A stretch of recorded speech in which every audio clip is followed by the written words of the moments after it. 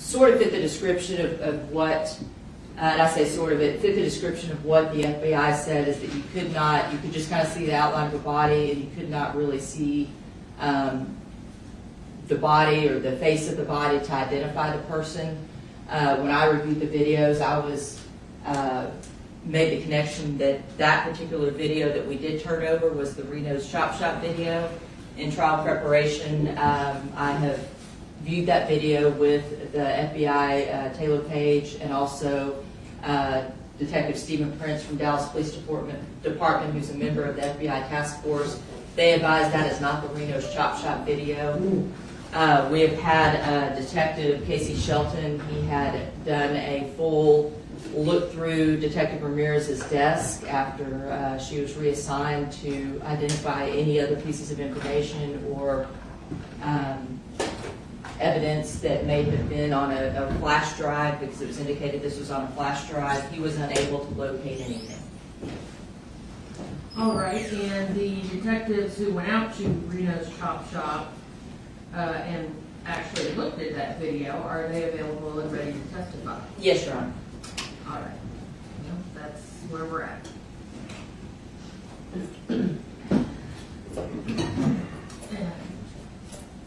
Anything from the defense?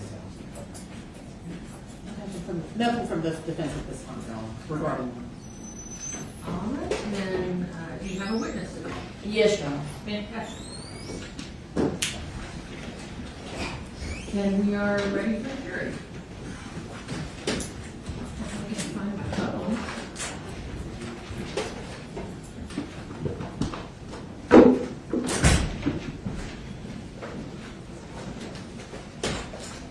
Ah, there it is.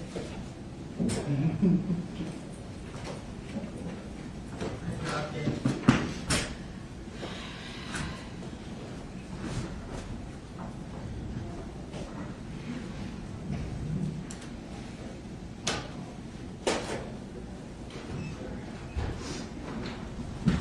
Our witnesses just ran to the restroom, and he's coming right back now. Okay. We'll wait for him. We're not going anywhere.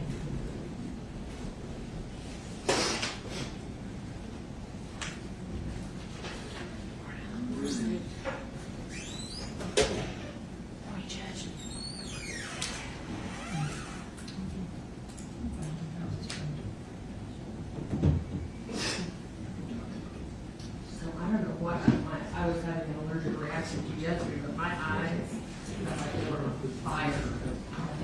And they're still really bad today.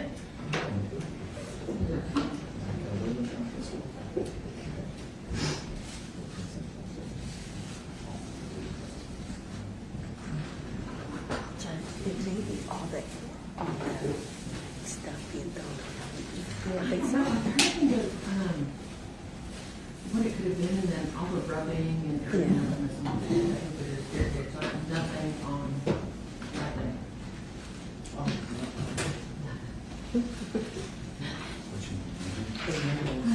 All the stuff just starts blowing around from those. All of the 25-year-old. Mm-hmm. That's exactly what I Never was been thinking. clean.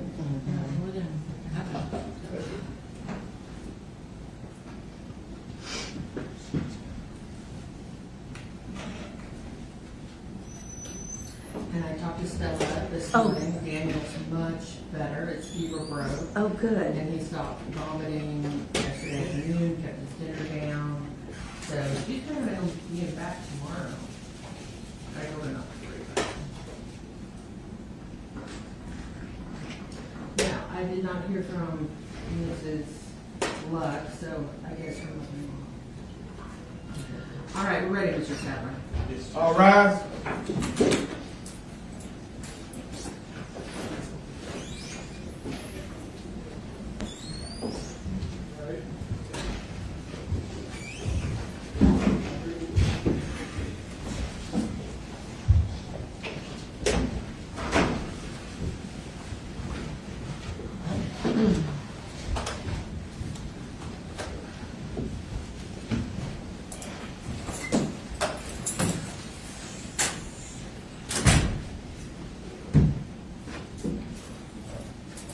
You You may be seated.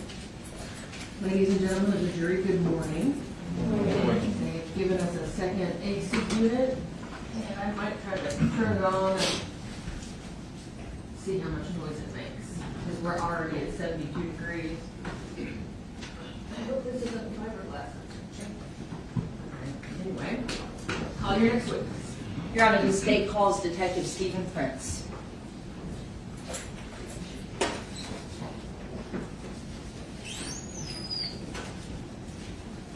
All right, sir, if you would please stop and raise your right hand.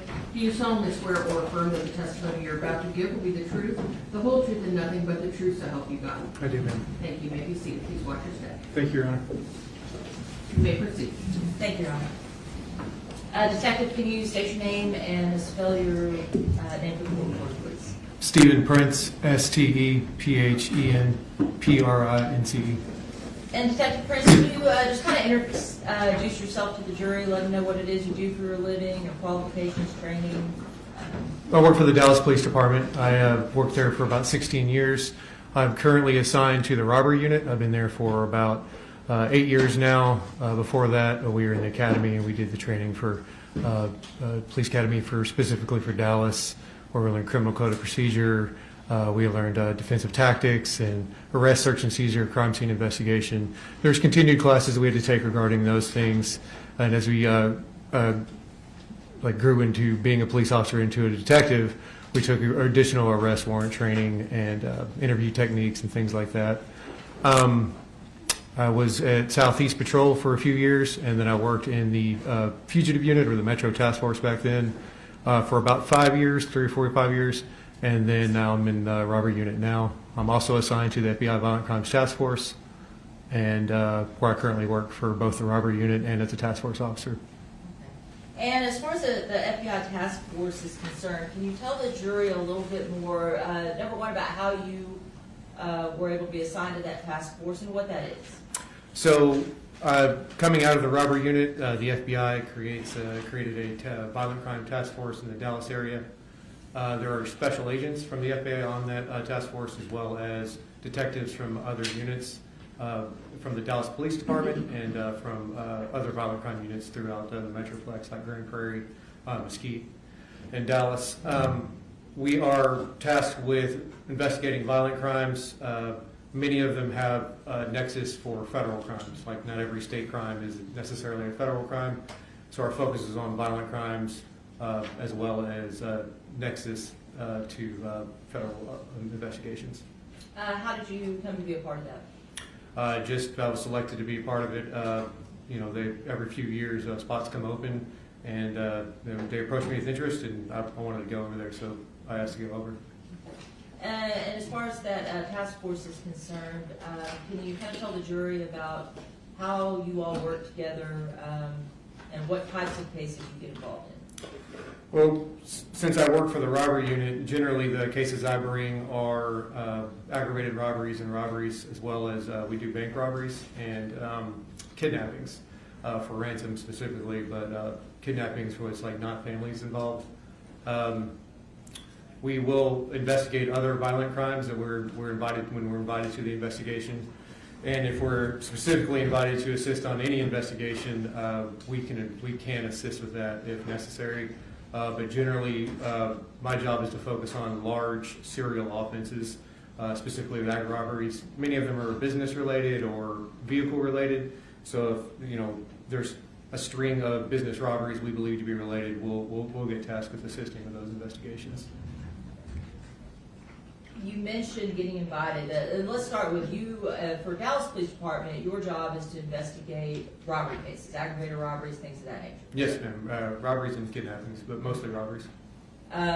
You're not a part of you're not assigned to the homicide unit. No, ma'am. You're not assigned to the SIU Special Investigations Unit. I'm not. Okay. Your work on this case solely was out of being a part of that FBI task force. Yes, ma'am. Okay. Now, you mentioned that you have to be invited to some cases in order to assist with the investigation. Can you tell the jury kind of what that means and how that happens? Generally, if it's a larger scale investigation and they need manpower or resources, there's a request for our assistance can be made, and then our bosses have conversations, and then we're assigned to those to assist with those investigations in whatever capacity is requested. And in the same, I guess, vein, if you're assisting in a case at some point and they indicate we don't need your help anymore, then you all stop. That's correct, yes, ma'am. Okay. And anything that you receive on that case, as far as evidence, things of that nature, anything you're able to obtain, you turn over to that particular unit in the Dallas Police Department. That's correct. All right. Can you tell the jury how it is that you got involved in this case? Yes, so Marisela went missing on October the 5th, and the case was assigned. The case detective who worked in the missing persons unit reached out around October 12th of 2020 and just asked for assistance with some technical warrants as far as cellular record warrants, and there's warrants that we can write in court orders we can get signed that allow us to try to identify or locate somebody quickly in case if they're missing or in danger, or if they're a dangerous suspect, we can do that, and it allows us to get close to real-time information about the location of somebody, or if they're using a device or maybe an Instagram account to communicate, and that generally allow us to locate somebody quickly. That's originally how we were invited to the investigation. Okay, and do you recall on what date you were invited? About October 12th, 2020, yes ma'am. What sorts of things, when you all were invited in that case, October 12th, where did you start? So initially, my partner wrote a couple of those warrants that I discussed in the attempt to locate Marisela, and Detective Dalby, who was assigned the case, wrote another warrant for another couple of warrants, and just at the very beginning of it to see if we could find or identify Marisela where she was. We also found that through the case detective that the family had come here between the 5th and about the 11th, approximately, and conducted some of their own canvassing, some of their own research about Marisela's whereabouts, and they had provided some information as far as maybe her Lyft receipt, some banking transactions, a 7-Eleven receipt, and some of the places they had gone to collect video of Marisela possibly walking around the Deep Ellum area. So we had been tasked with just kind of following up with some of that, and that's where we spent the majority of our time in the Deep Ellum area, conducting a canvass to see if we could find any additional video with Marisela and whoever she was with at the time, and then we followed up with 7-Eleven and things like that. And as far as you said, Detective Dalby is a youth crimes detective, is that correct? Yes, ma'am. And that's where missing persons cases, adult or otherwise, go first? Yes. Okay. And in your experience, these cases, when you have a report of a missing person from a family member of a young person in their 20s that's here on their own accord, is it typical that case receives a lot of priority as far as resources going out into the neighborhood looking? From my understanding, no. I don't work a lot of those cases, ma'am, but this is my very limited understanding is no. It's traditionally a lot of resources aren't committed to those investigations. And they get lots and lots of those calls. That's my understanding, yes, ma'am.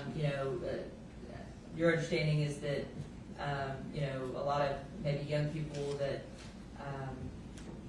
just decide they don't want to go home, or they don't contact people, things of that nature. Correct. Okay. With Marisela, you discussed that the family provided bank records, Lyft receipts, 7-Eleven receipt, or at least a 7-Eleven location where she had used her bank card. Is that correct? It was a 7-Eleven that she had used her bank card. We reached out to 7-Eleven LP, which is the loss prevention or asset protection guys, and provided them with that information, and they gave us a good address for where the transaction occurred. And you were able to follow up with 7-Eleven? Yes, ma'am. Okay. I want to go back before we talk about 7-Eleven. When you got the returns on Instagram for Marisela and you received her phone records back, did it indicate that there was any activity at all on Instagram or on her phone records after the probably morning hours of October 5th, 2020? No, Now, you mentioned 7-Eleven, and you also mentioned that you all canvassed the area for some surveillance videos of maybe just seeing Marisela and who she was walking around with in Deep Ellum, correct? yes, ma'am. Your Honor, may I approach, actually, let me back up just a second. And were you able to find some videos, a couple videos that showed her clearly walking, it was definitely her, based on the description of what she was wearing and, what time she was down there? Yes, ma'am. And were you also able to obtain a 7-Eleven surveillance video that appeared to be Marisela with an individual named Charles Beltran? Yes. Now, as part of your investigation, you talked to several people as well that had maybe connections to Charles Beltran, to Lisa Dykes. Were you able to learn in your investigation that Charles Beltran lived with Lisa Dykes? Yes, ma'am. And so did that become important to kind of understand and try to talk to Ms. Dykes and anyone else that maybe had contact with Charles Beltran? Yes. Tell me how you were able to develop which vehicle you were looking for and when it comes to looking for Charles Beltran. So one of the videos provided through Detective Dalby from the family's initial research was from a camera on the back of the Punk Society at 3723 Elm Street. That camera was actually attached to the back of the Punk Society, focused forward, being north towards a parking lot. We actually call it July Alley in a parking lot, and then 2700 Indiana Street. There was footage of them being Marisela and Mr. Charles Beltran walking together towards the parking lot where we believe they entered a vehicle. We collected 7-Eleven surveillance footage, like we talked about, and from that footage, a black sedan arrived in the parking lot, which coincided with them entering and conducting their transaction at about 1:28 a.m. that morning of October the 5th. We ran license plate reader research, which is basically, and throughout the city, there are both mobile cameras and fixed cameras that can capture pictures of license plates and information about them. We found that at about 12:55 a.m., there was a capture of a black Audi A3 that was registered to Charles Beltran and Lisa Dykes at 3113 Kensington. We pulled the driver's license picture of Mr. Beltran, and it matched the person who had walked in with Marisela to that 7-Eleven that morning. Okay. And so at that point, Mr. Beltran becomes what we call a person of interest. Yes. Your Honor, may I approach the witness? You may. Detective, I'm handing you what's been marked States Exhibits 284 through 293. Can you just kind of flip through those photographs? That's Charles Beltran. Without telling it, Oh, just flip yeah, through sorry. them first. Apologies, I'm yeah. sorry.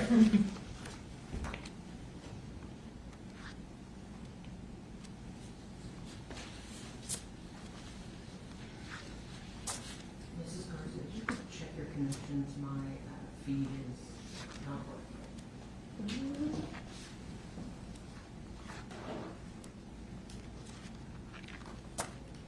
And then the last two photographs are not. Hold on. I'm sorry. One second. Okay, I just unplugged and replugged, so let's see. I'm sorry, couldn't listen. Do you recognize what's contained in each of those photographs? I do, yes. Okay, and are those fair and accurate representations of those individuals in the two vehicles photographed? Yes, ma'am. Okay. And then I'm also showing you what's been marked States Exhibit 294 and 295. Did you watch those two videos yesterday in my office? I did, yes, ma'am. And I believe on 294, there's two separate surveillance videos from Deep Ellum, correct? Yes, ma'am. Are those fair and accurate representations of those videos? They are. Your Honor, I move to admit states 284 through 295 for all purposes. Tendering to defense counsel. Thank you.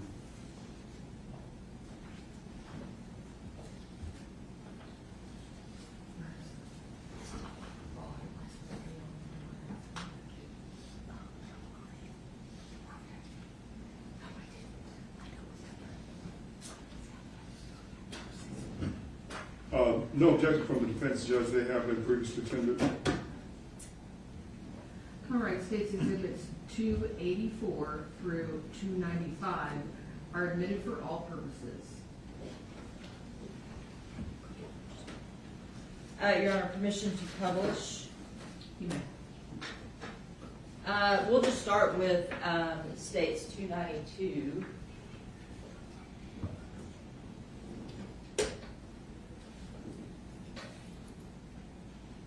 Is this the black Audi that came back to that license plate that you saw in the surveillance videos? Yes, ma'am. Okay. And who, when you did the license plate, I guess check or run, who did that black Audi come back to? Lisa Dykes and Charles Beltran. Okay, so both of them. Yes, ma'am. And let's take a look at states.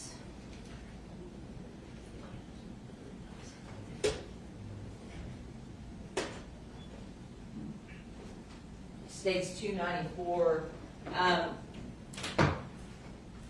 These are some of the videos, or the videos of Marisela that you were able to look and find in Deep Ellum that show clearly who that is, correct? Yes, the Deep Ellum, yes, ma'am. Okay.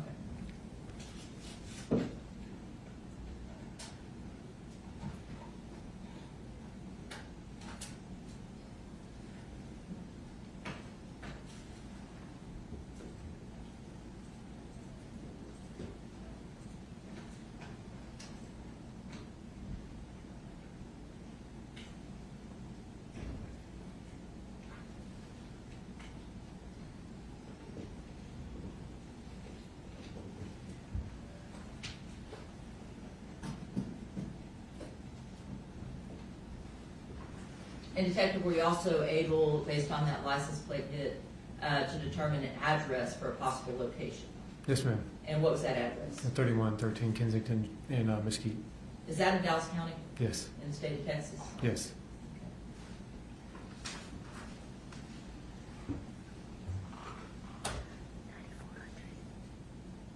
Bar 9400.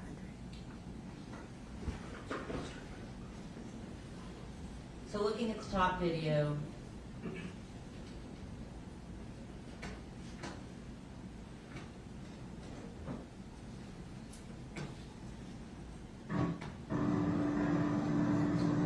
and let's pause it for just a minute. Can you tell the jury kind of where we are and where this is looking out in relation to the businesses that are right there? As we discussed, ma'am, this is the back of the Punk Society at, I believe it's 2723 Elm Street. Those cameras are covering the back of the building, or the row of buildings right there, facing towards, I believe, 2700 Indiana. There's a parking lot between there, and that's what we're looking at. And in this particular video, what is it that you're looking for, or what is it that you see in this video? So there's two different videos taken from the same camera, and one is it's very hard to tell, but if you were looking at the 10, 5, 20 right there, there's at the top right of the screen, there's two individuals walking that way. Let's call it right to left on the screen. It's difficult to see based on the next video we watch. We believe that to be Marisela and Charles. Would it be more beneficial if we watched the first video, the second video first? Yes, ma'am. Okay. Probably. Let's go ahead and cue up that video. And Your Honor, we did the lights just so that you can see.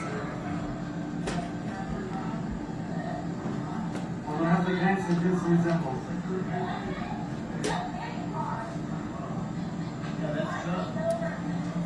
So as we talked about, based on the dress and the description we have of Marisela, as well as this other individual, we see them walking northbound. I believe it's northbound from the location towards the parking lot.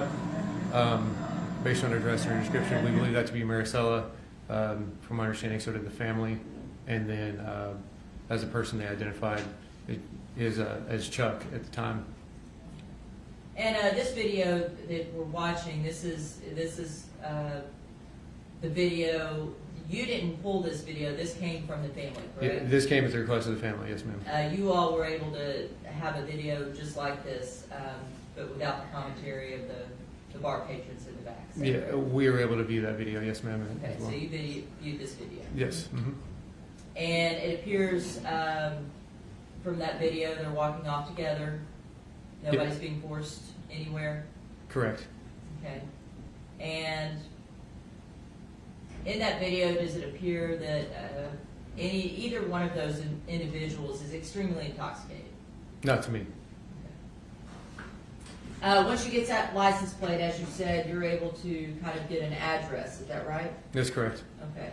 And in showing the second video, it's really hard to see, but you can see way off in the distance them getting into the car together. Is that correct? Yeah, that's what it appears to be based on them walking that direction. The two figures are moving towards a car together. Okay, and can you just pause it right there for a second? Can you kind of point out to the jury on that screen above you, if you turn around and look on the TV screen right there, where is it that you're seeing those two individuals? If you're looking at the number 10 at the top right corner of the screen for October, just below that, they're walking right to left on the screen. Okay.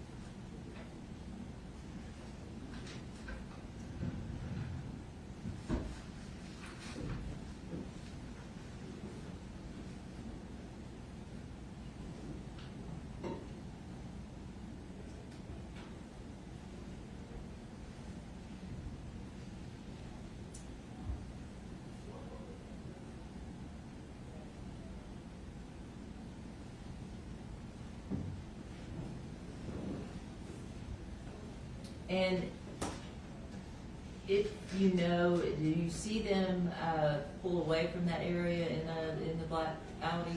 You can't tell what kind of car it is. There, it looks like just a black sedan that they're entering into, ma'am. That's about all I can say.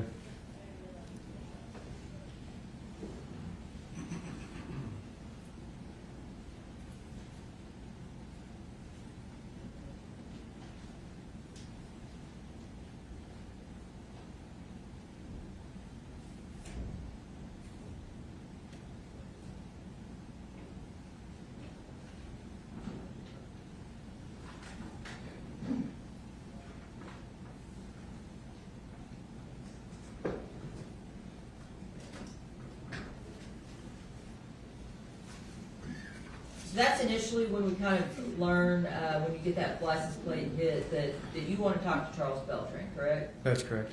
You also find a surveillance video of 7-Eleven. Yes, ma'am.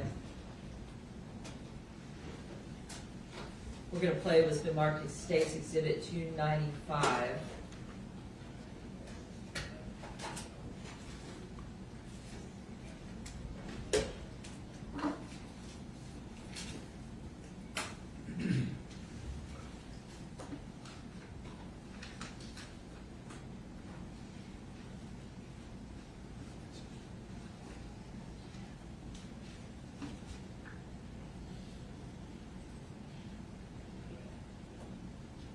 This is kind of the upper shot from the doorway area, correct? Yes, ma'am, from that 7-Eleven at Gaston and Haskell, which is just east of the Deep Ellum area.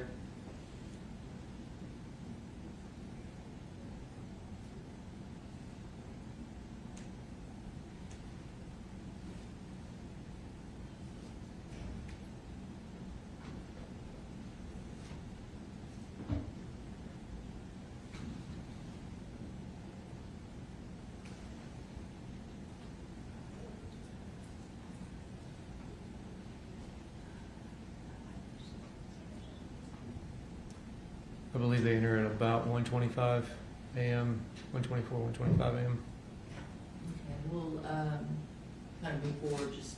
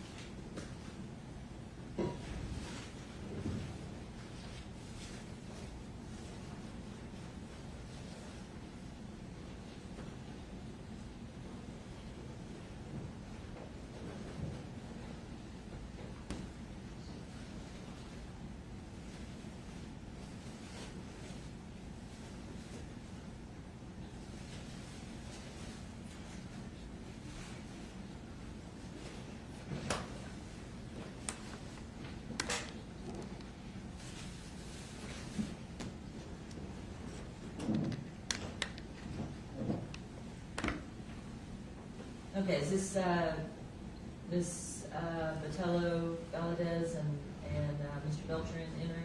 Yes, ma'am.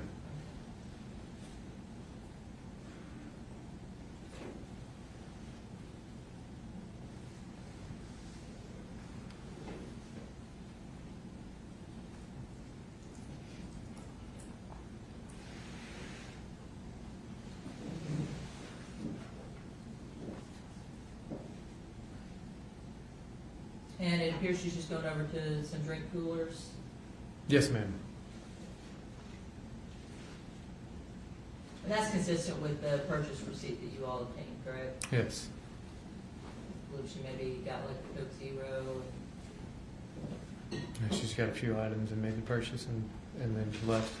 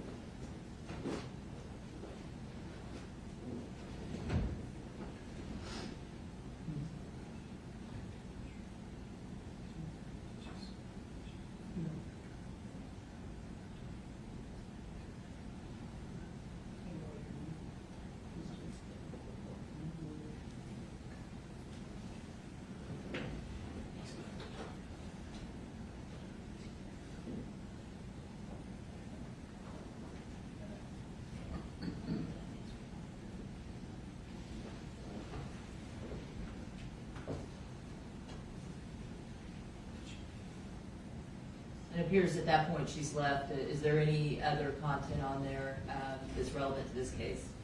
Not that I recall, ma'am. Just Okay. there's another angle that shows the black sedan pull up prior to them entering. That's it. That's it. Yes, ma'am. And based on that video, again, it appears that she's there willingly with Mr. Beltran, correct? It appears that way, yes, ma'am. But you didn't stop at that video. You mentioned earlier that one of the violent crimes that you all are able to help Dallas Police Department with is kidnapping, possibly. Yes, ma'am. And is that kind of the reason why you all were invited into this case? Yeah, one of the reasons at the very beginning, yes, ma'am. Okay, I thought maybe it was possibly kidnapping because she just was gone. That's correct. And what were some of the other reasons that maybe kidnapping or unlawful restraint or something of that nature was considered a possibility rather than Miss Marisela just deciding not to come home and going on a bender? The family brought that information. She still had money left in her bank account. Generally, if someone's on a bender, we understand that they will be spending their money to feed that. She also had a stable job, stable home life from what we understood, and that she had not been known to do this before. She had not disappeared like that before. One of the stable home lives we were able to understand is her family did come all the way down from Seattle or friends came all the way from Seattle to Dallas to look for her, which they believed it was out of the realm of her normal behavior to do that. Okay. Your Honor, we are finished with the videos.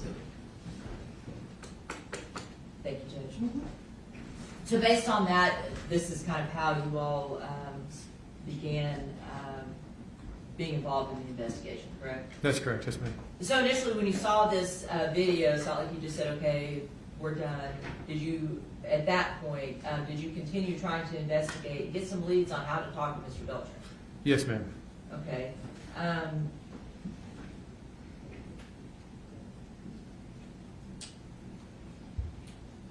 And in doing so, were you able to, did you try to get a good phone number from Mr. Beltran? Yes. How were you able to develop that? We didn't get one originally, so we couldn't, like I never was able to find one. Or maybe somebody else did the investigation, but originally I wasn't. Detective Dalby was eventually able to identify a phone number for him, but we were also able to identify other phone numbers in the investigation. Okay, whose phone numbers were you able to identify? Lisa Dykes and Nina Morano eventually. And you also had a phone number for Marisela. Yes. Mm-hmm. And part of what you all did was to get a search warrant for what's called call detail records, correct? Eventually, yes, ma'am. Okay. And you were able, one of the tools of that, as you had said before, the FBI, the Dallas Police Department, they have individuals that are certified and able to read those records and I guess plot where the cell phone tower data is, what cell phone towers those devices are hitting off of based on the phone calls, text, and internet usage, correct? Correct. You are not certified to do that, so I'm not going to ask you about that. I am not, no, ma'am. Okay, but you can look at a call detail record and tell, when phone calls are made back and forth and things of that nature. Yes. Okay. And you said you were able to locate a phone number for Miss Lisa Dykes and Miss Nina Morano, correct? Yes, ma'am. Why did that become important to you? It eventually became important to me because we know they're related to the address and Mr. Charles Beltran. Through the eventual investigation, we knew them to be involved in a relationship that we found out later on. Yes, ma'am. Okay, and so you didn't know this event initially, but you did know that Mr. Beltran at least lived at that address, and that Lisa Dykes also lived at that address, correct? Yes. Was there anything indicating that Nina Morano lived there full time in your initial investigation? No. Okay, that came later. That's correct. Yes.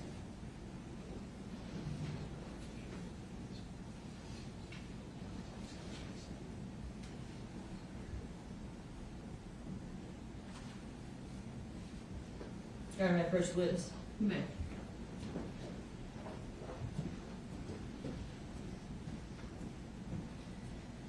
Looking at that chart, Now, you may not have talked to every single one of these people, but does this chart kind of give a nexus of the individuals that were talked to in the investigation?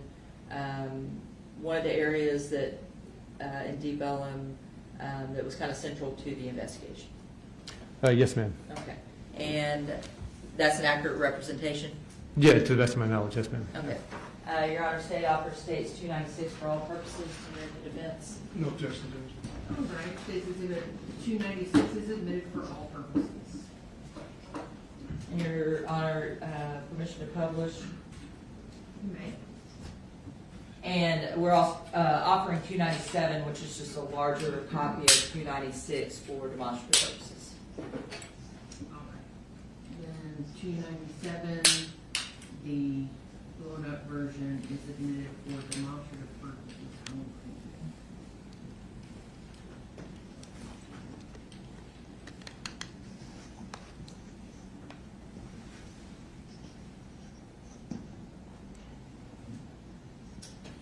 All right, so, and Detective, you can't really see that, but You can stand down if you need. if you want to stand down for just a moment, we Yes, can ma'am. kind of talk a little bit about some of these individuals.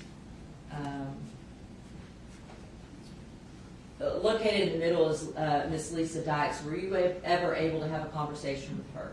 My partner was when we knocked on the door there, yes, ma'am. Okay, and we'll talk more about that in just a moment. In that photograph, that's a picture of her. You went down to Florida at some point when, in March of 2021, when Miss Dykes and Miss Morano were able to be located in Miami, Florida. Is that correct? Yes, ma'am. And that's actually a picture of her from Orlando, Florida. Is that correct? Yes, ma'am. Okay. And this is Nina Morano.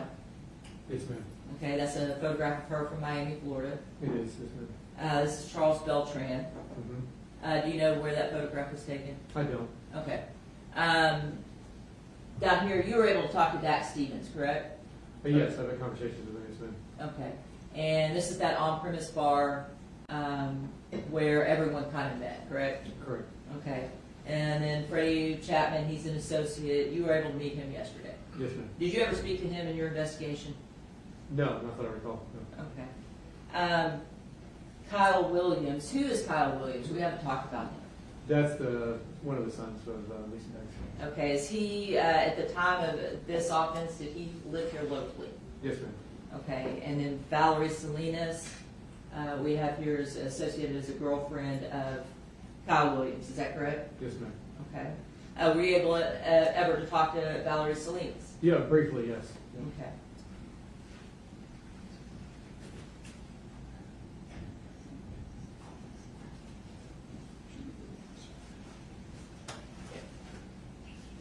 Maybe that's better.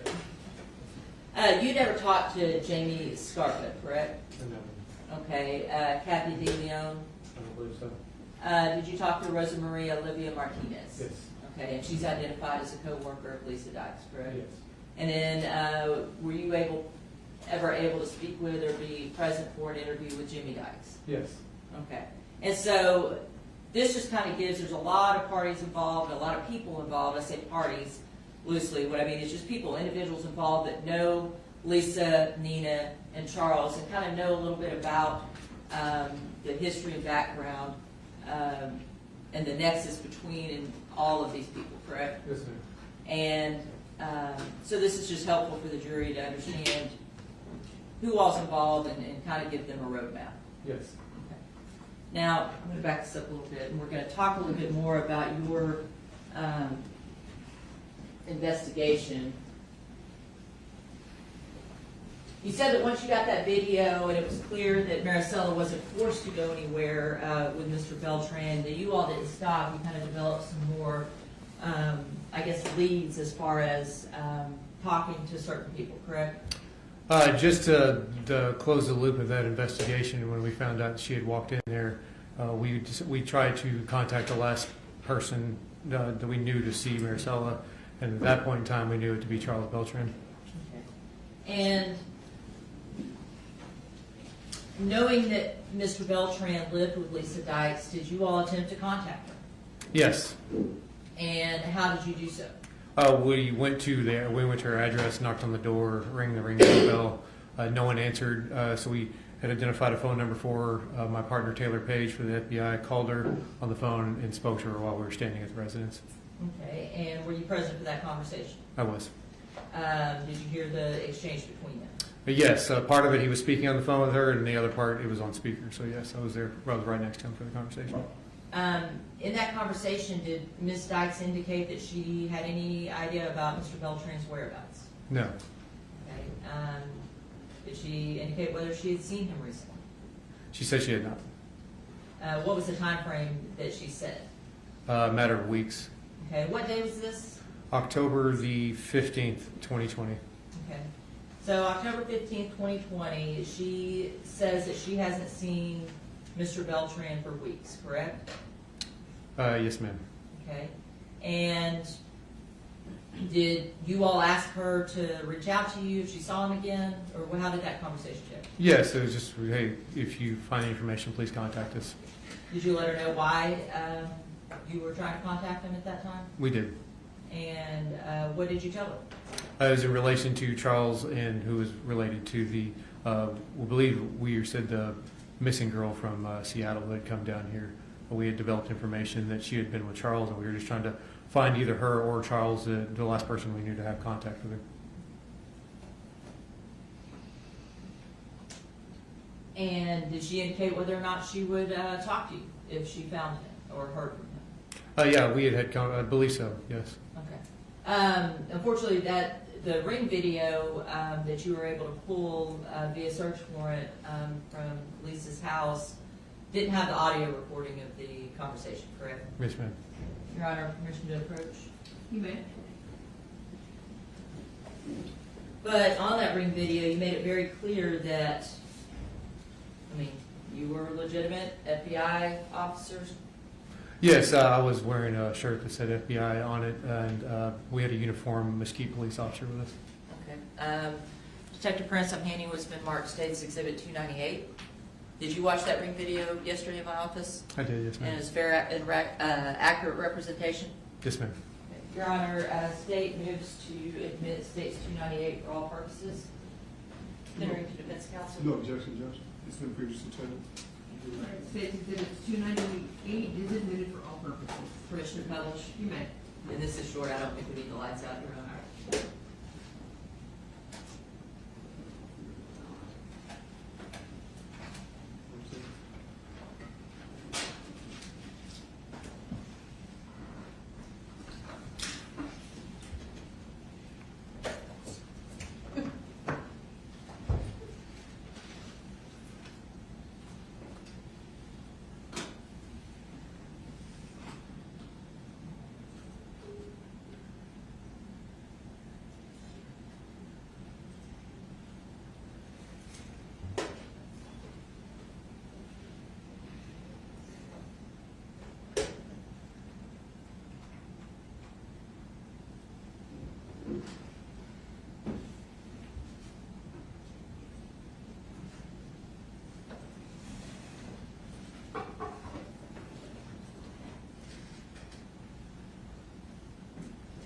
Who's that person in the front there? That's Special Agent Taylor Page. Okay. And then you have a uniformed Mesquite officer with you? Yeah, Mr. Marcus Rodriguez, yes, sir.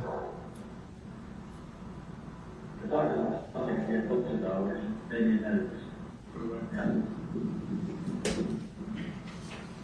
that you kind of walking back and forth in the background? Yes, ma'am.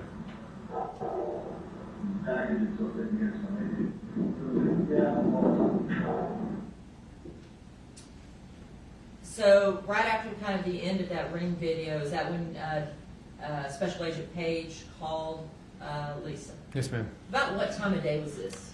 About 4:10 in the afternoon on October 15th.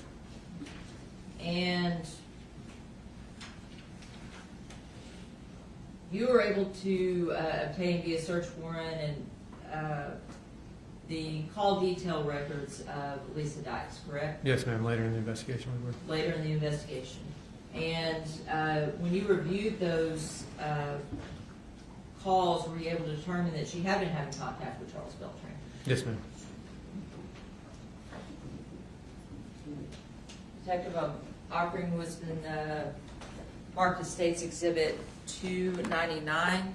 Are those the call detail records that you reviewed in preparation for today? Yes, ma'am. Okay, and you actually made some marks in there indicating the calls between Charles Beltran and Lisa Dykes, correct? Yes, ma'am. Okay, and then I believe you also made a notation of a box for a different call, is that correct? Yes, ma'am. And those are all your markings? Yes, ma'am. Your Honor, state offer states 299 for all purposes. No objection, Judge. It says Exhibit 299 is admitted for all purposes. Permission to publish, Your Honor? You may.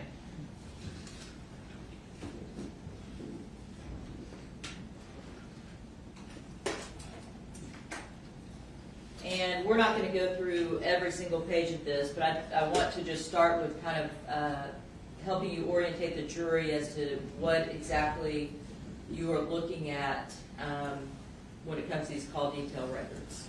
Okay, starting with the left, the search warrant that you all received, you just got the dates from 10/1/2020 to 11/23/2020. Yes, ma'am. And when you're getting a search warrant for like call detail records and things of that nature, I mean, it's not like you can ask for every phone call they've ever made, right? That's correct. Okay, it has to have specified dates for specified reasons. Yes, ma'am. And so in this case, the dates were the October 1st to November 23rd, 2020, correct? Yes, ma'am. Okay. Item number, it just lists each call, either incoming or outgoing. Yeah, just the transaction the phone made at the time. Yes, ma'am. Okay, with call detail records, with these records, are there text messages indicated? Later on, yes, but right here, this appears just to be phone calls, but yes. Okay. And this connection time, it says, well, it doesn't say connection, but connection time, UTC, what does that UTC mean?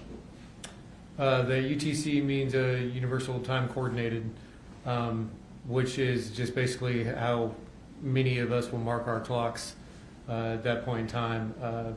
We're talking about the 1st of October 2020.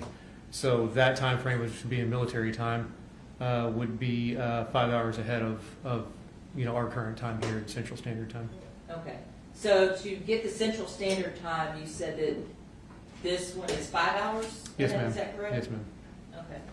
And so basically you have to kind of go back when you're looking at the time. At this in military time, this is 13:43.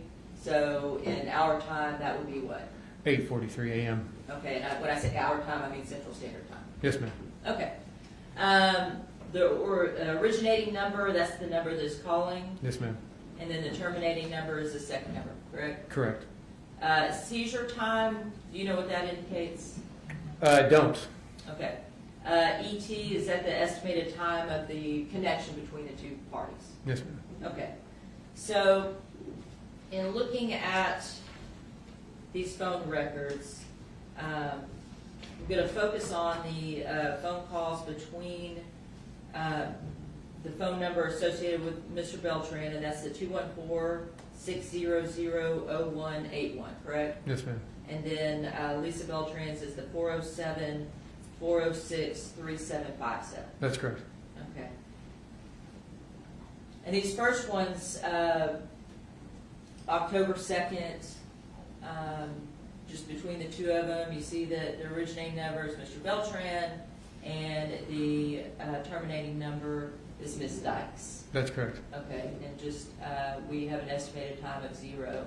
And according to your investigation, October 2nd, Marisela had not met Mr. Beltran yet. That's correct. Okay, so I'm just going to move forward to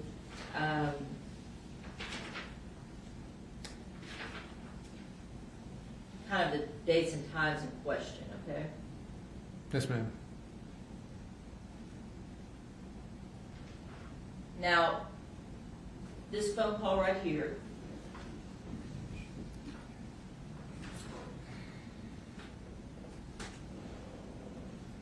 line 176, there was a phone call, originating number was Lisa, Ms. Dykes, and the terminating number was Mr. Beltran, correct? Yes, ma'am. And it says 1:22, connection time 1:22 a.m. and 55 seconds a.m., is that correct? That's correct, yes, ma'am. So for Central Standard Time, let me test your math skills, what would that be? That would be 8:22 p.m. the night before on October the 4th. So we're looking at October 4th, 2020 at about 8:20, yeah, at 8:22 p.m.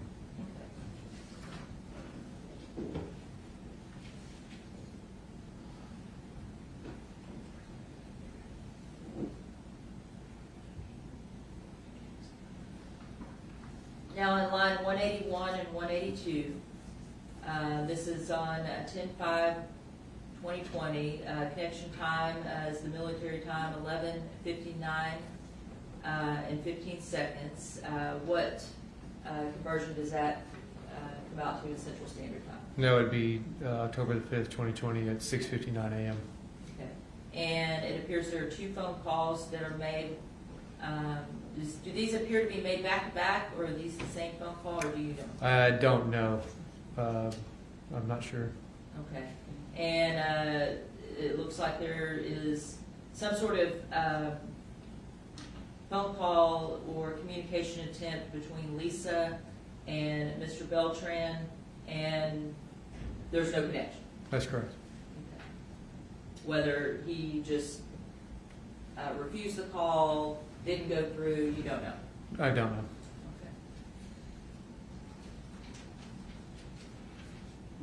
Okay. And it looks right there, that's an oversight. That is not Mr. Beltran's phone number, correct? No, that was a mistake on my part.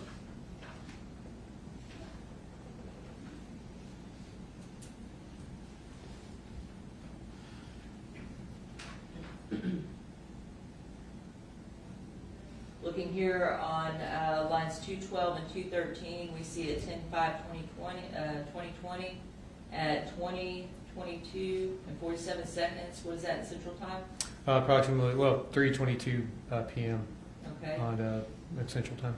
And there's a phone call or a connection made between Ms. Dykes and Mr. Beltran for about 44 seconds. Yes, ma'am. And that would be in the afternoon of 10/5. That would be, yes.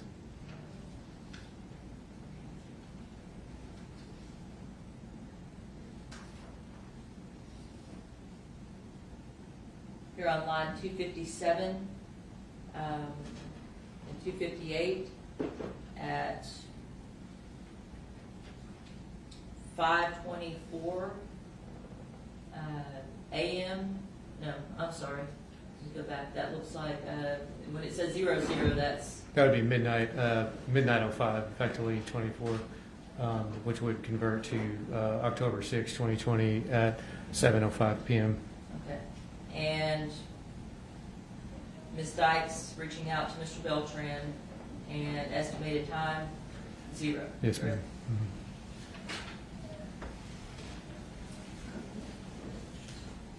Mhm. And these are just calls, not texts, correct? From my understanding, yes, just calls. Okay.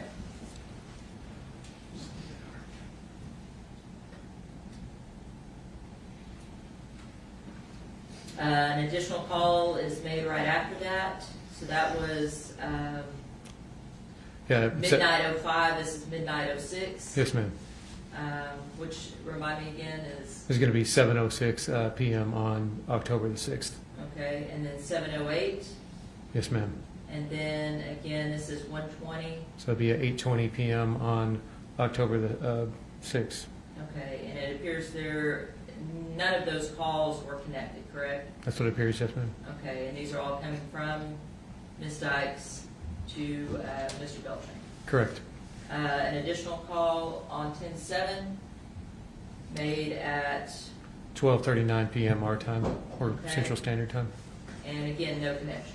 Correct.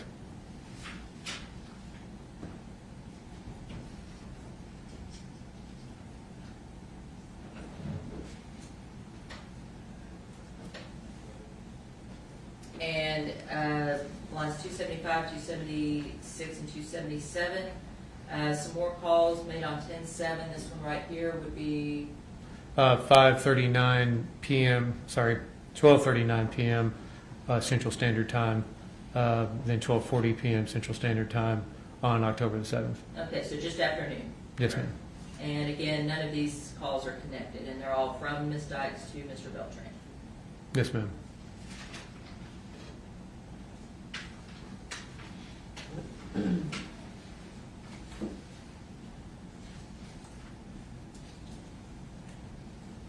Again, on 10/8, we have 2031, which is 3:30. Yes, ma'am. That's correct. And it looks like an identical entry right there, Ms. Dykes to Mr. Beltran, and there was a 1-second connection on the second one, correct? Yes, ma'am. Okay. And then on the first one, there was no connection. And did not appear so.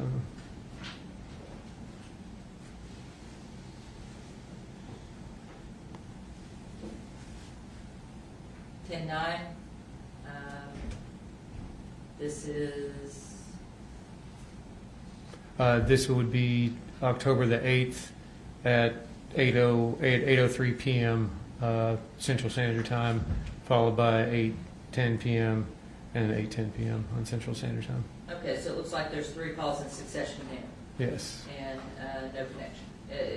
Minus this 1 second right there. right.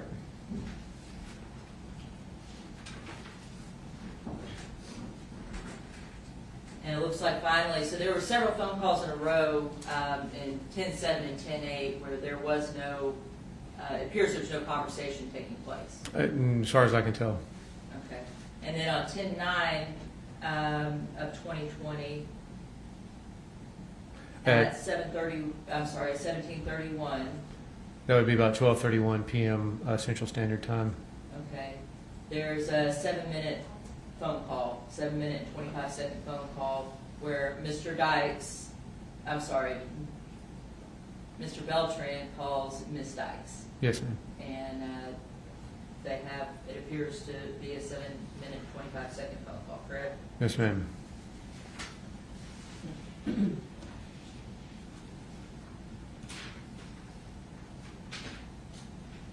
10/9, this is about 2:02 p.m. Central Standard Time and 2:08 p.m. Central Standard Time. Ms. Dykes again reaching out to Mr. Beltran, no connection. That's correct. And these are all just in the days after Marisela is seen with Mr. Beltran at 7-Eleven, and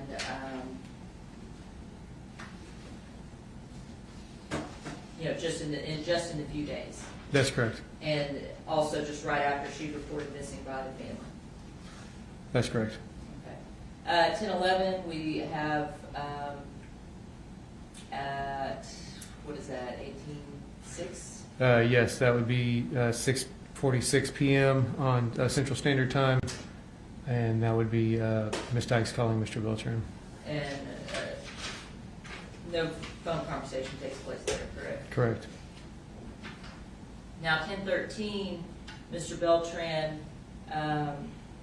reaches out to her at about 7 p.m., 7:04 Central Standard Time on the 12th, That's correct. okay? And there's a 1:43 phone call made. And that looks like Appears to be the same call. appears to be the same call.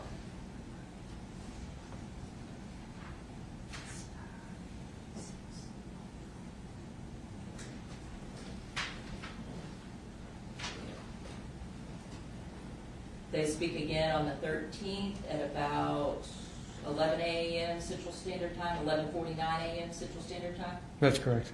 Okay. Ms. Dykes calls him. And there's a 4-minute and 7-second phone call. Yes, ma'am.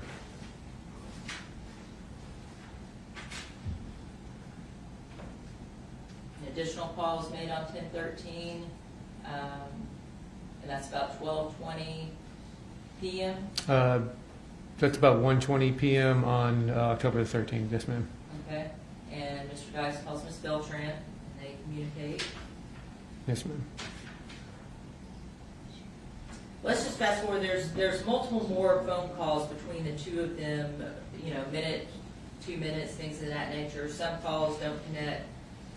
Let's move forward to the day that you all attempt to contact her.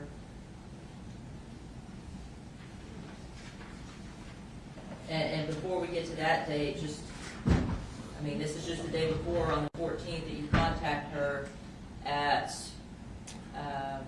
That's at 2:46 p.m. on Central Standard Time. thank you, Ms. Dykes reaching out to Mr. Beltran and no connection there. Yes, ma'am. And then an additional phone call where she is attempting to connect with him At about, just 15 minutes later, maybe an hour. I'm sorry. yeah, it's about an hour and 15 minutes later. Yes, ma'am. Okay. So it's clear from that they're talking, Yes, ma'am. they're communicating. Yes.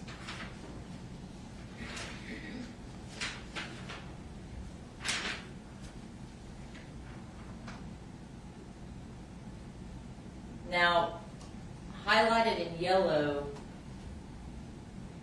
right here at 10/15/2020, and this is about 4:12. Yes, ma'am. 4:12 p.m. Central Standard Time. Yes, ma'am. Whose phone number is this? That's Special Agent Taylor Page's phone number. Okay, and it connects with Ms. Dykes, Yes, ma'am. and they speak for about 4 minutes and 17 seconds. Correct. And that's when you identify who you are, you're looking for Mr. Beltran, you want to talk to him, let us know if you've heard from him, where is he, things of that nature. Yes, ma'am. And she indicated to you, and again, you were in full uniform, there was an officer there, she indicated to you she didn't know where he was, hadn't seen him in a couple weeks. Yeah, the officer was in full uniform. Yes, ma'am. I was wearing a shirt that identified where I was from.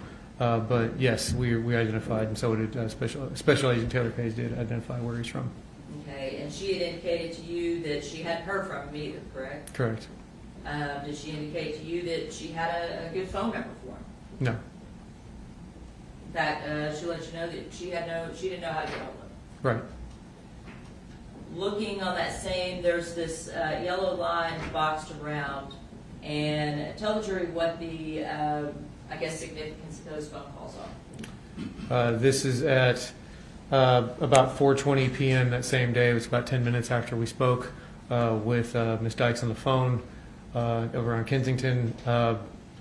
She has communication with who we later found out to be her wife, Nina Moreno, at that 321-200-4328 number. And then at 4:26, a phone call was placed to Charles Beltran. Okay, and did that call connect? Yes. And after that phone call with Mr. Beltran, do you see his phone number listed on any of the CDRs after that? I don't believe so.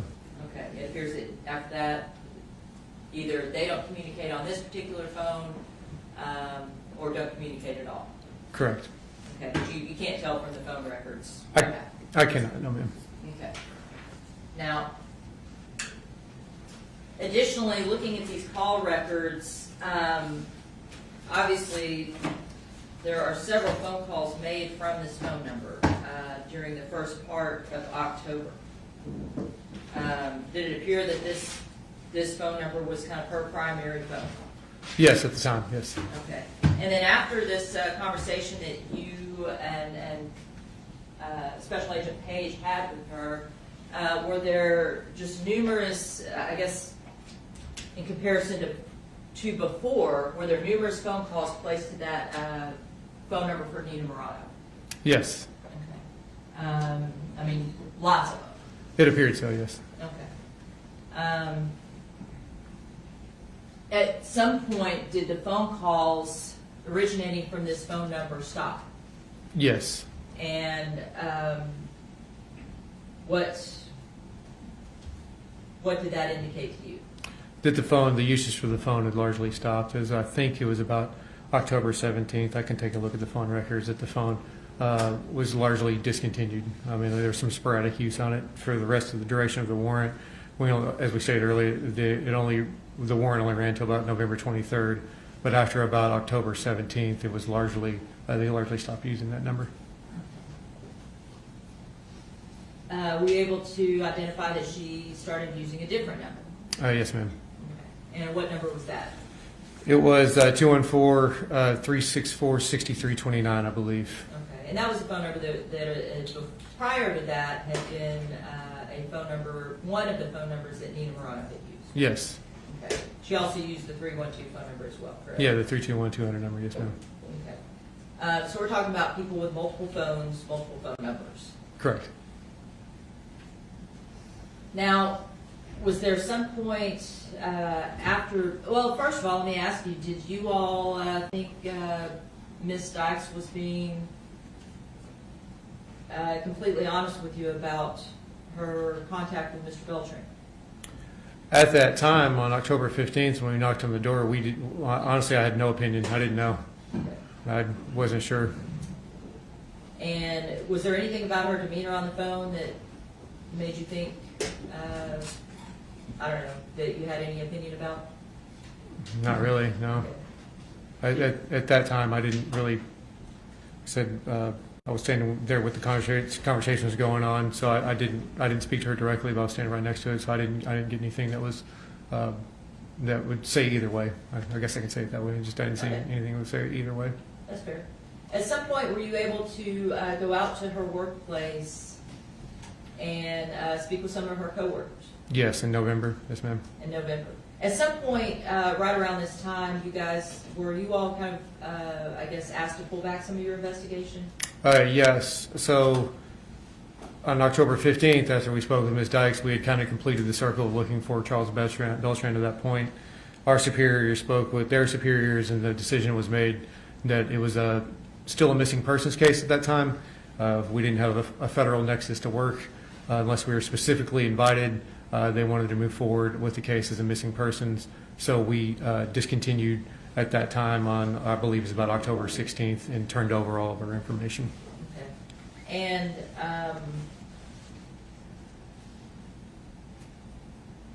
you said that you had to be specifically invited back. Did that happen? Yes, ma'am. Okay, and how did that happen? This is the best of my knowledge. There's some conversations the superiors had that I wasn't there for. The best of my knowledge is they being the missing persons unit, had executed a warrant at the residence at the end of October, had found that no one lived there any longer. It looks like it had been moved. They had found some things in a crime scene processing, and they had no movement on the case. For example, like they had not found any evidence of Marisela. They had not found any new phone records or social media usage for her. She's not reported back into her family. So from my understanding at that time, they just requested our assistance again just for the resources and the assistance to continue a larger scale investigation. Okay. And resources, manpower, you all have access to different databases and things like that maybe missing persons unit doesn't? In some cases, yes, ma'am. In some cases, Mhm. okay. And what all did you do when you got back involved in the case?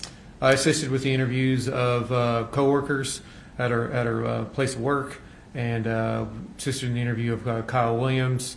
And during that time, that's when I wrote the search warrants for her phone records. Okay. When you interviewed Kyle Williams, what information were you trying to find? Just the whereabouts of Lisa Dykes, trying to better understand the relationship between her and Charles and Nina Morano, and just overall where we believe that they could be located. Okay. Did he provide you with a cell phone number? Yes, ma'am. Okay. And were you able to locate her or get a hold of her at that point? No, we're not able to locate her, no, ma'am. Okay. Did you advise Kyle, let her know, hey, we just want to talk to her? Yeah, we spoke with Kyle, said, hey, we're looking for her, and we left our information and said, for contact and stuff like that. Yes, ma'am. Okay. And were you all trying to contact her throughout this time as well? I specifically wasn't. I don't know if anybody else on the investigation was or not. I specifically didn't call her. And is there a reason why you might not just, when you get a new phone number, pick up the phone, call her, and say, hey, this is FBI, we're looking for you? Previously, it was unsuccessful, and then from the interviews that we had in the both with Kyle and then with coworkers, they had made statements to us that she had known we were looking for her and was not trying to contact us. And at that point in time, we were looking for her. We didn't want to lose the phone number. That would be the reason I wouldn't try to contact her. I can only testify to that. Okay. And the coworkers that you're talking about, you talked to Rosa Marie Olivia Martinez, almost so Rodriguez, that's a famous pop star, Martinez. She gave you guys some information, is that correct? Yes, ma'am. She was actually in the room when you all contacted her, is that fair? Yes. Did she let you know how Ms. Dykes was acting after that phone call? Did you reject the hearsay? Sustained. Your Honor, I was asking him for how she was acting. I didn't ask for any It's still words. hearsay, is what she said. Yes, but it's based on what the witness, Ms. Rodriguez, told him. Okay. Were you able to talk to a couple other coworkers there as well? Yes, we talked to multiple coworkers that day. And did you become aware that she had quit her job? Yes. Judge, again, on rejected hearsay. Well, go ahead, whatever. I'll strike it, Judge. I'll withdraw it. You learned through your investigation that she had quit her job. Yes, ma'am. And that was right after you all contacted her, is that correct? Yes, ma'am. Did you have any idea, I guess your investigation at that point had stopped until you were invited back in and had that nexus, is that correct? That's correct. Were you able to, in your investigation, locate any areas that Ms. Dykes and Mr. Beltran might be? No. Originally, no. We had heard a couple different things that she made in Florida, but later on, we were able to obtain some records of border crossings in December. But from the conversations I had, I didn't get anything definitive.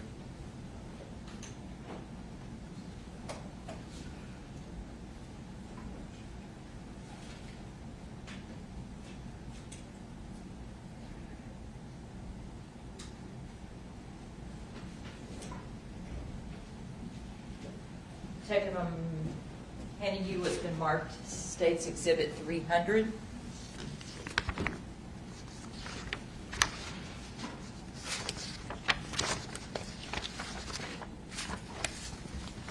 Is that a fair and accurate representation of the email and photographs of vehicles that you were a part of on the Yeah. emails? Yes, ma'am. Okay. Your Honor, move to admit States Exhibit 300 for all purposes. Ms. Kelsey?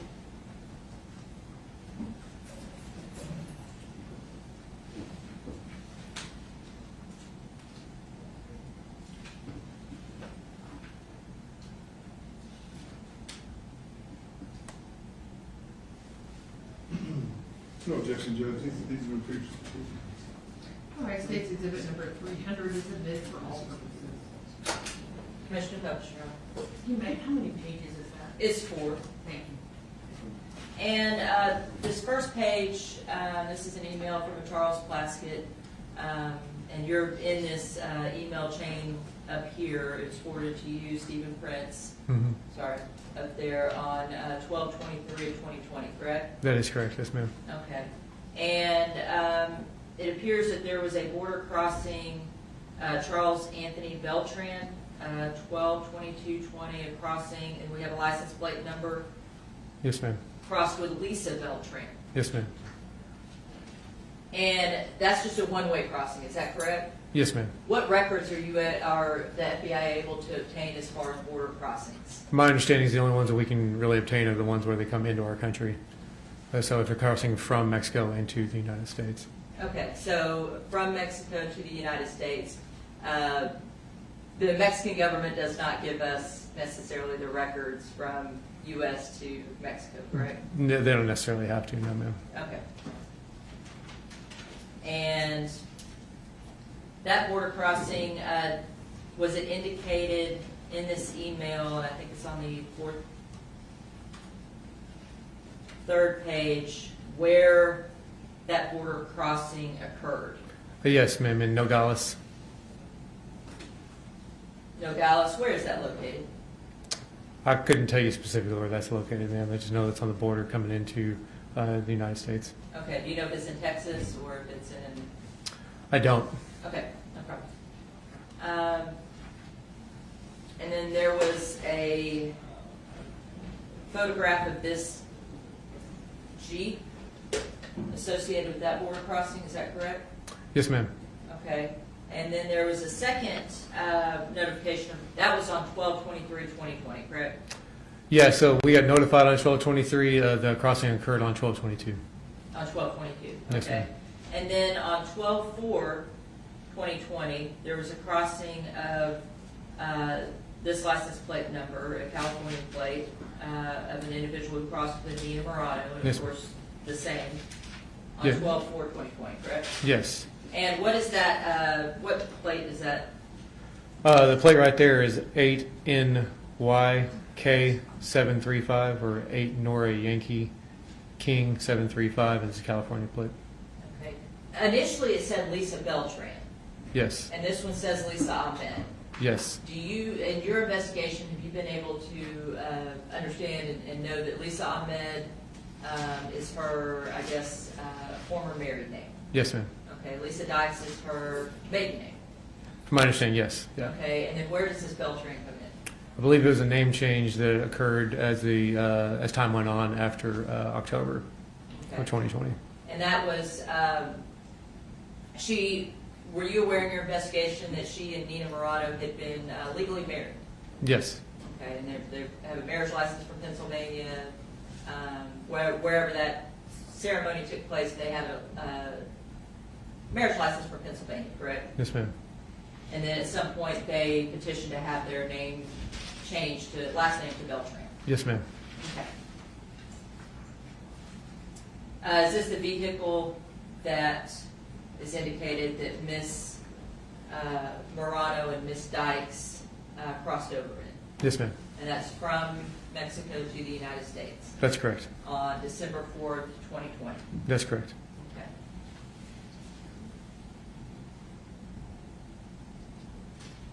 And that also was the Nogales crossing. That is correct.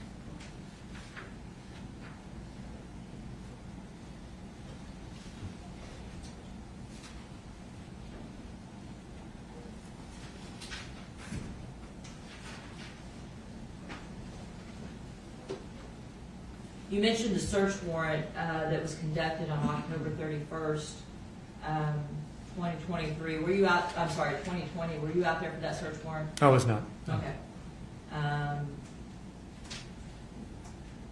Were you able, in your investigation, to locate some other addresses that were connected to Lisa Dykes in the Texas area?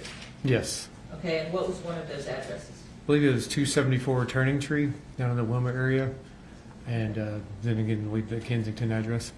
And did you, based on that search, did it, I guess, what did that tell you? Did she used to live there? What was the importance of that address? From an ID that she had, that was the address on the ID, and then from later conversations, we were able to find out that she had lived there. Judge, you're saying we're going to later conversation. I don't know who. What's his name? In the furtherance of your investigation, were you able to learn about where she lived? And again, that's backdoor hearsay in regards to later conversations, whoever he's talking to. Your Honor, we believe when it comes to law enforcement, they are able to testify about their investigation and things that they learn in the course of their investigation, as well as leads. I don't know where he's getting this information from. People who potentially have an opportunity to cross-examine to determine the accuracy of the information they're given. That's why it's hearsay. All right, ladies and gentlemen of the jury, we have been going for almost an hour and a half, so we'll go ahead and I'll send you back to the jury room, and you can begin our morning break while we have a hearing on tonight's presence. All right.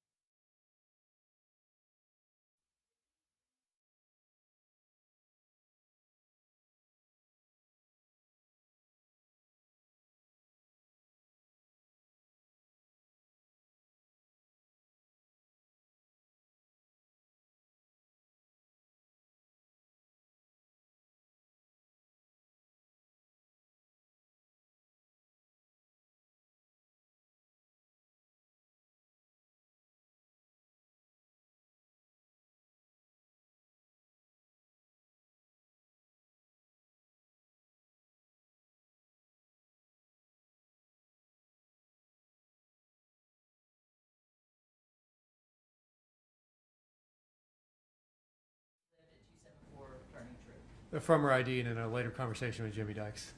Okay. And from her ID, first of all, and then later you spoke with Mr. Dykes, who indicated he lived there with her, correct? Yes, ma'am. Initially, when you learned of 274 Turning Tree, I guess my question to you and with Mr. Dykes, did that information necessarily, how did that information help you in your investigation? Initially, it didn't. We were just looking to see if anybody actually lived there that had to do with Lisa or Charles or eventually Nina at the time, to see if anybody still lived there. We ran license plates at the address, see if anybody lived there. Recent research indicated that there was no longer her address based on where we basically knew where she lived in Kensington, and then just the research we had done, and then checking the address, we didn't see any vehicles that tied to anybody at in the investigation at the time. Okay, so the driver's license first, and then you from there kind of checked to see if any other individuals or if she lived there, any license plates in her in that 274 Turning Tree, if those came back to her.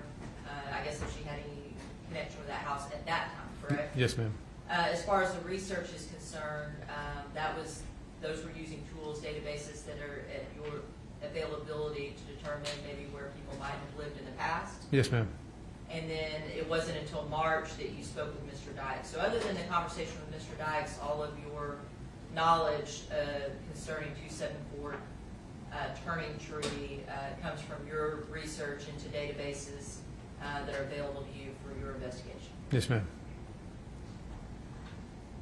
Your Honor, that's what Do you have any questions regarding Yeah, that? but if he's using databases, I don't know what databases he's alleging he's getting this information from. As far as her ID, if that's her ID, I don't have any, obviously I don't have any objection to that, Your Honor, but if he's saying he's talking to Mr. Dykes, Which databases were you using, sir? Ma'am, it's been a few years. I generally use like TLO, XP, and What is that? which it's an online investigative tool that we use for that collects marketing information, other information about people and previous addresses. and again, I don't know the accuracy of that. Well, you didn't cross-examine him on the issue, what he did in the course of his investigation and learning from her ID that she lived at the location of Wilmer, the court is going to allow. Yes, ma'am. However, anything that Mr. Dykes told you is hearsay. Sure. Okay. Yes, ma'am. Okay, then we're at recess for the next few minutes. Take a break. Thank you. Thank you.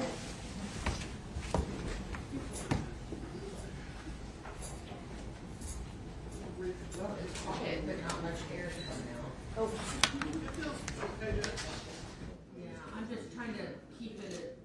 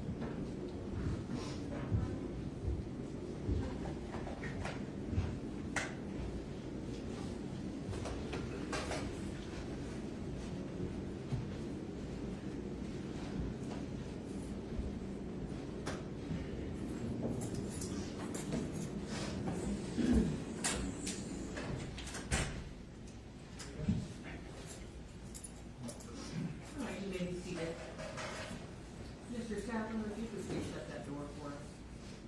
Thank you. Thank you.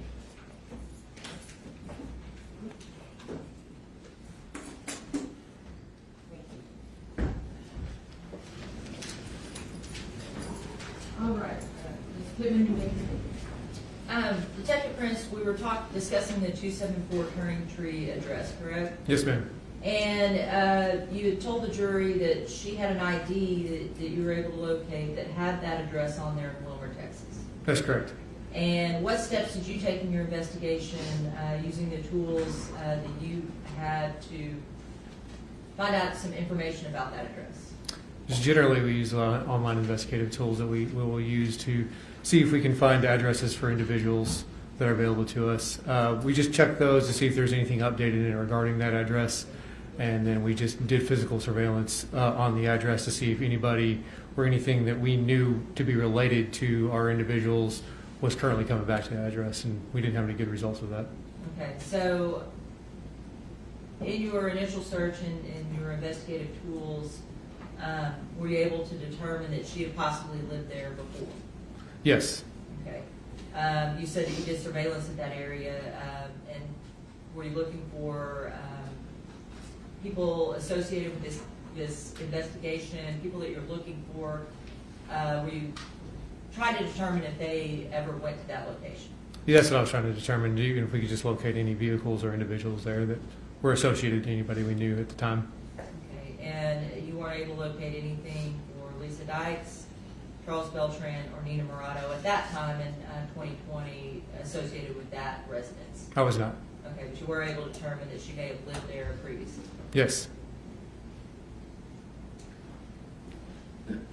Now, you later in the case were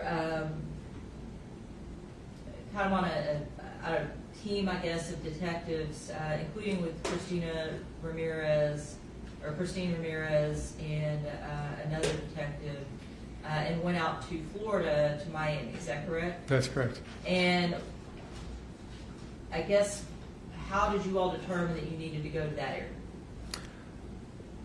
Based on some phone records that they had pulled, I believe, I wasn't part of that initial determination. I was just asked to go.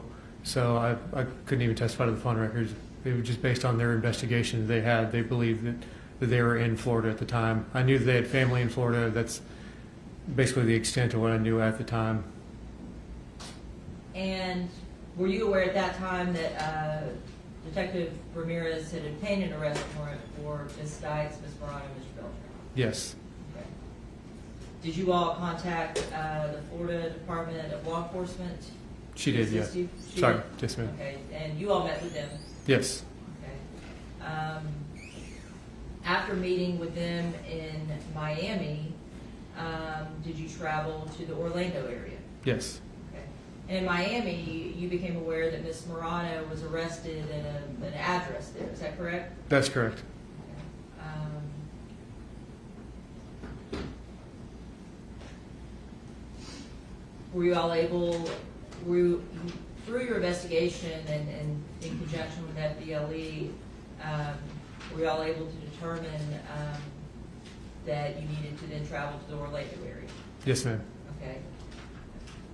As part of the investigation, were you able to develop, I guess, an address for a Jimmy Dykes? Yes. And who is Jimmy Dykes? Lisa Dyke's brother. Okay. Were you able to contact Mr. Dykes? We were. And was that at his home in Davenport, Florida? Yes. Okay. And I think you all spoke with him one evening, is that correct? That is correct, yes, ma'am. And did he give you consent at that time to look through a Hyundai Tucson? Yes.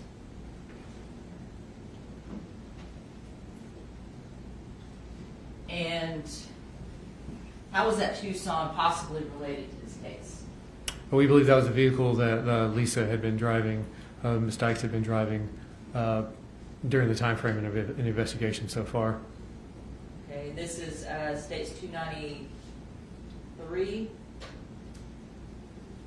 Is that a photograph of the Tucson that you all saw in Mr. Dykes' driver? Yes. And that's the same Tucson that was associated with this case, is that correct? Yes, ma'am.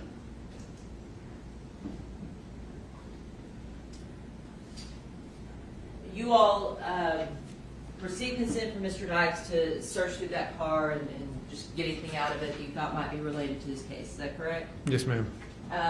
Understanding that Ms. Botello's disappearance occurred on October 5th of 2020, and this is now March 25th, I believe, of 2021. Is that correct? That's around that time, yes, ma'am. Okay. Were any of the things that were located in that vehicle, what types of items, if you recall, were located in that vehicle? I don't recall, ma'am. Okay.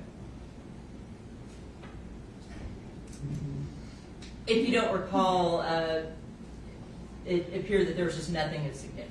Yeah, not that I remember, no, ma'am. Okay, just normal things that would be in a person's vehicle. From my memory, yes.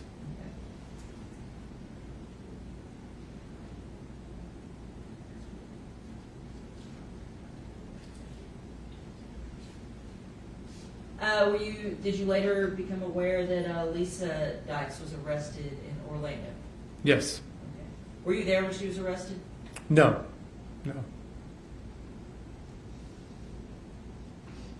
As far as the investigation up to this point, were you involved in any other aspect of it?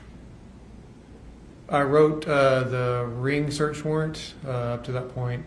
We wrote a Google search warrant up to that point, and then we were just there for any assistance capacity at that time. I do want to ask you about, first of all, the Ring search warrant. When you wrote that warrant, were there specific dates that you wrote that warrant for?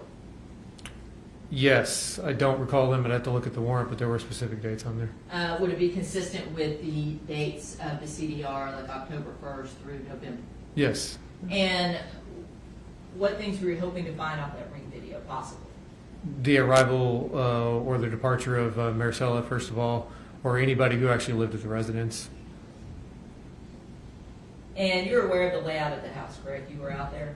Oh, yeah, I never went in, so I don't know particularly about the inside of the house. I just know what the front of the house looks like. Okay, and you're aware that to get into the garage area, you have to drive down the alleyway? Yes, I did see the alleyway. Okay, the Ring camera would not have caught any activity going into the garage? Not the Ring camera we got, no, ma'am. Okay, and on that return, I think there were 800 little snips of Ring video. Were you able to go through some of those? Yes, ma'am. Were you able to go through all of them? No, ma'am. Okay. Was there anything that you went through of any importance or significance concerning this case?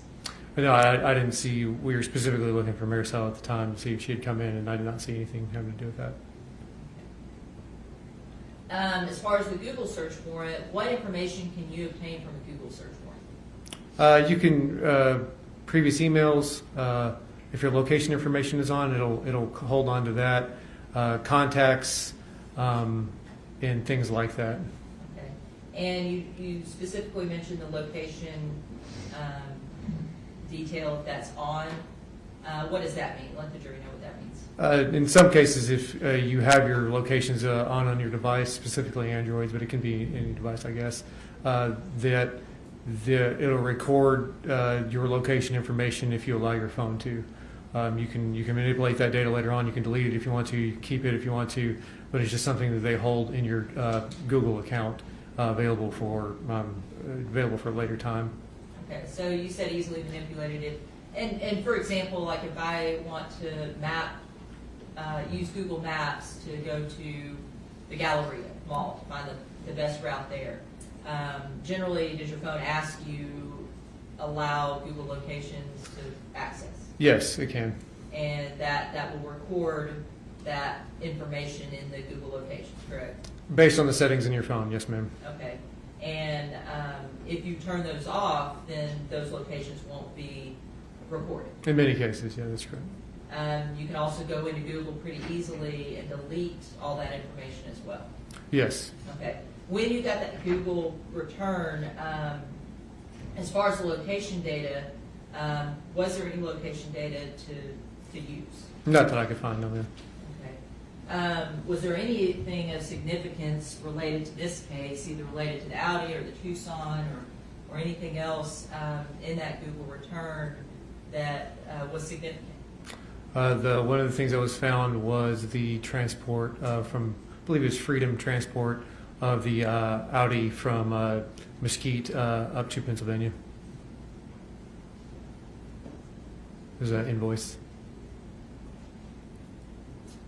Now, as far as the investigation up to the arrest, is that, pretty much your knowledge and understanding of the investigation as it relates to you and the FBI task force? Yes, ma'am. Is there anything else you can think of relevant that we have not discussed?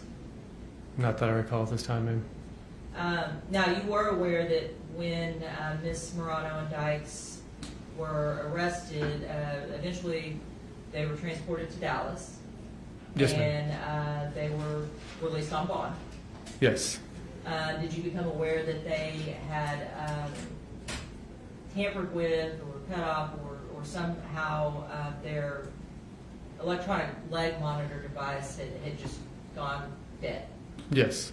And were you a part of the team that helped locate them after that incident occurred? Yes, ma'am. Okay, and what steps did you take in that? We had identified some new phone numbers that related to Ms. Dykes and then to the two people she was staying with, Kyle and Valerie. And we did some research on her phone numbers, wrote a couple of warrants to see if we could find anything that would be pertinent to the investigation. That was largely my role, and then I assisted in assisting in the return of them to Dallas. Okay. And those initial warrants, those were mostly your role. Was there any good information that came out of those warrants? Not that I recall, no, ma'am. Okay. And in fact, Special Agent Taylor Page, did he kind of head up that for the FBI? Yeah, he was one of the people, yes, ma'am. Okay, so he would be able to testify more about the steps they took to locate her. He would, yeah. Your Honor, pass the witness. Just before I forget, you're saying that you had information that Ms. Dykes' ID referred to that address in Will. Yes, sir. Isn't it true you also found information that in November of 20, that her son Kyle had a vehicle also registered to that same address, correct? Yes, sir. That's true, actually. All right. But let me move forward. I want to ask you specifically about these arrest warrants and these search warrants. You talked about getting search warrants, I guess, for the Ring and search warrants for the Google. When you obtain these arrest warrants and search warrants, that's on information that y'all, I mean, it's not just a document you just print out and you give to a business. You have to get permission from a judge, right? That's correct, sir. You actually swear out information that's included within the four corners of that document that information is truly correct.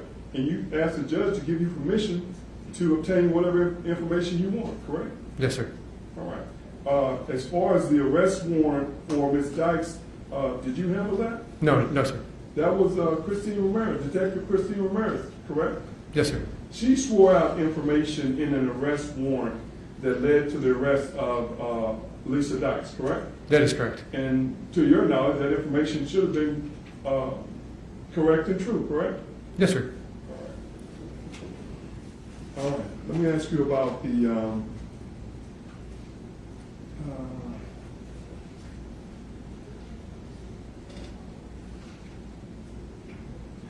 I want to go back to the video and when Charles Beltran was a person of interest. At that time, when you initially talked to Ms.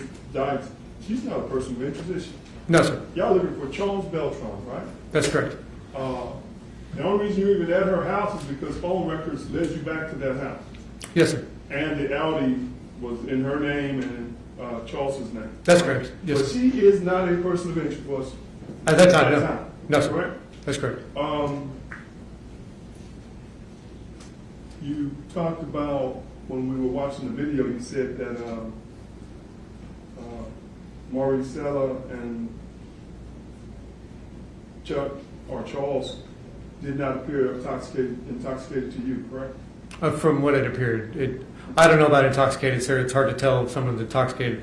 They didn't appear inebriated to the point where they didn't have control of their faculties, I guess would be a better statement. But as far as what controlled substances or drinking they may have done at that time when they're on video? You have no idea, correct? That is correct. Especially what they did subsequent to being on that video, do you?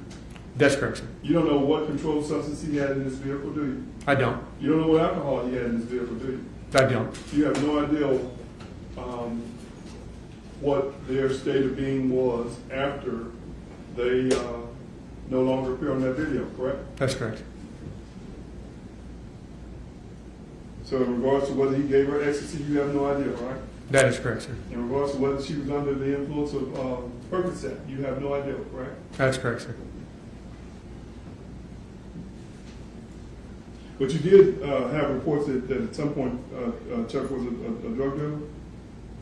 I'm sorry, what, sir? Did you ever have reports in regards to Chuck or Charles Beltran dealing with drugs? I know you've been associated with drugs before, yes, sir. Especially ecstasy? Sir, Just so you remember. I just don't remember. I'm sorry. Okay. I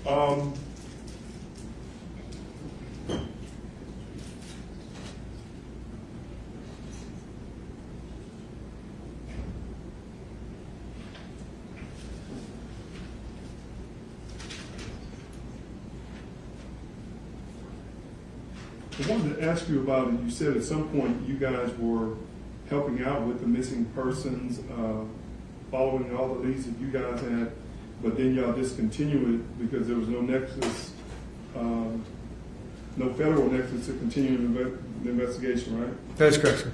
Okay. When you say no federal nexus, I mean there's no evidence that there's anything but a missing person at that time, correct? At the time, yes, that's what we were informed by the missing persons unit, so we didn't have anything else, so we were discontinued from the investigation.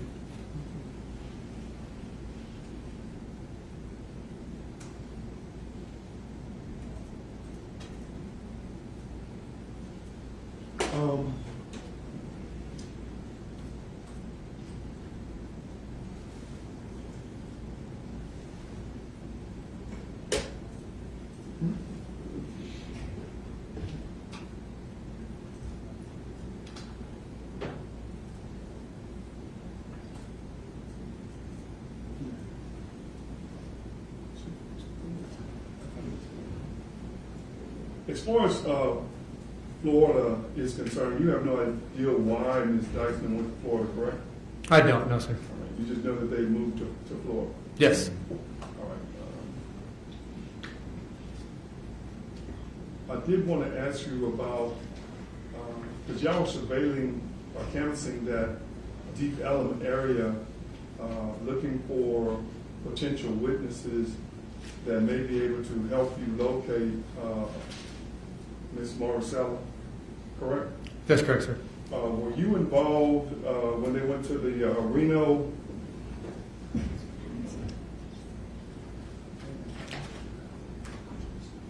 Reno Cycle Bar?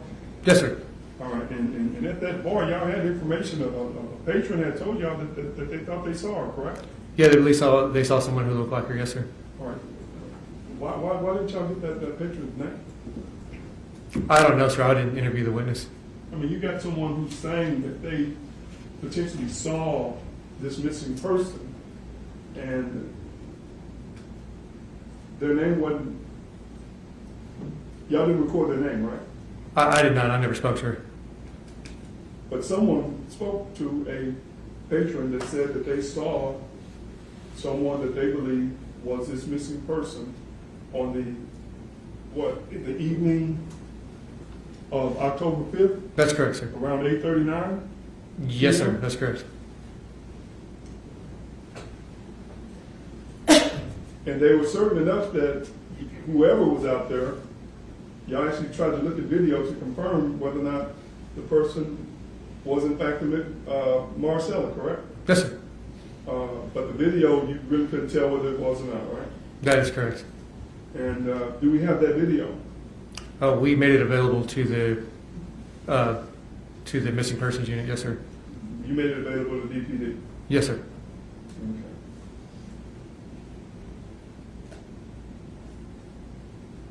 So it's safe to say that this patron who says that they saw Marisela, there was a video I'm trying to think of how to phrase this. The video didn't rule out that it was Marisela. You just couldn't tell from the video, correct? That's correct, yes, sir. But the patron was certain enough that they wanted to bring it to your attention that they saw her on the evening, about 8:39, at the Reno cycle bar. Yes, sir.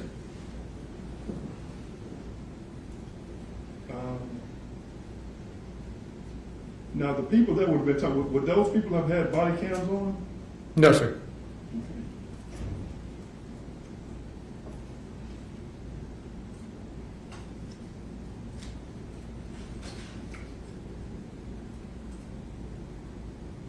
Do we even know if the witness was a man or a woman? I don't recall, sir.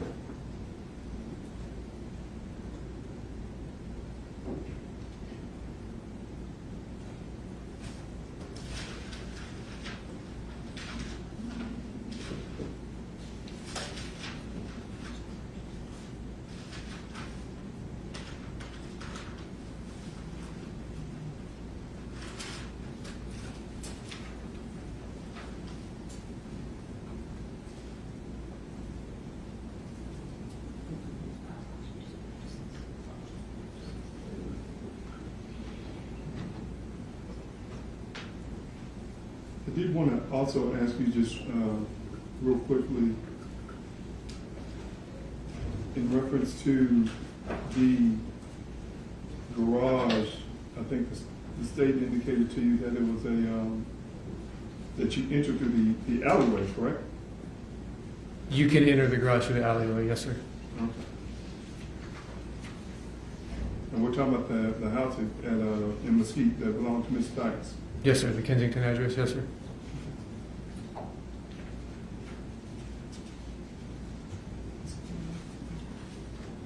Thank you, Detective.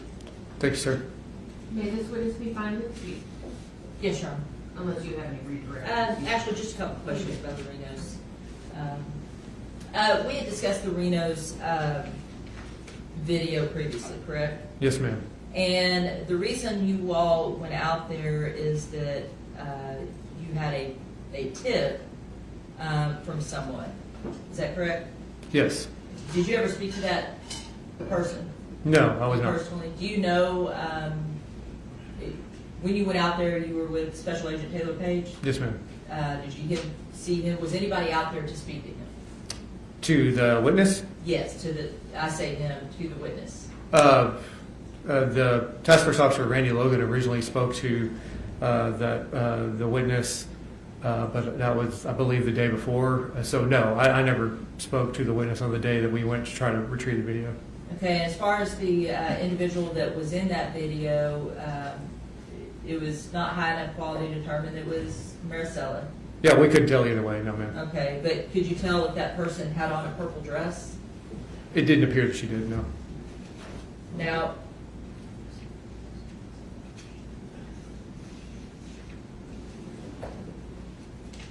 in these missing persons investigations, is it your understanding that, I mean, when they ask for tips, people call in, correct? Yes, And some of those tips, many of those tips lead to nothing. from my understanding. Okay, and in this case, you all are out there, I think on October 12th, and so this is about a week since she's been missing, correct? That is correct. And still there's been no activity on her cell phone, social media, anything of that nature? Correct. No purchases, anything? Correct. That's what it's your. Again, yeah, it's a week since she's been missing, right? Yes, sir. And you guys, there are posters. The families come in, they got Marisela's picture posted up everywhere. Well, not everywhere, but people are looking for this lady. That's true. And someone comes to you guys and says, hey, I saw her on October the 5th at about 8:30, a day after she goes missing, right? Yes, sir. Because she went missing the early morning hours of the 4th, right? Of the 5th, yes, sir. Of the 5th, I'm sorry. That's right, yes, sir. And so the 8:30 would be the next day. Yeah, effectively later on that night, yes, sir. Whether Marisela changed clothes, you have no idea, correct? That's correct. But you do know that someone cared enough to say, hey, I think I saw her. Yes, sir. And they were certain enough that you guys took another step to start reviewing video to try to see if this is the person. Is this Marisela, the person we're looking for, right? That's correct. And you couldn't tell whether it was or what.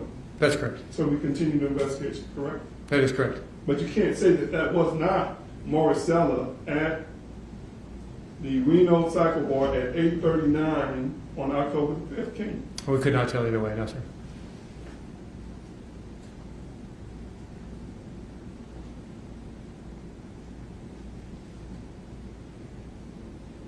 Thank you, Detective Spence. Thank you, sir. No other questions, Your Honor. May this witness be found excused? No objection, Your Honor. No objection. Thank you, sir. You're free to leave and go about your business. Please watch your step getting out from the witness stand. Thank you, Your Honor. And is that your water? Yes, ma'am. I'll take it now. Thank you. Call your next witness. State calls Mark Sedgwick.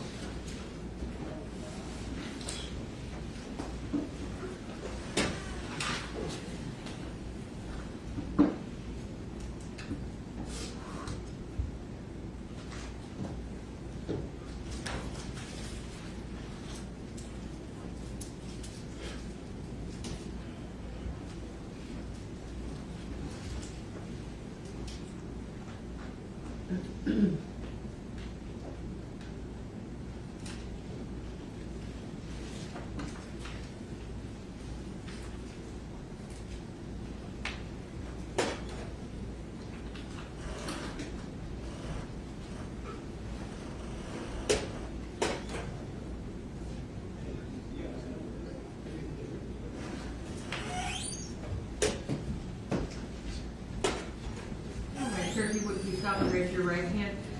Do you solemnly swear or affirm that the testimony you're about to give in this case will be the truth, the whole truth, and nothing but the truth to help you God? Yes, Your Honor. Thank you. You may be seated. You may proceed. Thank you, Your Honor. Sir, can you state your name and spell your name for the courtroom? Mark Sedgwick. Last name is spelled Sedwick.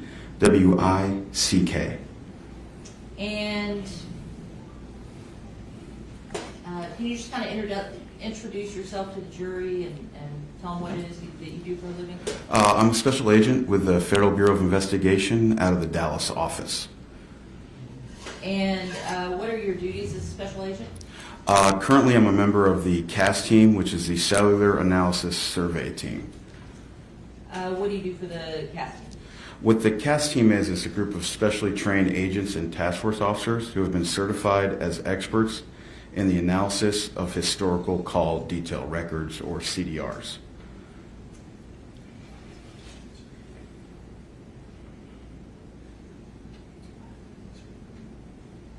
How do you get certified to be a member of that team? It's a process, takes at least a couple years, but we have training originally up to 400 hours of training. That training includes from other agents, from outside companies on how radio frequency works, which is how the cell phone and the towers communicate through radio frequency. And most importantly, I'll be trained, and I have been trained by the engineers from all the major service providers in the United States. Currently AT&T, T-Mobile, Verizon, Sprint when it was in existence, on how the network operates, how the cell tower interacts with the network, and how to do this analysis. And we skipped over this. How long have you been with the FBI? Over 25 years. How long have you been with the CAS team? Since 2014. And you mentioned already what the CAS team is. As a member, and we talked about kind of what your duties are, responsibilities as a member of the CAS team. Can you explain to the jury what historical call detail record analysis or historical cell site analysis is? What that is a CDR is basically your phone bill. It has the date and time a call or text was made, the two numbers involved, incoming, outgoing, the length of the call, but it also has the cell tower and sector or side of the cell tower that was utilized when that call was made. Based on those records and knowing where the other towers that were in existence at the time for that network are, I can determine the approximate location that device that made that call was based on those records. And you mentioned before about your training. What is your educational background that allows you to do this? I have a Bachelor of Science in History from the United States Naval Academy. And then tell the jury again, just remind the jury what the training is that you have regarding the historical call detail analysis. As I stated, from those, from other agents, from outside agencies on how our RF works, from the engineers, and we have a yearly recertification that's about a week long, where we bring in the engineers, other people in the cellular network, or just Google, companies like that, to discuss with them the evolution of the cellular networks. What makes you an expert in historical call detail record analysis? The three main things that make me an expert is, one, detailed knowledge of how to actually read the CDRs. Every company presents the same information slightly differently. Secondly is knowing how the phone interacts with the network and how the network operates. But third and most importantly is real-world experience in using these records to locate people. When there's an Amber Alert, cast member or myself or the other cast member in Dallas, or both of us, will usually respond to provide that assistance to utilize the phones to locate those kidnapped victims. I've used records to locate fugitives, missing persons, find homicide victims, stuff like that. And have you testified as an expert in this field before? Yes, ma'am. A few times or many times? Over 100 times in both state and federal court. Now, were you asked to review cell phone records of a phone that was subscribed to a Lisa Dykes? Yes, ma'am. I was actually asked to look at the total of 4 phones in this case. Okay, and who were the phones for in those cases? The phones, I was told, were associated with, the first number was 407-406-3757. That was associated with Miss Lisa Dykes. 214-364-6329 with a Nina Morano, and 214-600-0181 with a Charles Beltran, and then the final number was 206-229-2273 associated with Marisela Botello. And what all did you review when conducting your analysis? In this case, I was provided the records for all 4 phones. 3 of those phones were AT&T, 1 was T-Mobile. So I received the call detail records. I also, with the T-Mobile phone, received time in advance records, which I'll go into a little detail later. And then I was provided 5 locations of interest and a time frame. So what I do is then I take those records, map their usage to show where the approximate location of the device is when certain activity occurred in the pertinent time frame. And with the AT&T records, were you also able to obtain the time on tower records? Yes, ma'am. AT&T, they provide the calls, text, and the data sessions, which is, you're using an app or surfing the net in the records. AT&T, we used to not be able to use the data records because there was an issue with the time. We couldn't say exactly if the time was correct. So AT&T now has a report that now it comes automatically, but they refer to it as time on tower, which basically gives the time the device used the cell tower it was on, or before it switched to another tower if it's a longer data session.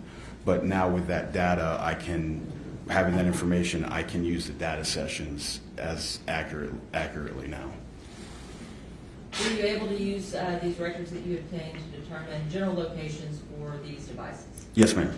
Okay, and it was the records that you reviewed were for kind of a limited time frame. That was the 1st of October through when? Mid-November. Some of the records ended before then, but about 2 months max of records, probably a month and a half or less of records. Did you create a report or a PowerPoint presentation based on your analysis? Yes, ma'am. The PowerPoint presentation includes my report. Okay. Your Honor, may I approach the witness? You may.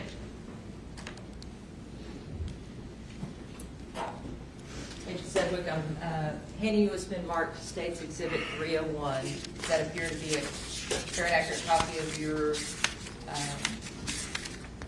presentation? Yes, ma'am. Your Honor, State Officer states 301 for all purposes. How many pages is that total? It is 16. Thank you. Dinner to defense.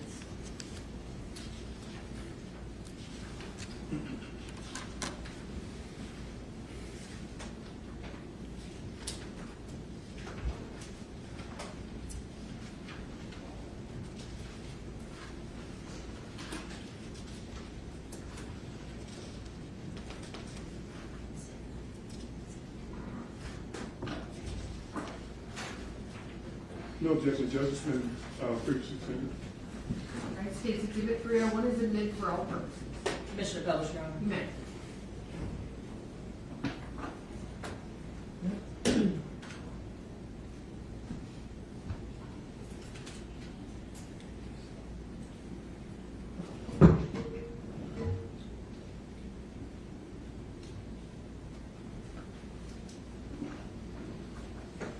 Now, this is your PowerPoint presentation, and on the first slide, this indicates the 4 phone numbers in different, I guess, different colors.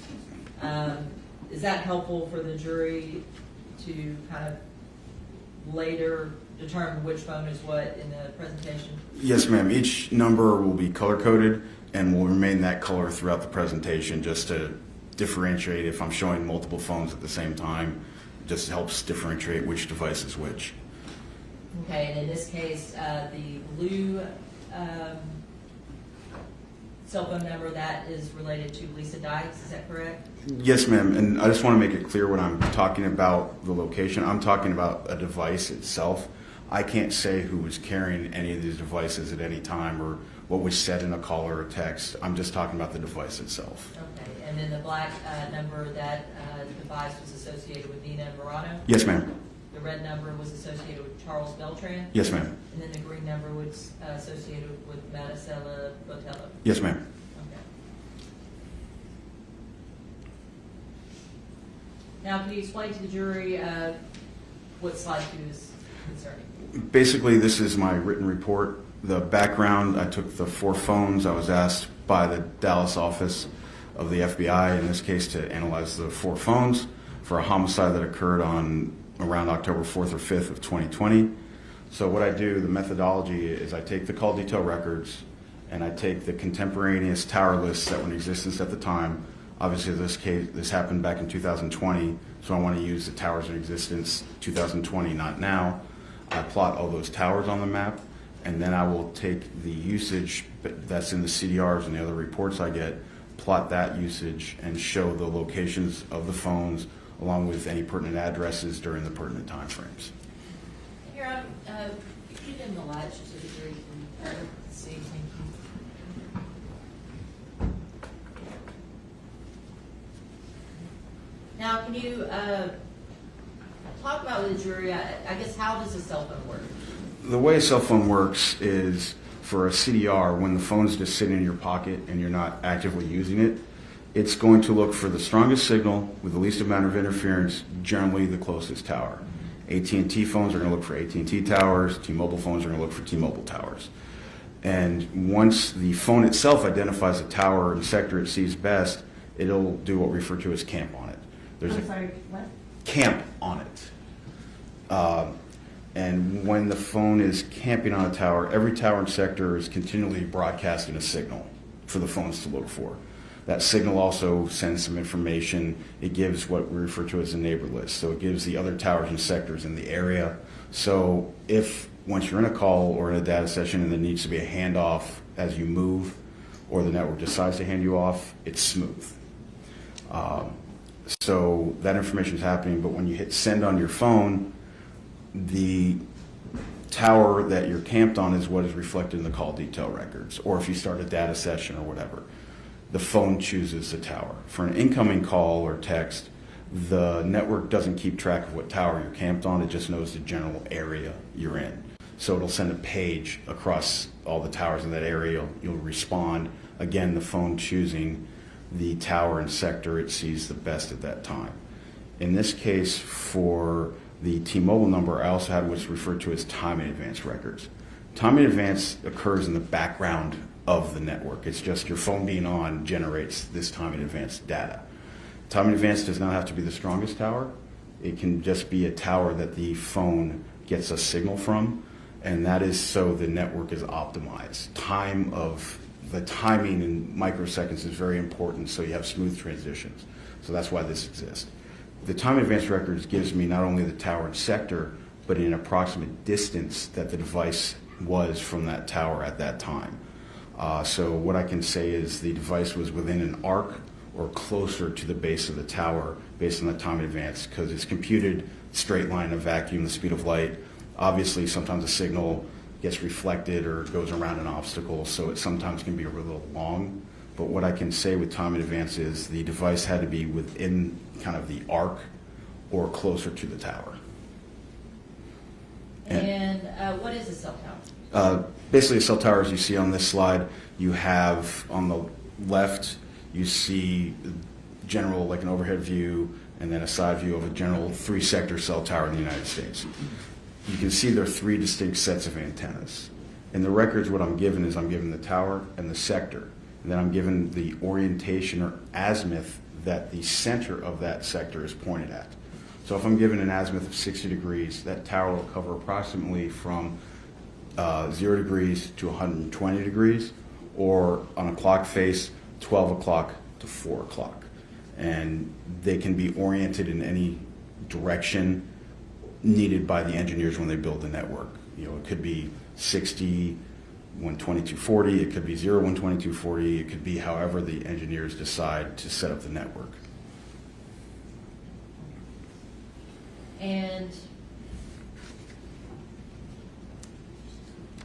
can you just explain this slide? Yes, this is how I'm going to display the approximate coverage area of the towers.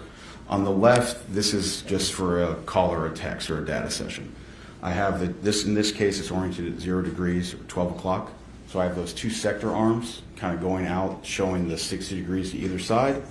And that shaded area is just to show how the energy goes out in an upside down funnel shape, or kind of an upside down funnel. But that shaded area is not inclusive of the entire coverage area. It's based on the other towers in the area.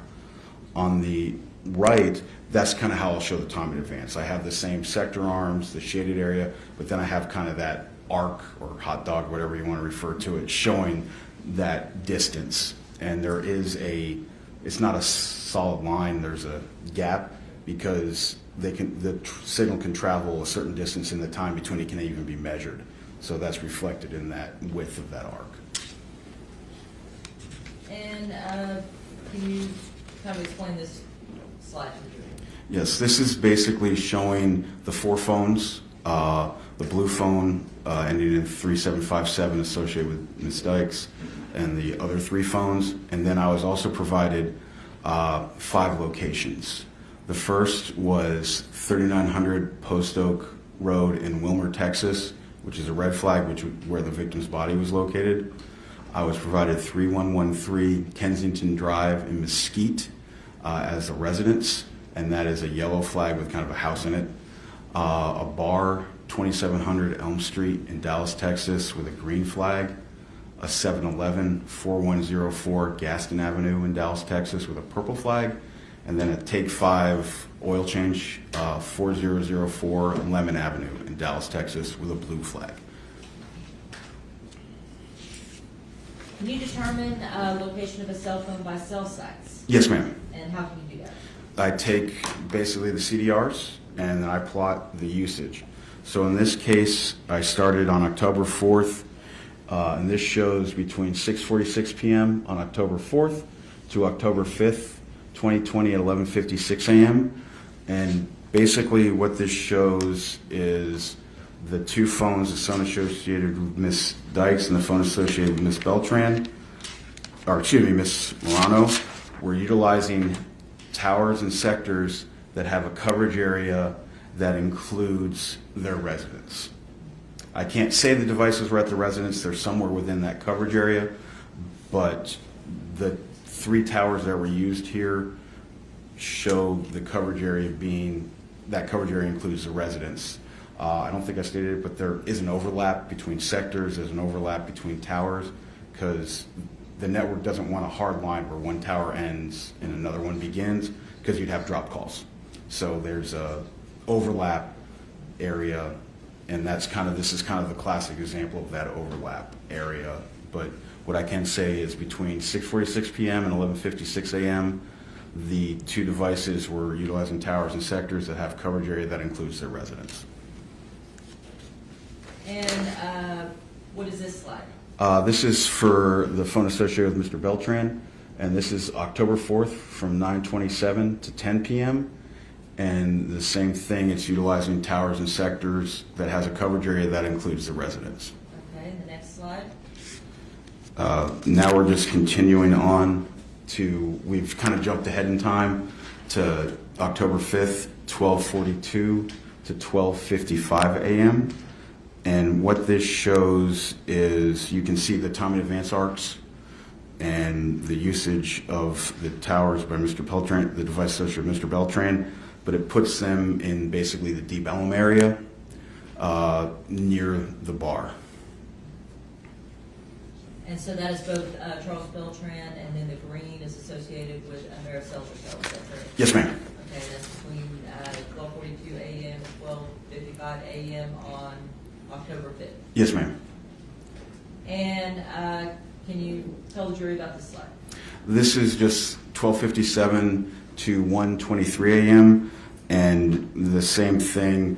The arcs are kind of intersecting around the bar, and the only activity for the phone associated with Mr. Beltran is 2 outgoing SMSs at 12:57, and his is moved a little off to the east, but it's still in the Deep Ellum area. And that's up until 1:23 a.m. on October 5th, 2020, is that correct? Yes, ma'am. And this next slide? This next slide shows basically between 1:26 and 1:36 a.m. The time in advance data for Ms. Botello's phone shows her being in the vicinity of the 7-Eleven. You kind of have those intersecting arcs. When I'm looking for like a missing person or a fugitive and I get those intersecting arcs, it kind of gives me a place to start if they're obviously very close in time. And then it also shows that the device associated with Mr. Botello, or Mr. Beltran, excuse me, is utilizing tower and sector that covers the same area. So both devices are in the vicinity of the 7-Eleven in this 10-minute time frame. And can you explain to the jury this slide? Basically, from 1:38 to 1:43 a.m., it shows the device associated with Ms. Botello starting to move east away from the Deep Ellum and the 7-Eleven area. There's no activity for the phone associated with Mr. Beltran during this 5-minute time frame. Okay. And this next slide? This is from October 5th from 1:50 a.m. to 8:09 a.m. And what I have is time in advance data for Ms. Botello's phone arcing and kind of intersecting over the residence. So it's in the vicinity of the residence. And the phone associated with Mr. Beltran is back using that same tower. It was late evening on the 5th, or excuse me, the 4th, but also using a tower that has a coverage area that includes the crime scene, or excuse me, the residence. Okay. And so that is consistent with both phones and devices being in that area? Yes, ma'am.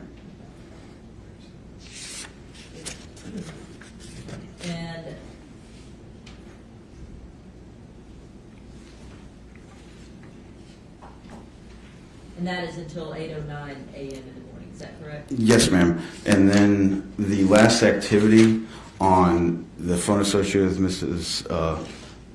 Botello is at 8:09 a.m. After that, there's no more activity with tower.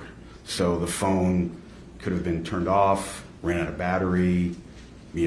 I can't say what happened, but there was no longer any data with tower information after 8:09 a.m.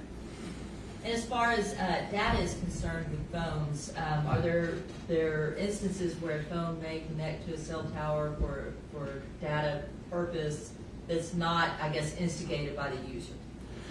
Yes, ma'am. With time in advance, that's just, it's happening in the background. Like a data session, you don't have to be actively doing something. You might have something where you get an automatic update, like ESPN sends you a push and automatically opens up, or you just have a map or something running in the background and you just have a constant data session running. You don't have to be manipulating the phone for those data sessions to occur. And next slide. So, Explain to the jury what this one is. so now we're 8:29 to 9:59 a.m. So about 20 minutes later, the phone associated with Ms. Botello has moved away from the residence. It moves into the area of, at 8:55, utilizing a tower that has a coverage area that includes the Take 5 oil change. And then there's no activity for about 50 minutes, give or take. And at 8:44, it's utilizing the tower north of the Take 5, and then it moves, and then at 9:59, so 15 minutes later, it's moved a little west. But it left the area of the residence, got to the area around the Take 5 oil change around 8:55 a.m. Okay, and I believe, I think you said Ms. Botello. Oh, I'm sorry, Mr. Beltran's phone. I apologize. Okay, so this is Mr. Beltran's phone between 8:29 a.m. and 9:59 a.m. on October 5th, correct? Yes, ma'am. Okay, and this next slide. We've now jumped ahead to the evening of October 5th, between 6:36 p.m. and 7:38 p.m. And what this shows is there's only one data session for the phone associated with Ms. Morano, but the phone associated with Ms. Dykes has several data sessions, putting the phone kind of in the Wilmer area.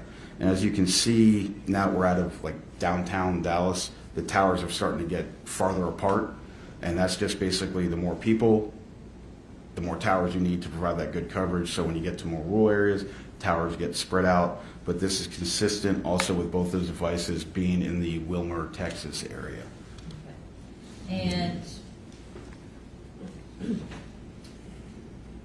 let's look at the last slide. This is basically the same time frame, 6:27 to 7:31 p.m. So generally the same time frame, showing the device associated with Mr. Beltran is kind of in Dallas and north of Dallas during that time frame. So could not have been in the Wilmer, Texas area at this time.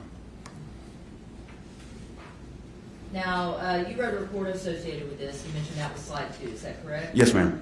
Okay. I had asked you a few other questions. This phone kind of highlights certain time frames and areas that were significant during the investigation. Is that correct? Yes, ma'am.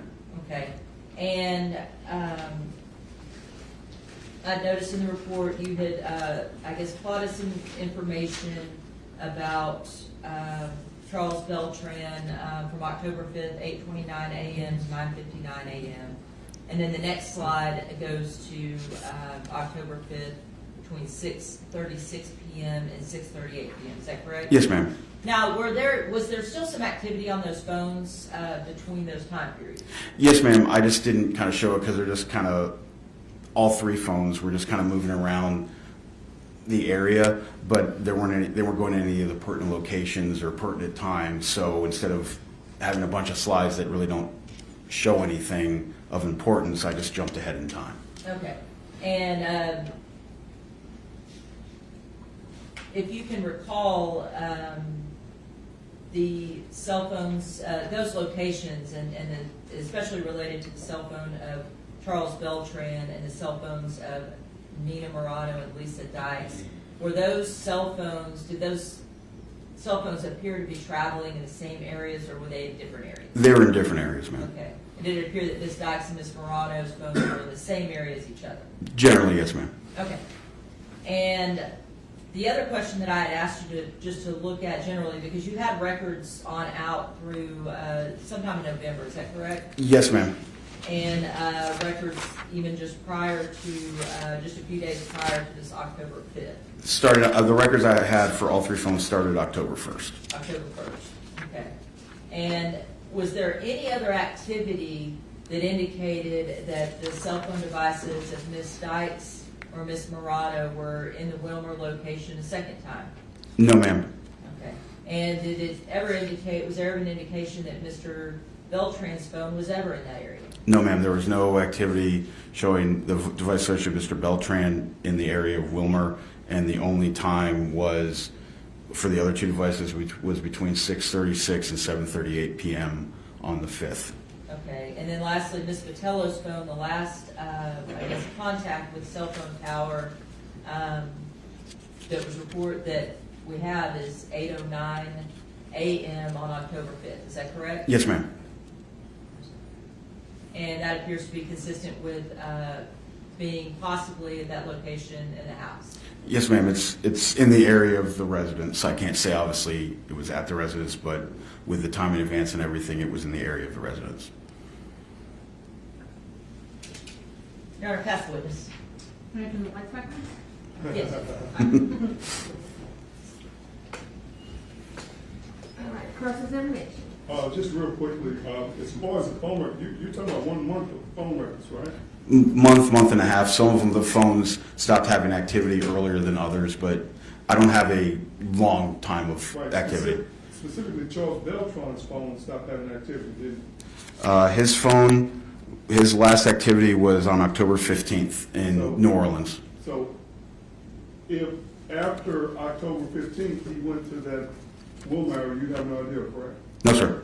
And again, we're talking about devices. We're not talking about, you're not saying Ms. Dykes was at that area, are you? No, sir. I think I made it. I tried to make it very clear that I'm talking about a device. You did. But whether or not Ms. Dykes and Ms. Morano had been to that area before October 1st, you have no idea because those aren't records you checked, correct? I didn't have those records, so no, sir. There's no way I could determine that.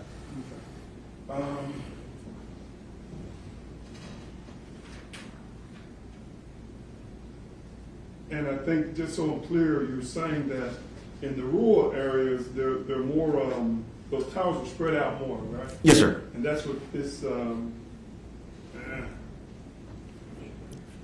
think it's slide 14. yeah, this is showing, right? Yes, sir. As you Spread can out. see, I started. If I didn't say it, all those little dots you see, the blue dots are AT&T towers. The green dots are T-Mobile towers. So as you can see, there's not nearly as many dots on this map, just because we're in a more rural area, so the towers are spread farther apart. Okay.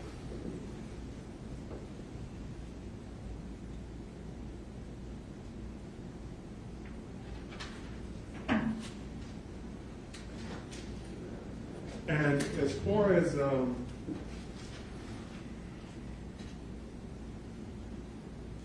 Mrs. Botello's phone, you don't know why her phone stopped sending signals, correct? No, sir. It just came off the network, so it could have been turned off. It could have broken. Could have ran out of battery. Yes, sir. I can't say it just went off the network. But as far as your records, there's no indication that her phones were down in that Wilmer area, correct? No, sir.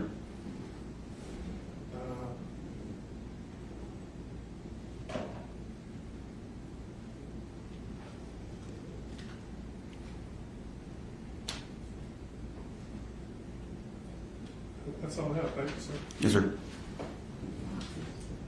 Excuse me, any redirect? No, Your Honor. All right, may this witness be found and excused? Yes, Your Honor. No objection, Your Honor.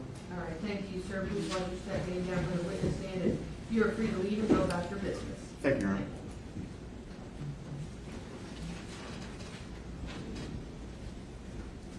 All right, ladies and gentlemen of the jury, it is now 12:08. We will start our lunch a little early today. I expect you back in the jury room no later than 1:15 p.m. All right.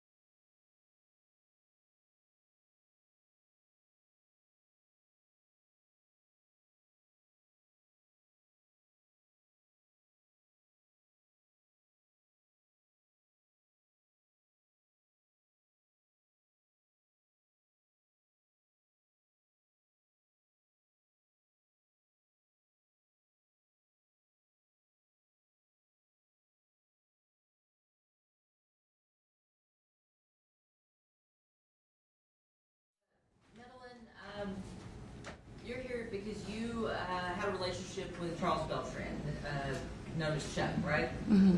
Okay, You and have to what, answer out loud, yes or no. please. Yes. okay, yeah, instead of uh-huhs, yes, no, answers like that. Do you recall about when you met Charles? I don't know exactly the day, but I met him at a club. Okay, you met him at a club? And was that back in 2020? Yes. Okay, kind of the later part of 2020? Yes. And when you saw Charles, you know, how did you guys meet? I remember I saw him with his friends, and I saw them leaving, so I went outside as I was leaving too, and that's where we saw each other, and that's how we Okay, met. that's how you met? And Your Honor, may I approach the witness? I'm going to scoot this microphone up for her. You may, thank you. He's a bit soft-spoken. Are you nervous? A little bit. Okay. All right. Now, you said that you saw him in a club with some friends. He had left, and then you exited the club and left too. And you guys just saw each other outside. Is that right? Yes. And you thought he was good looking, right? Yeah. And so you started talking. Yes. And what was he like? He seemed nice. Okay. It's pretty charming. Yeah. Okay. Did you guys kind of start dating after that? Yes. And how long did you guys date? Not so long. I'm not sure. I don't. Couple months maybe? Couple months. Okay. During those few months, how did he treat you? Good. Okay. Was he nice to you? Nice. Yes. Okay. Did you guys ever have, major conflicts or anything? Not that I remember. Okay. Was he ever aggressive with you? No. Violent? No. Anything like that? No. Did you have any concerns about being around him at all? No. Okay. In fact, like if you did have any kind of argument, if you will, it'd be more about you just asking information maybe about where he is and things like Yes. that. Okay. Now, in your relationship with him, did he ever tell you, look, you're my only girl, you're the one, or did he just make you feel that way? He made me feel that way. Okay. But as far as conversations go, there was never a time where you all said, hey, we are 100% committed to each other? No. Okay. Did you know when you were dating him that he was talking to other girls? No. Okay. Did he ever take you to his house in Mesquite? Yes. How many times? Like that I remember, like probably like 2 times. 2 times? Yes. Okay. And did you guys hang out in the outside, the common areas of the house, or where did you go? No, he never took me around the house. Like I was just in his room. Okay. Did you know who he lived with? No. Did he mention, did you ever see anybody that he lived with? No. As far as that house in Kensington, did he tell you that I guess I'm asking, did he tell you that he lived with some people or a person? He said he lived with some people.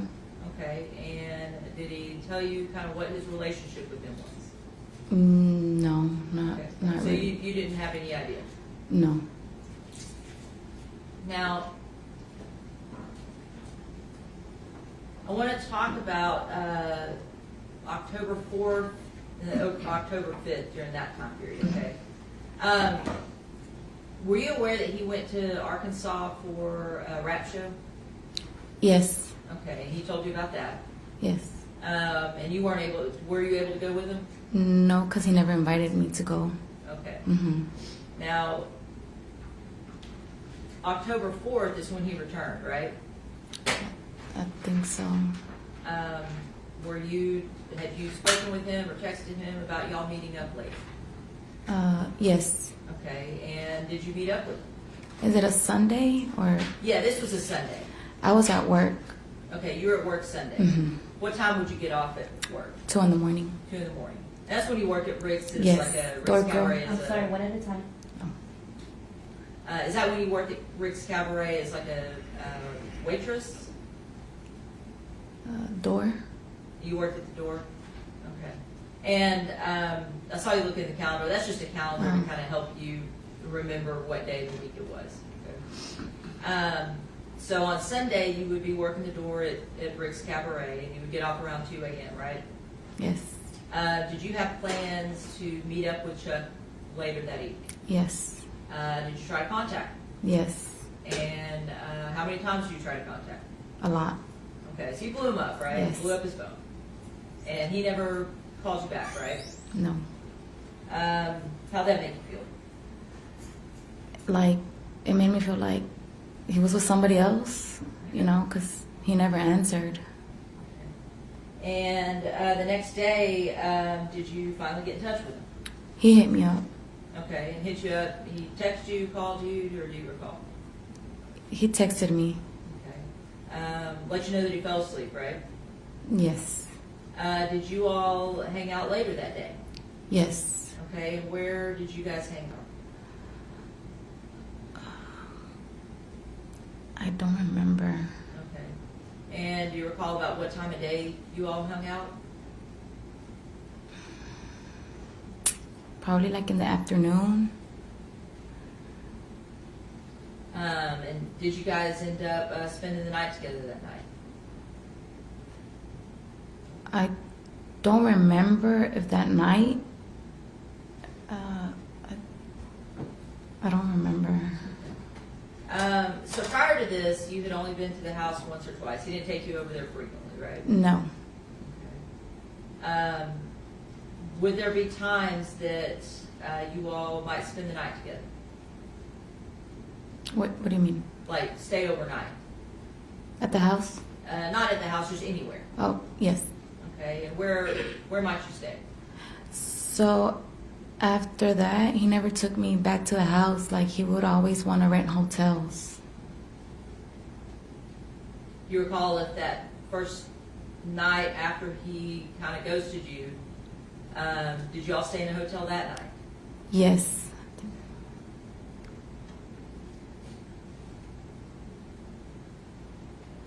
So after that, you never went back to that house in Mesquite with him? Yeah, no. Did you ever meet Lisa Dykes or Nina Morano? No. Did Chuck ever tell you about them? I knew them as his lawyers because that's how he would always tell me that Lisa and Nina were his lawyers. At some point, did you and Chuck decide to go out of town? Yes, that's when he had told me that if I wanted to go out for a vacation to New Orleans. And do you remember when you went to New Orleans? I don't remember. I know it was like around October, but I don't remember the day. But it was after this situation where he kind of ghosted you that night. Yes, And did you all go to New Orleans? yes. And what car did you all drive in? He pulled up in a SUV, white SUV. Had you seen him drive that car before? No. What car did you see him normally drive? He used to drive an Audi, black Audi. And did you, you all drove to New Orleans. Did you rent an Airbnb for you all to stay in? Yes. About how long were you going to stay there? I think he had booked it for probably a week or so. Did y'all end up staying in that Airbnb? No, when we got there, we had barely just got there, and there was only one night that we stayed there. Okay, and why'd y'all leave? He received a call. And did you hear the call? No. You just heard his side of the call? Yeah, he when he received the call, he got away from me. Okay. But based on that call, how did he act? He looked worried. And at that point, what did you all decide to do? So that's when he told me that his uncle, that's how he would call him, unks, said that called them and said that the detectives were at his house trying to speak to Chuck. After that, what happened? So that's when I asked him what's going on, and he didn't tell me anything. He just said, I need you to go back to Dallas. Did he tell you about meeting a girl that night that y'all were supposed to meet up? No, not there, no. And so he told you you needed to go back to Dallas, is that correct? Yes. And did you go back to Dallas? Yes. How'd you get there? I went back on the car, the SUV. Did you drive? Yes. Okay, on your own? Yes. And where did Chuck go? He stayed there. He stayed in the New Orleans area? Yes. Okay, did you drop him off at like a friend's place? No. Do you know? No, he stayed there. Okay, he just stayed at the Airbnb? Yes. And where did you take that SUV? He told me to drop it off at the house. And after you dropped it off the house, what happened next? I just left it there. How did you get to your car? My sister picked me up. And did she take you back to wherever your vehicle was located? Yes. And what did you do after that? And then after that, I went back Back to to where he was at. okay, in New Orleans area? Yes. Okay, where did you pick him up? There in the New Orleans. When you picked him up, did y'all stay in New Orleans for any amount of time? No. So when I went back, that's when I asked him, I'm like, I want to know what's going on. Okay, and what did he tell you? He didn't tell me nothing yet. Like, not then, right there, he hadn't told me anything. Okay. And so you pick him up in New Orleans, he doesn't tell you anything. I mean, something's going on, right? Yes. During that time, did you have any contact with Lisa or Nina? No, not that I remember, no. Okay. What did you do after you picked him up? Where did you all go? So that's when he was driving. He was driving my car, and I remember the trip was silent. Like, he wasn't saying nothing. Like, it was just like us muted. And that's when I asked him again. I'm like, hey, what's going on? He kind of got mad. Like, he raised his voice at me. He had never done that. Okay. He said, stop questioning me. Okay. Now, when he raised his voice at you, were you afraid that he was going to do something violent to you? At that moment, yes. Like, he had never talked to me like that. Okay, that's the only time you'd ever heard him say that? Yes. Or raise his voice? Yes. Did he do anything to you? No. Okay. Where did you all go? I don't remember where I dropped, because I dropped them off somewhere. I don't remember. Okay. So we had met before a couple of times, and do you recall telling me that you took him to a hotel in Pennsylvania? Yes, I think that's where I dropped them off. Okay, so you dropped him off at a hotel in Pennsylvania, is that right? Yes. And did he tell you that Nina and Lisa were going to pick him up there? So when we got there, we got into kind of an argument, because I was just like, hey, like, what's really going on? Like, you're telling me that the detectives want to talk to you. Like, I don't even know what's going on. I'm over here with you. Like, what's going on? And he just said, stop questioning me. And I was like, you know what? I'm going to go. And he said, okay, that his lawyers were going to pick him up. His lawyer? His lawyers. Okay. And during that conversation, you guys have an argument. You're confronting him about something that you know sounds strange. Yeah. Did he act like he was going to do any harm to you at all? Physically? No, Okay. It was just argument. but he was just acting crazy. Like, you know, he was, I don't know how to explain it. Okay. He was acting crazy like... Because I just kept questioning him, like, what's going on? Okay. Was he paranoid? Yes, Okay. Concerned? yes. so you left him at the Pennsylvania hotel, and you said that he said the lawyers were going to pick him up. Is that correct? Yes. And then you drove back here To Dallas, yes. to Dallas. Now, did you have any communication with Chuck after that? I don't remember after that, but he had probably weeks, or I don't even know, months. He had texted me from an unknown number that I gave one to the detectives. Okay. So you got that text from the unknown number, and did he let you know where he was? At that point, no. Okay. At some point, did you learn that he was in Mexico? I don't remember.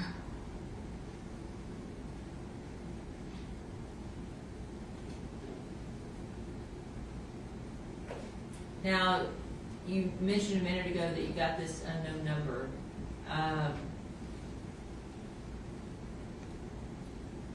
You were questioned, I guess, by detectives, about his whereabouts. Is that right? Yes, when I got back from, where was it? You said Pennsylvania? And they came up to your work, right? Yes, when I came back to Dallas. Okay. And that was a little, I guess, scary for you. Yeah. Did they tell you anything about why they were looking for Mr. Beltran? I don't remember what they told me at first. Okay. But you cooperated and gave them any information you had?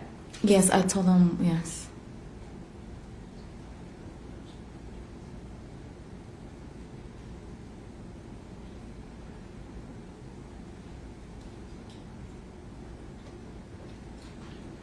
All right, Your Honor, pass the witness. Cross-examination. Thank you. Ms. Alvarez, thank you. My name is Heath Harrison. I represent Ms. Dykes. You've never met Ms. Dykes, correct? No, Even though you've been to her home, you've never met her, right? no. Do you actually remember, his name is Charles Beltran. I'm going to call him Chuck. You knew him as Chuck. Yes. You know him as Chuck 50/50 or just Chuck? I knew that he was Chuck 50/50 when I started following him on Instagram. Okay, what did you think Chuck 50/50 meant? I don't even know. Okay. So you didn't follow him on Instagram that much, right? No, wait, what was that? Oh. I'll withdraw the question. I guess what I'm trying to get at is you didn't know him that long, right? No, I Maybe a few didn't. months? A few months. All right. But in the time that you did know him, at some point he took you over to Mesquite. You knew that it was in Mesquite, right? The house? Yes. Just if you remember. Do you remember? Yes. All right. He took you to this house in Mesquite. You remember did y'all go in through the front door or y'all go in through the garage? Just if you remember. Do you remember? I think it was the garage.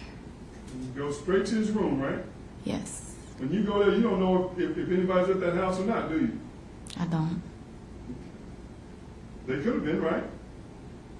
Yes. You're in his room, right? Yes. Did he show you his studio? No. Did he show you the studio? I never seen no studio. Okay, just his bedroom? Yes. All right, so y'all in his bedroom. How long were you at his house? I would go there, just spend the night, basically at night. So you literally spend the night at this house and you wouldn't know if there were other people in the house? No. Right? Yeah, right. In his room. In his room, it was just me and him. And whether there were other people in the house, you had no idea? No, Could have been. I guess. Is that a yes or no? No. I'm saying, when you were there in his room with him, could there have been other people in the house? I don't know. If maybe there could have been people in the house. Mm-hmm. Maybe. Yeah. Because y'all just stayed in his room, right? Yes. Just you and him. Yes. Did you use his bathroom? Yeah. Okay. But even going to his bathroom, you didn't know whether there were other people in the house, right? Right. When you left the house, still didn't know whether there were other people at the house. There was nobody when I would leave. I would leave like the next day in the morning. Back through the garage. No, it would be through the front door. Okay. And during that time period, when he was messing with you, he was driving the black Audi? Yes. Now, I want to talk to you about this night that you were you working at the Ecstasy Club? It was Rick's. Or you were going to meet him at the Ecstasy Club? Oh, meet him. You were supposed to meet him at the Ecstasy Club? Yes. It's XTC, right? Yes. Ecstasy, right? Yes. It's a strip club, right? Yes. And that's where you were supposed to meet him that night. Yes. But he didn't show up, right? No. Okay. So you start calling, Yes.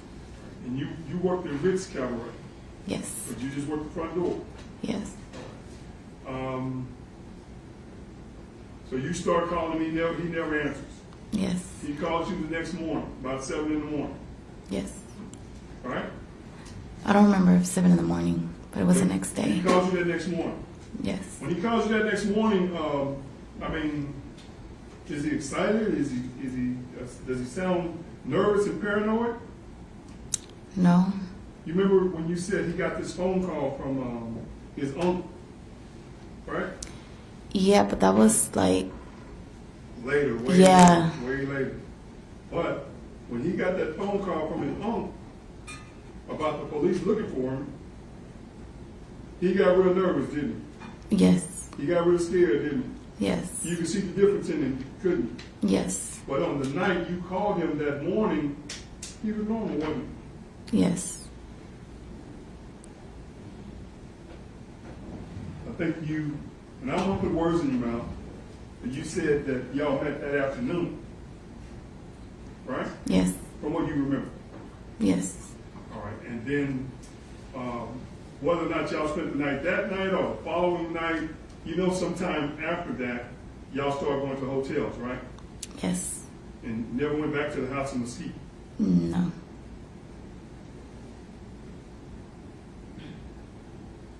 At some point, when you're taking him, when y'all go to New Orleans, and y'all supposed to stay at the Airbnb for a week, you said? Yes. But he gets a phone call, and that's when you end up coming back? That's when he canceled everything. Like, said, just go back. All right. When he gets his phone call and you start questioning him, you said he got angry. Yes. So you stopped questioning. Yes. You never seen him like that. No. You were afraid, weren't you? A little bit, because I really didn't know him. Yeah, he's raising his voice at you, telling him to stop questioning him. You were afraid. You're with this man that you really don't know, right? Yes. Something's going on and he won't tell you, right? Yes. He's telling you stop questioning him about this stuff. Yes.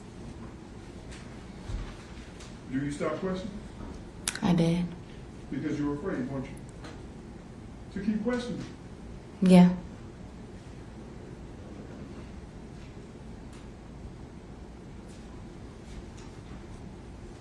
Now, at some point, you said y'all start driving, and do you even know where you dropped them off at? I know they kind of told you that you said Pennsylvania. Do you even remember that? I don't even remember. I mean, I didn't really remember where I was at. I don't know the place. Everybody's refreshing your memory, right? Yes. They're telling you dropped them off in Pennsylvania, right? Yes. You don't really recall being in Pennsylvania, do you? I don't remember if it was there, but What city in Pennsylvania were y'all in? I don't know. I'm not going to put words in your mouth. You tell me. I don't know the city. But Do you even know if you were in Pennsylvania? Did you understand my question? I don't remember, no. So is that a no? I don't know if I was in Pennsylvania? I don't know where I dropped them off. I don't know. You You just know you dropped him off and he was supposed to meet someone that was supposed to be his lawyers. Yes. You do remember that? Yes. And you do remember that on this trip, it was silent, wasn't it? Yes. Long trip, wasn't it? Yes. Do you remember about how many hours y'all were in that car together? I don't remember. It was hours. Several hours of silence with a man you barely know, right? Yes. Traveling across the country, right? Yes. Yes.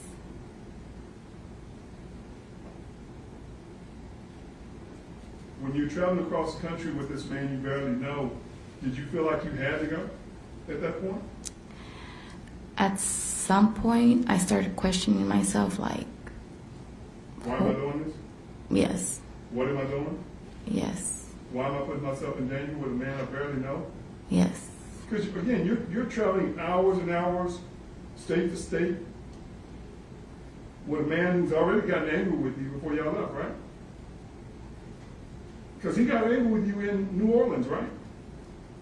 yes, For questioning him yes, about what's going on. yes, And you still felt necessary to go with him, right? yes, At some point, y'all get to wherever y'all ended up, and you start questioning him again, didn't you? yes, Because now you know the police got something to do with this, right? yes, And you're asking yourself, what is this guy getting me involved in, right? yes. Well, why don't you just leave? Because at first, I really thought, because he was selling drugs that I knew of,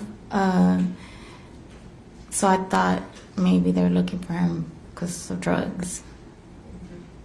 But isn't it true you didn't leave because you couldn't leave, right? He needed you. Right. You couldn't leave, right? That's why you didn't leave. He was- Until he let you leave, right? Your Honor, Yes. I would ask counsel just to ask one question at a time. All right, if you Ma- could give the Yes, ma'am. witness time to, Yes, ma'am. My question to you is, you couldn't leave because he wouldn't let you leave. Right. And at some point, wherever y'all were, when y'all got to wherever y'all ended up, you start questioning him again because you knew the police were involved. Yes. And you didn't want to get in trouble, did you? Right. And he told you stop questioning him. Right. And he's not talking as nice as I'm talking to you now, is No. he? He's yelling at you. Yes. And you're shocked because you've never seen, Chuck talking to you in a manner like that, right? Right. Didn't seem like the same person, did it? No. And you were afraid. Yes. So you stopped questioning him, didn't Yes. you? And when he let you leave, you left. Right. But that's only when he let you leave. Right? Right when he would tell me to leave. Okay.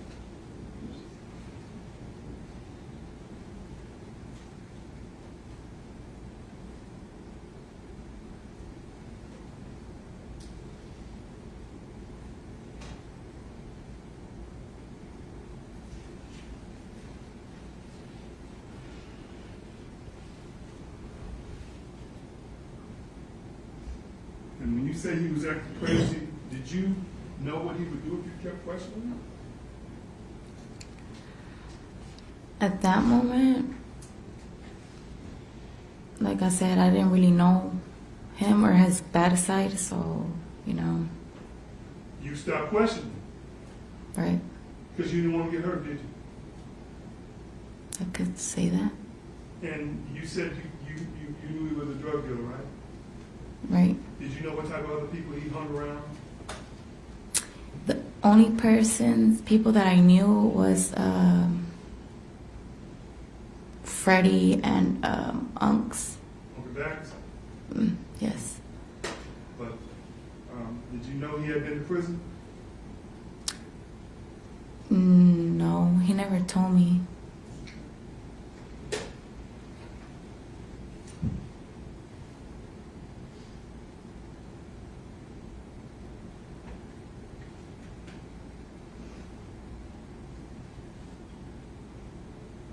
But he never told you anything about. Now you've seen the stories about Marisela, right? The missing girl? Yes. He never told you anything about her that when he was with you, did he? No. Never told you anything about Miss Dykes hurting Marisela, did he? No. In fact, on the morning you called him, he was calm, cool, and collected, wasn't he? Just the him, how he was, the normal him.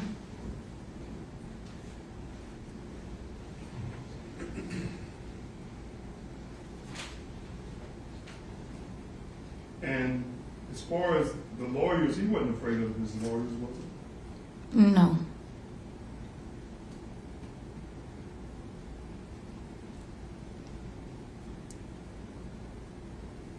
And on that day, you were supposed to meet him on October the 4th. How do you know it was October the 4th? Is that something else they just told you? No, because I was working Sunday. So I remember that when I was working on a Sunday, I was getting off at 2 in the morning and I was supposed to meet up with him. And you would have met up with him that following day during the afternoon, right? That's when I met up with him later on. But where he went or what he did before he met back up with you, you have no idea, do you? No. Did you know anything about Carmen? Who's that? Another one of his girlfriends. No. So you never went to that apartment? I would drop him off at some apartments. Mm-hmm. What were those apartments? I don't remember. I don't remember. No. Okay.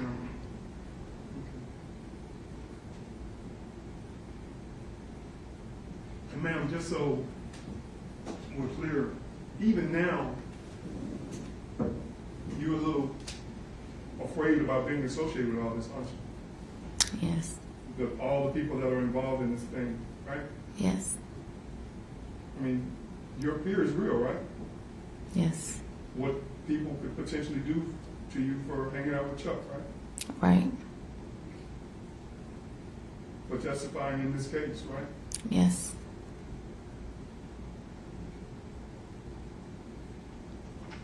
Whether that's his friends or Maricela's friends, you have concern for your safety, don't you? Right. I'll pass it with the steps. Thank you, Ms. Alvarez. Any redirect? No, Your Honor. May this witness be found excused? No objection, Your Honor. All right, thank you for being here today. You are free to leave and go about your business. Please watch your step.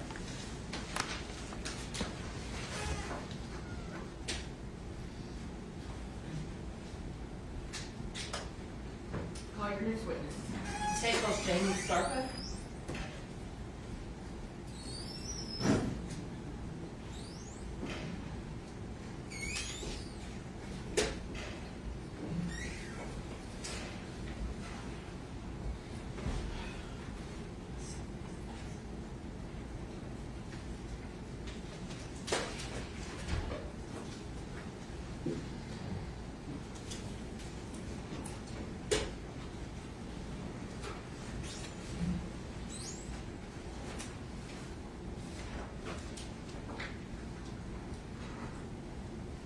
Please stop and raise your right hand. Do you solemnly swear or affirm that the testimony you're about to give will be the truth, the whole truth, and nothing but the truth, so help you God? I do. Thank you. May be seated. You may proceed. Thank you, Your Honor. Ma'am, can you state your name and spell your name for the court reporter, please?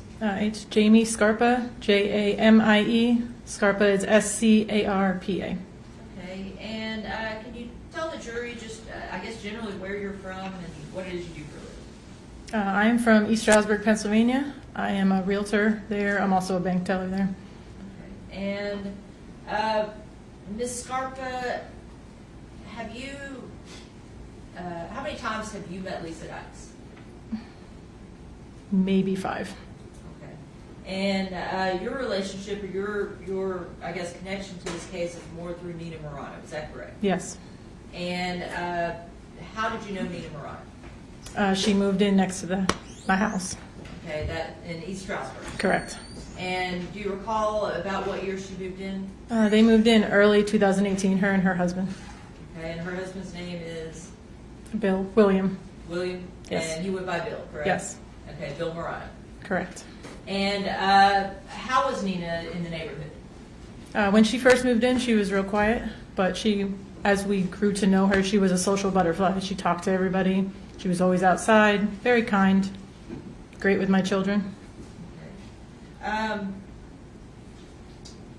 Did you have some time to, spend with her and Bill as a couple? As neighbors, yes. As neighbors, I Yeah. mean. Let me clarify that. So you, would have dinners together as, neighbors and do events and things like that. Yes, we've been to their house. They did fires with us, that sort of stuff.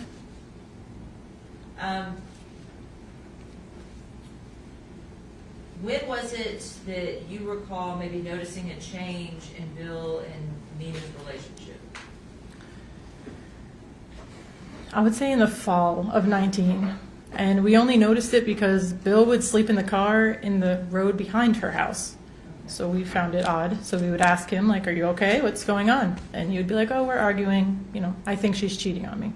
Okay. I thought they were just going through a rough patch, though. I didn't think anything they were going to break up. No. else. Did you ever talk to Nina about it? No. Okay. And you said that was in the fall of 2019, is that correct? Yes. And had you seen Lisa Dykes in Pennsylvania prior to that? No.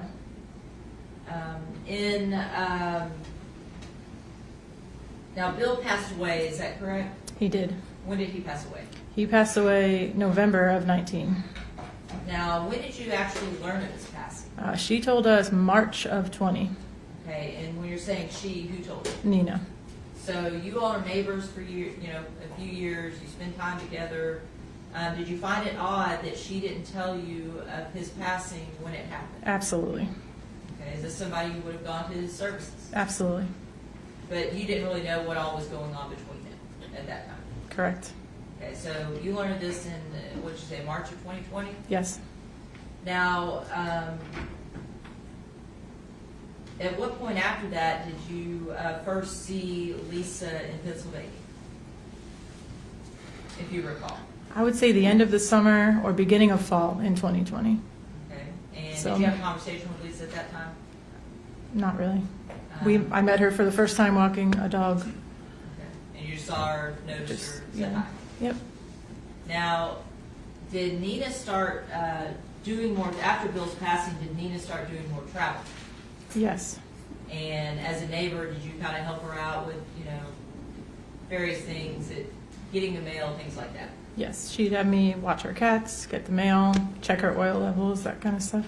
Okay, check her oil levels if you don't live up. Like north, heating might not oil, be heating oil.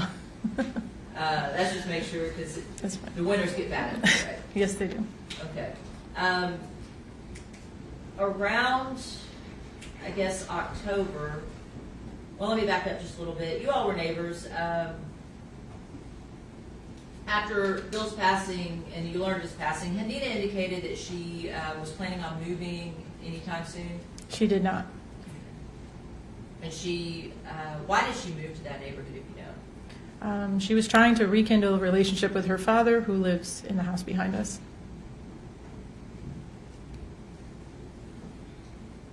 So I want to kind of fast forward to, you said that she started traveling quite a bit. In early October, in fact, October 2nd, did you get a text from Nina that just indicated she wasn't home? Yes, And she was traveling somewhere? correct. Did you know where she was? I did not. She was telling us that she was opening law firms in New York and Florida with a friend. So that's where we assumed she was. Okay, did she ever mention traveling to Texas? No. Now, at the first part of October, or I guess the second week of October, did you get a phone call from Nina? Well, let me back up just a little bit to start. But at some point, you provided, I guess, a timeline just to kind of help you remember everything that kind of happened from September of 2020 on. Is that correct? Kind of. The timeline was to prove whether she was in Pennsylvania or not for the detective when they asked. Okay. And you provided that to Detective Ramirez. Correct. Would that timeline kind of help you refresh your recollection? Probably. Your Honor, may I approach? You may.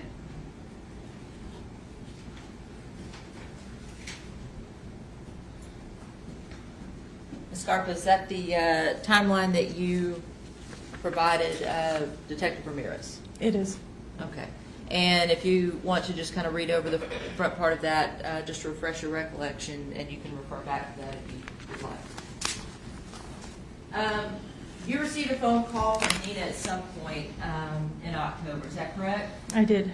And when in October did you receive that phone call? I mean, there's a few on here. Which one are you referring to? I'm sorry, That's the okay. one about selling your house. The selling your house one was closer to November. Okay. And what she need? What did she want? She just said that it had to be listed right away. It kind of seemed urgent. I told her that I would need keys and we'd have to take pictures. Like I couldn't just do it today, like she was wanting. I'd had to wait for her to come back. So that was closer to November, is that correct? Yes, it was. Okay. And I'm going to give you just a moment just to read through that timeline. We talked about this yesterday, is that correct? Yes, we did. And this is your timeline that you provided Detective Ramirez? Correct.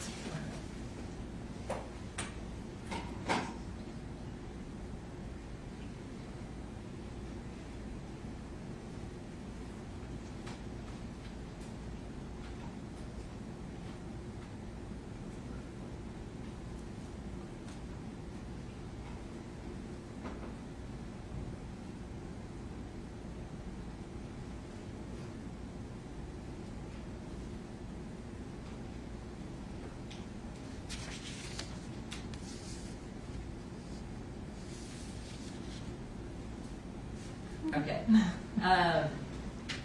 Are you nervous? Yes. Incredibly nervous? Yes. Okay. Have you ever had to testify before in a No. criminal court proceeding? Now, looking back and refreshing recollections, do you remember about what week it was that you received a phone call from Nina about listing the house? It says the week of October 12th on here.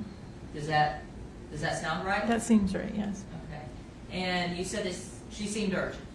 She did. Okay. On that day, do you know if she was in Pennsylvania or if she was somewhere else? She was out of town because I told her I would need keys in order to list the house. Okay. And she wasn't there to provide those at that time? Correct. And did she say why it was urgent or anything like that? No. Okay. What was the next recollection that you have as far as the conversation with Nina concerning the house? Not until she returned home. She returned home maybe the second week of November, and we listed the house then. Okay, second week of November, you listed the house? Yes. Okay, I want to talk more about that in just a minute. Did you receive any communication with her, I believe November 1st or 2nd? Yes, the first she called and said she needed me to do a favor, that she was having a car delivered, and then the second she had texted me, the car will be arriving shortly. When it comes, put a car cover on it. She had a car cover on the passenger seat of the car. And what car was it? It was a black Audi with tinted windows. Okay, had you ever seen her to drive a black Audi before? No. Do you recall what cars she generally drove? If you remember. I do not. She drove not nice cars. I'm sorry? She drove not nice cars for Not nice cars? a while, yeah, until Bill died. Until Bill passed? Yes. Okay. What did you guys do with that car? Parked it, put a car cover on it, and left it. Okay, and in fact, I mean, the car cover kept blowing off, kept going over there, putting it on. It did. We put it on 2 or 3 times that week. Okay. And these are all neighborly things that you would do for any of your neighbors. Yes. Now, so it was clear that she was not in town or not in Pennsylvania November 1st or 2nd. Correct. And what is the next event on the timeline that we discussed? When she came home, And when did she come home? November 11th. November 11th, and that is when she listed the house, is that correct? Correct. Now, was she alone, or was she with somebody? She was not when I went to the house, and Lisa was there. Okay, Lisa was there. Is that the first time you officially met Lisa? Yes. And describe, you've been in that house several times before, your dinners and things like that. Was the house in the same condition it was before? Or did it look the same decor-wise? No. So Okay, normally, tell the jury what the difference was, or what the house looked like when you went in November 11th. yes. So normally her house is bright and airy and open. All the windows and doors were covered with like black sheets. It was pitch black in the house when I walked in. And Lisa was there, is that correct? Correct. And what was your purpose of being here? Bring over the listing contract. And did you start a discussion with Nina about the listing contract? Yes, we went to the dining room table. We sat down. They put a tape recorder in the middle of the table, like a phone on record. I'm not sure why. Okay, and you said who put the phone down, if you remember? I don't remember. Okay. Was this typical behavior for Nina? No. Was she outgoing and friendly as like she used to be, or how was she acting? I mean, she was friendly, yeah. Okay. She was okay. When you talked about the housing contract or the listing contract, who was the primary person between Nina and Lisa that was doing the talking? Nina talked about a price. She said a set price that she wanted for the property. Okay. The rest of the questions I were going over was mostly Lisa. Okay. And Nina made it clear that she wanted $310,000 for it. Is that correct? Yeah, not a penny less. That house was her baby. Like, she didn't want to get rid of it. Okay. And all the rest of the questions were Lisa. Yes. Had you ever had anybody record a conversation like that before about a listing contract? No. Did you find that to be somewhat odd? Awkward. Awkward? Yes. Okay, was the meeting awkward? Other than being recorded, no. And at some point, you were having them, it's time for them to sign the listing documents. Is that correct? Yes. What happened after that? We toured the house, and there was a closet that's next to the foyer. Inside that large closet, it was like a life-size, I guess you'd call it a statue of a skeleton, and it was wearing like a robe, and it was holding something like this. There's like a mat on the floor in front of it. She made it like pretty clear buyers are not to go in there. Don't open that door. And what did they do in front of that? Kneeled. After they kneeled, were you standing there while they kneeled, right with them, or where were you? I was not in the closet. Okay. What did you think about that? I was ready to go. Yeah. Fine. Were you terrified? Scary. Did you ever know Nina to be into that sort of thing? Yes. She originally lost connection with her father due to religion, but I didn't know what the religion was. Okay, so you're just kind of surmising that maybe it was this. Yes. Okay, but you've never seen anything like this before? No. And you didn't know her and Bill to have these types of statues in their house before? No. When they finished kneeling, what did they do after that? Did they sign the contract? Yes. Yeah. Okay. Signed. And you listed the house? Yep. Took pictures a couple days later and listed the house. Okay. Initially, did you all get an offer on the house? Yeah, we got a lower offer a couple weeks later. I think it was $285, if I remember correctly. Okay. And did you talk to Nina about that offer? Yes, she originally said no. She wasn't going to take it. I got off the phone. I called the buyer's agent. I'm like, we're not accepting your offer. Okay. And did you get subsequent communication? Yes, same day, Nina called back, and after speaking with Lisa, we would like to take it. We just want to get rid of it. Did you know where Nina was at that time? I did not. She was not in Pennsylvania.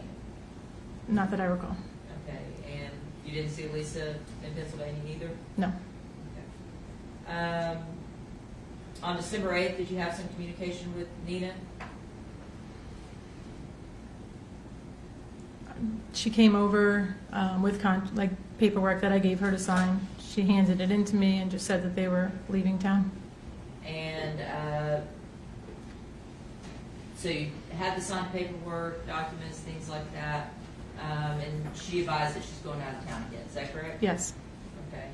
At some point, in December, did you receive I guess, a photograph from a buyer's agent about some concerning things in the home? yes, we did. A buyer's agent had said that a buyer was concerned about something that they seen, and they sent me a photo. It was like a smaller, what I would call Grim Reaper statue, and it was on like a small side table with candles and like little cups of alcohol or money in the cups.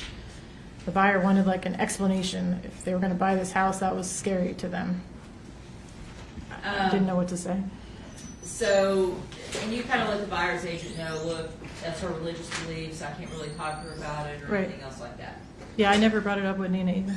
Okay. And at some point, you did your own personal research on what that statue was. Is I that did, right? yes. And what did that statue in your research represent? The Santa Marta statue was Angel of Death that they had up. That particular person, did they make an offer on that house? Or They did anything not, like that? no. Okay. At that time, was Nina in Pennsylvania next door, or was she elsewhere? She was elsewhere at that time. Okay. Did you know where she was? No. On December 16th, did you get a phone call from her that she was going to be out of town? Yeah, that was for the holidays. That one they did say they were going to Texas to see Lisa's family for the holidays. Okay. And again, asked you to watch the house, bring in the mail, check the oil levels. Correct. All those things. At some point, did the mail that you were bringing in, did I guess the address or the name on the address change? It did. And what did it change to? It was Nina Beltran was what we were starting to get mail as. And did you text Nina concerning that, about getting a package?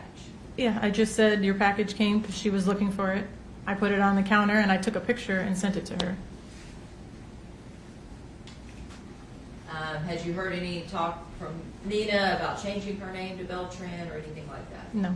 Was it just a little surprising to you that this name change had Yeah, occurred? odd. Did you ever meet Charles Beltran? No. Okay, never saw him in the house? No.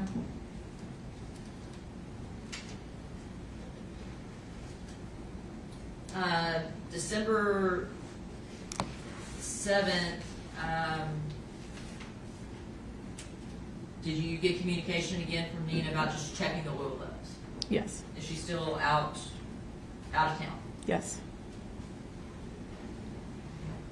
At some point, did you all get an offer on the house and get a contract on the house? We did. Okay, and was that first contract, the 285? Yes. Is that the contract that ultimately went through? We did have others, but yes, that's the one that went through.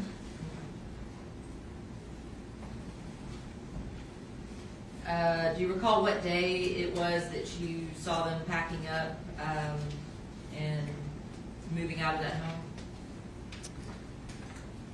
It was like early January. And did you speak with Nina when they moved out? I did not. Did you ever, I guess on January 14th, is that the day that you saw the moving trucks? Yes. And did you receive a phone call from her that evening to just kind of say her final goodbyes? Yes, I did. I was not home when she came to the door, and she was like, "Thank you for being such a great neighbor. Thank you for helping me through the transaction. You've been a good friend. I'll never see you again," is pretty much what she said. Okay.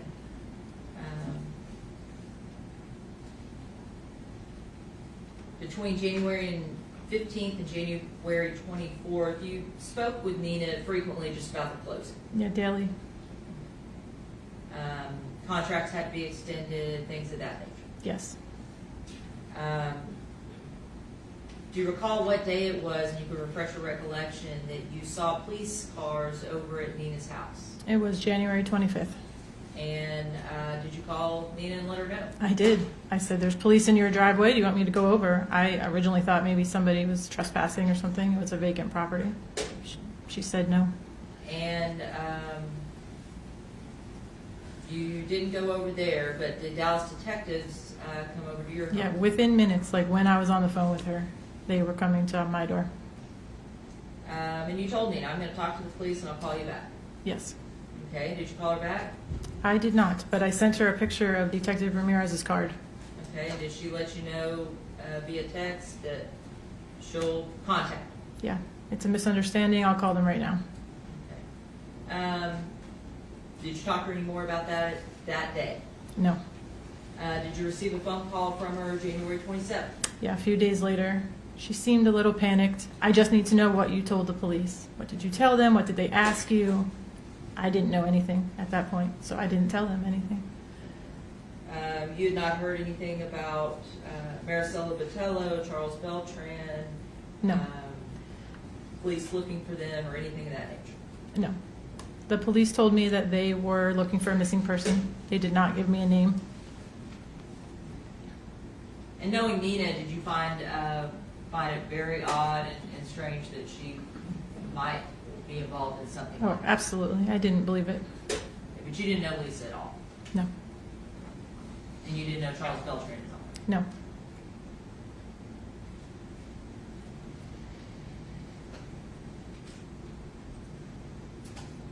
At some point, I believe you got a phone call from the buyer's agent that the mortgage denied and the sale was going to be extended again. Extended again.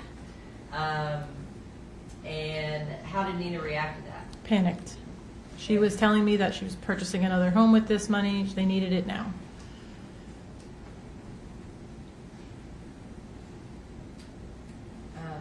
At some point, the contract did go through, and every state, the real estate transactions are a little bit different, but they had to execute a deed. Is that correct? Correct. And I say they, Nina was the only person that was on the deed of the home. Is that correct? Yes. Okay, Nina. Well, it was Nina and Bill, but Bill had passed. Okay, Nina and Bill, and so Nina had to execute a deed for you to, I guess, get the sale to go through. Is that correct? Yes. And what day did that deed go forward or go through? We had a closed in March, but she had signed in February, and I had set up something for her to come in and sign, but she refused to attend. She wanted to use a notary of her choice. Okay. And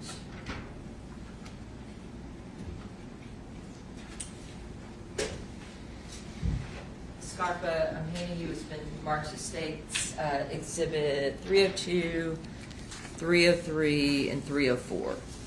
Do you recognize that photograph? Yes. And that is your words at the bottom, a text message to Nina. Is that correct? Correct. Okay.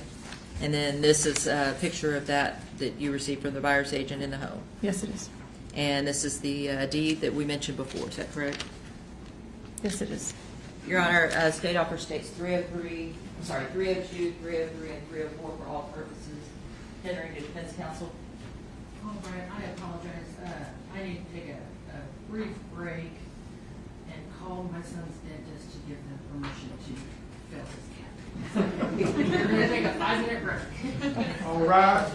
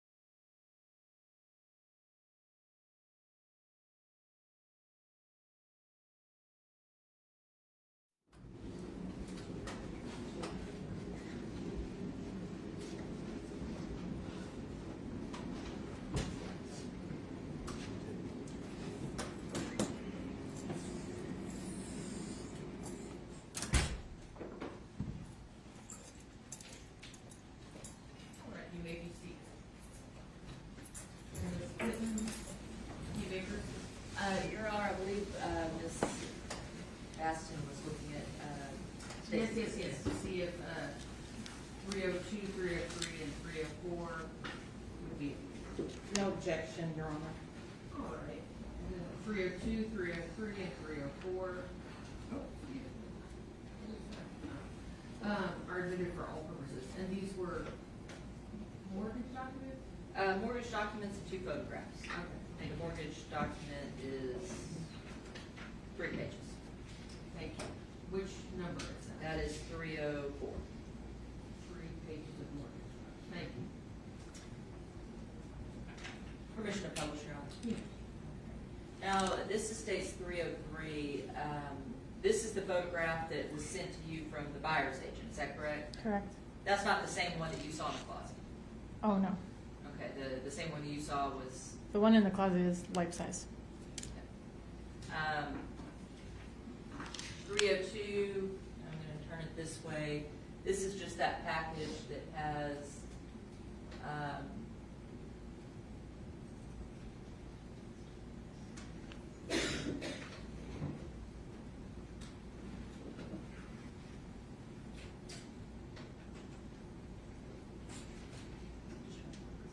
this has the, and for some reason the document's not refocusing, but it has the name addressed to now Nina Beltran, is that correct? Correct. Okay, and that was dated, I think this text was December 31st, 2020? Yes. And then states 304. This is the document, the deed that you had sent her to execute. And you mentioned before that you had asked her to come in the office, is that correct? Yes. Okay, that is a common practice, right? Yes, buyer and seller close together. And on this particular occasion, she wasn't there. Correct. Did she tell you where she was? No. Okay. At some point, she had to get it notarized, is that right? Yes.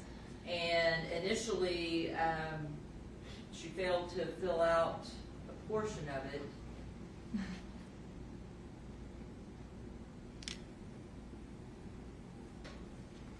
This top portion, is that correct? Yes, the state and location. And did you eventually have to send that back to her to have her fill that out? The title company sent it back to the notary. Yes. Okay, and the notary filled that out, and that's the notary down there, state of Florida. Correct. Okay, is that the first that you learned that she had gone back to the state of Florida? Yes. Okay. She had mentioned before that she was possibly opening some law firms in New York and Florida. Correct.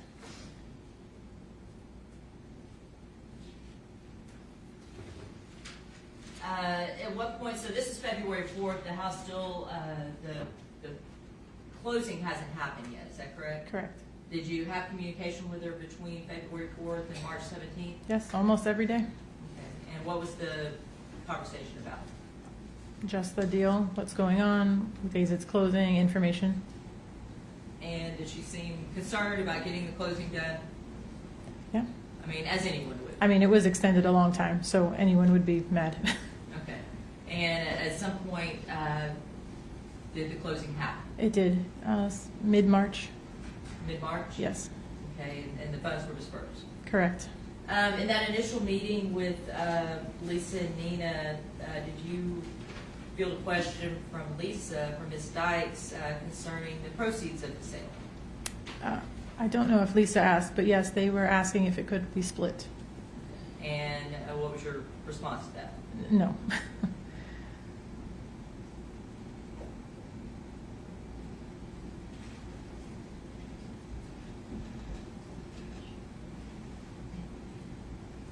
Based on kind of that interaction between you all at the initial contract signing, did you have an opinion or did you have a determination about kind of who was in charge or who was kind of running that show?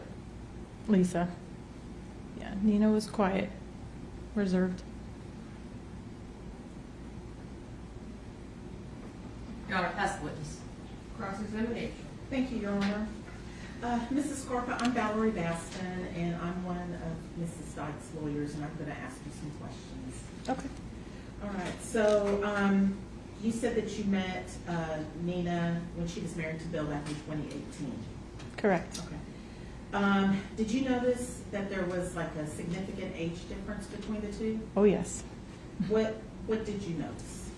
I didn't know how old she was, 40, 50, I assumed, but he was like 80. Okay, so about a 35 to 40 year age difference. Yes. And did you know how long they had been married? No. Okay. So you didn't know anything about the background of how they met or anything like that? I did not. She just said, I'm coming back to the neighborhood. This is where I grew up, and my father lives here. Okay. Her father and her mother? Yes, but I've never met her mother. Okay.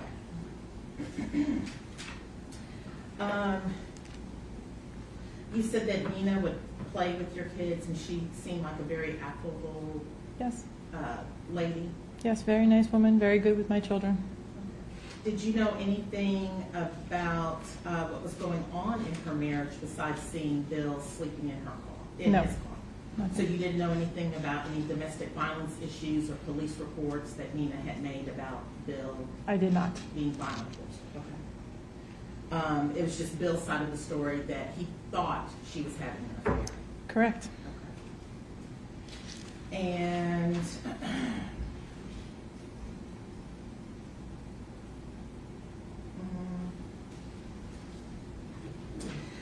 let me ask you, what was the housing market like in that part of Pennsylvania during this time? Was it a hot market? Or? It was not. It was fairly slow. We were selling in about 3 months. Okay. So for it to take this long, it really wasn't a surprise to you being in the business that it would take a long time. Correct. And did you know that Nina had been doing repairs on that house? Yes, I did. Okay. And they were significant repairs, correct? Oh, yeah, she did a roof and a very large deck in the back. Okay. Trying to help get it sold. Yeah.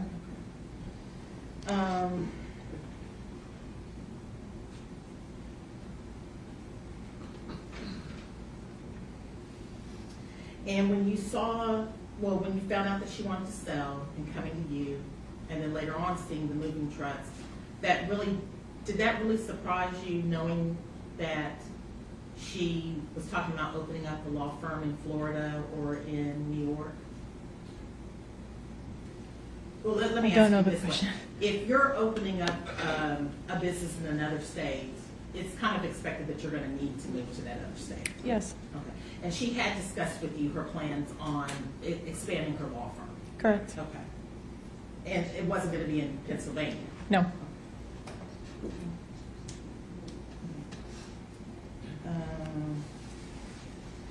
So you were saying with the closing that normally you have both the buyer and seller there, but there have been times that the buyer, or excuse me, the seller for whatever reason can't make it. Yes. And she did try to follow through by executing the deed. Yes or no? Correct. Okay. And it wasn't her that forgot to fill out that part. It appears that it was the notary that she used in Florida that forgot to put in state of blank, county of blank. I do not know. Are you a notary in Pennsylvania? I am not. Okay. But normally, have you ever had any notary work done? We normally close with the title company. Okay.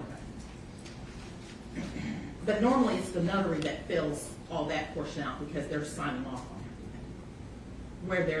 Where they're executing this document and then acknowledging that this person signed in front of them. I assume. Okay.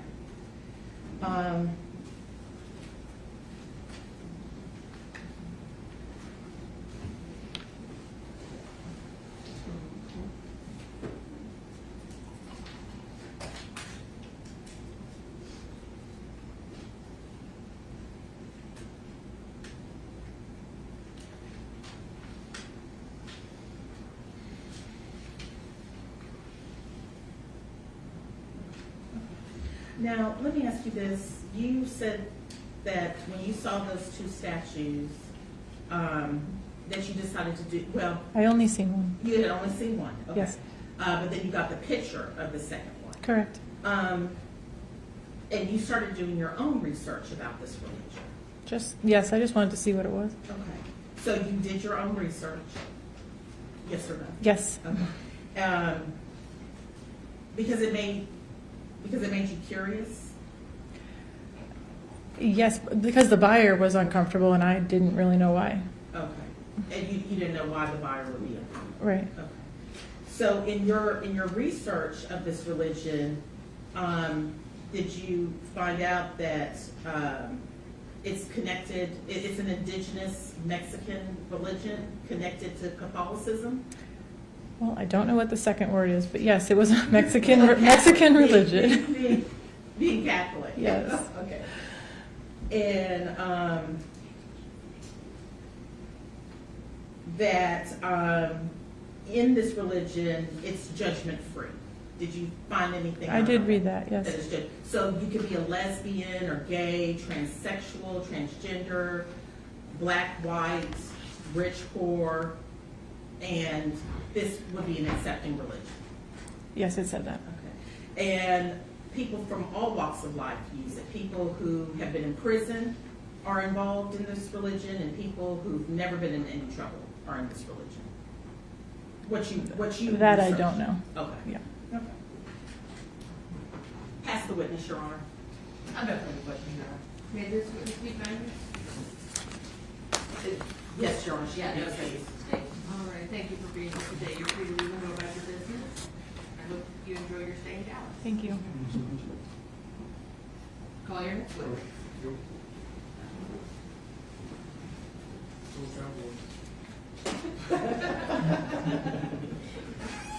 Your Honor, this time the state would call Agent Raul Perez. Yeah,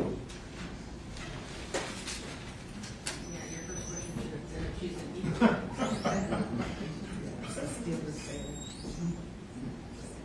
Oh, I guess it's a steal. That's it. Good afternoon.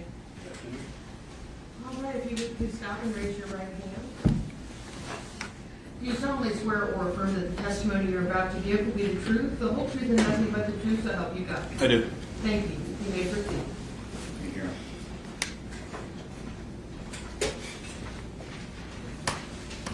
Good afternoon. Good afternoon. Could you state and swear your name for the record, sir? Raul Perez, P-E-R-E-Z. And how are you currently employed? I'm employed as a special agent for the Florida Department of Law Enforcement. And what is the Florida Department of Law Enforcement? It's a state investigative agency out of Florida, much like your Texas DPS. And we have 7 regions. I'm assigned to the region South Florida, which encompasses Miami, Dade County, Broward, Palm Beach, and Monroe County, the Keys. And how long you been with, it's FDLE, is that the Yes. initials? How long you been with FDLE? 27 years? 27 years. And any experience in law enforcement prior to that? Yes. What else have you done? I was retired from a city in Miami called North Miami Beach. I did 20 years with them. So all said, 47 years of law Coming up enforcement. on 47. All right. And what's kind of your role there at FDLE as a special agent? I'm currently assigned to a guns, gangs, and drug task force. It's a government-funded task force that we specialize in violent crimes. I've been on that squad for about 5 years. And in 2021, the first half of 2021, were you in that same role or something different? Same role. Same role. Does your role, or does your office, do they assist in assisting out of county, out of state agencies if they're apprehending a suspect in your state? Yes. Okay. So how does that work? If, in this case in particular, right, we've got Dallas Police Department reached out to Florida in some capacity? What I believe happened is normal channels would be the agency that's requesting assistance goes to Tallahassee, which they have what they call a fusion center, and the fusion center feeds it out to whatever region would deal with that situation. In this case, I believe went to Tallahassee, went to Miami. We have what they call a duty agent that's on 24 hours a day for 7 days on rotation. He got the call and he notified us. And was that Detective Christine Ramirez reaching out from Dallas Police Department? That's correct. You eventually spoke with her as well? Yes. Okay. Based on that call, what was the FDLE's involvement to be? or whenever Dallas is reaching out to FDLE, what's your involvement going to be with that? Well, at that point, I initially got the response. I started coordinating the efforts between the Texas and ourselves and trying to confirm everything, the information that they gave us. And I ran it through our analytical people. We have 2 analysts assigned to our squad. Stop us there. What was Dallas looking for? 2 individuals that had open warrants. And their warrants were for murder? Yes, they were. Okay, so they had active warrants for murder, and they tell you they've got these 2 individuals. Do you know who those 2 individuals were? Yes.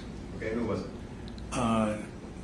Nina, she went by a couple of last names, and Lisa. Okay, and we're talking March of 2021, is that right? That's, I believe so. I believe, does March 22nd, 2021 sound about right when you guys would have gotten that initial call? Yes. And so you're told about these two women that have arrest warrants for murder from Dallas Police Department, and they're wanting your help to contact them and potentially arrest in Salem. Correct. Okay. And you said that there's Tallahassee kind of spreads it out, finds out who's going to do what, essentially. Am I getting that right? That's correct. Okay. And then you get involved. I guess there's information that they may be in the Miami-Dade area. Correct. Okay. So walk me through whenever that kind of gets on your desk. How does that work? We gave the information to our analysts, and they have various databases that they can run certain information, and we end up getting a couple addresses. So at that point, actually, there was a couple addresses in Florida. So I believe our Orlando region checked some residences up in central part of Florida. And then there was a couple addresses that we had in South Florida. And you guys begin to start checking out those South Florida addresses. Correct. Okay. Was a plan, or I guess, did you guys discover or confirm one of those addresses? Yes. Okay. And what was the plan then once one of those addresses was confirmed as being the address of Nina and Lisa? Set up surveillance. Okay. And who went out to survey that? Initially, it was Joe Crystal. Agent Crystal then went out there and began surveillance. Did he eventually make an arrest? Yes. That wasn't the initial plan, was it? No. Okay. But he's here to testify as well, is that right? That's correct. So we can get into kind of his reasoning, but he had a reason as to why he kind of skips out of the plan and makes the arrest of, was it Nina Morano? Yes. So he makes the arrest of Nina Morano there at the apartment complex, is that right? That's correct. Local law enforcement, Miami-Dade would also have been coordinating in with you guys, That's correct. and then you eventually respond out to that arrest location. That's correct. Was Lisa Dykes there? We never saw her. Did your investigation lead you to believe that she was there prior? Yes. Okay. And in fact, was there a surveillance video at the, this was an apartment complex? Yes, there was. Was there a surveillance video at that apartment complex? Yes, there was. After the arrest of Nina, did you all view that video? Yes. And what did you see on it? That Lisa was leaving the location. And Nina, ultimately, did you get consent to go in and check the apartment? That's correct. Now, when you guys go in and check that Miami apartment, were you doing a full search or just check in to make sure everything's safe? Check for Lisa. That's it. Just looking for Lisa? And, Wasn't there, and we cleared. so you're not taking inventory of the house, you're not doing any of that kind of stuff? Absolutely not. You're just checking to make sure that the defendant or the suspect you're looking for is not there and there's no other danger in the home? That is correct, and she had an open murder warrant at the time. So house goes in, it's cleared empty in that apartment? Correct. And then that would have been, do you remember what day Nina was arrested? I don't. I could check my reports, and If I were to show you your report, would that help refresh your memory of the day she was arrested? absolutely. Commissioner Prochar? You may.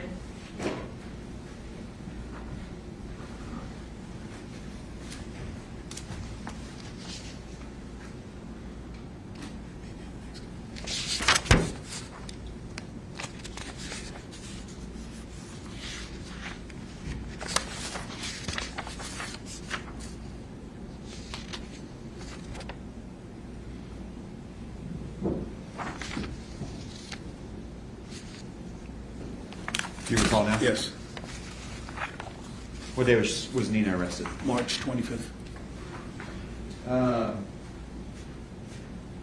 And you said Lisa seen exiting the area of the apartment on those apartment surveillance videos that day? Yes. Correct. Was Lisa ever apprehended in Miami? No. Okay. Was she ever arrested in Florida? Yes. Okay. Was FDLE assisting in locating and getting her arrested as well? Yes. Where was she ultimately arrested? In the Orlando area. Okay. How did FDLE help find her in Orlando? We wrote the tracker warrant and then tracked her phone. Okay. And then our units, or what we call ESST, in conjunction with Orange County Sheriff's Office, established where she was, located her, and followed her and arrested her. And it's Orange County Sheriff's Office that actually made the arrest? That is correct. But you guys are all working in tandem with one another and with the Dallas Police Department? Correct. And then that's essentially the end of your involvement in this, is kind of that overarching, helping coordinate some of those moving parts. And once they're arrested, obviously, you're done with your portion of this case. That's correct. How far of a drive is it from Miami up to Orlando? 3.5 hours. That's what it is. Cross-examination. As far as when Lisa, I guess, left Miami, you don't know why she left Miami, do you? I do not know. You know she has family in Orlando? I Just know. if you know. Excuse me? Just if you know. I know now. Okay. Let me kind of go back. Y'all keep saying that Detective Ramirez had obtained an arrest warrant for Lisa and Ms. Dykes for murder. She had an arrest warrant for capital murder, didn't she? I don't recall. I don't know. Yeah.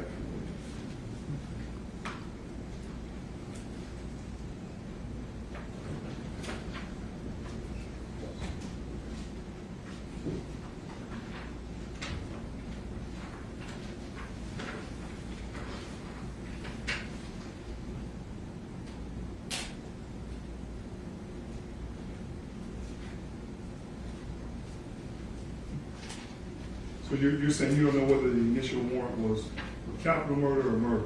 I don't recall. It would be on the arrest form.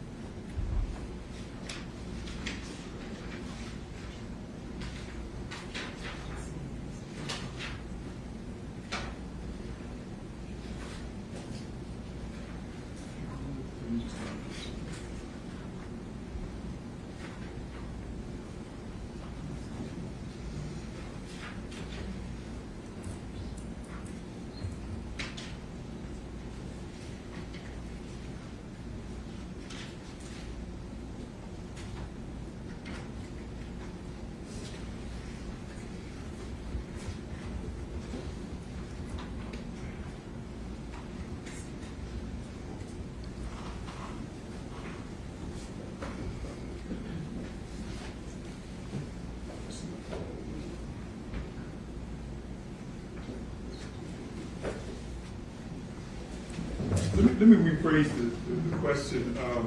Regardless of what type of warrant, whether it was a capital murder or murder, this is the warrant that you guys receive information from Dallas or Detective Ramirez that they're looking for Lisa Dykes and Nina Morano in the Florida area. Prior to that, we confirmed the warrants. Okay, when you confirm the warrants, can I approach Judge? You may. Let me get this mark.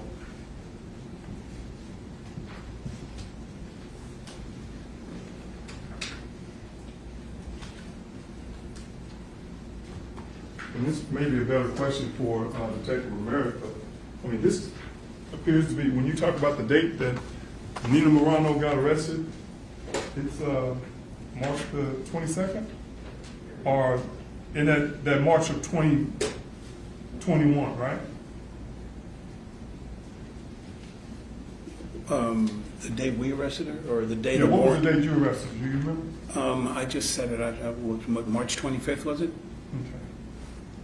All right, but does that appear to be a warrant for Nina Morano for the offense of capital murder? I'm not familiar with the Texas, if you give me a minute. I'll just look at it if you want. I mean, That's not even the complete warrant, don't worry about it. Okay. I'll ask another witness. Thank you. But when you talk about warrants, again, you guys are acting, y'all not just going to pick them up, right? Because they don't have warrants out of Florida, right? it's an extraditable warrant. I know, but I'm saying they don't have any warrant out of Florida. Right? No, They get picked up for something that happened in Texas, right? that's correct. And even when you are, I think you told the members of the jury, when y'all went in that house to execute the warrant, y'all not searching, right? No, Because you don't have a search warrant, right? we do not have a search warrant. We were looking, she gave us permission, verbal consent to go in and look for the body. That's all we went in for. But if you wanted to search, you would have went to the judge and got a search warrant, correct? You wouldn't just went in the house without her consent, right? Absolutely not. And it's the same thing, you wouldn't just arrest these ladies without a proper warrant, would you? That's correct. Arrest warrant. We have to have confirmed that it was a valid warrant, and we did. Okay.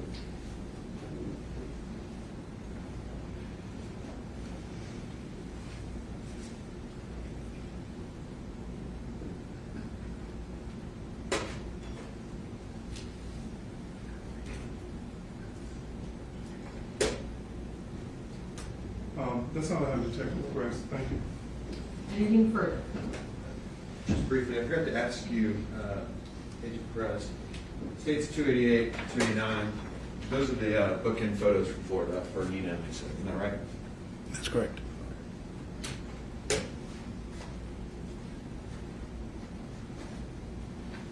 Nothing further. Anything further from the defense? No, nothing further, Judge. May this witness be finally excused. No, Thank thank you. you.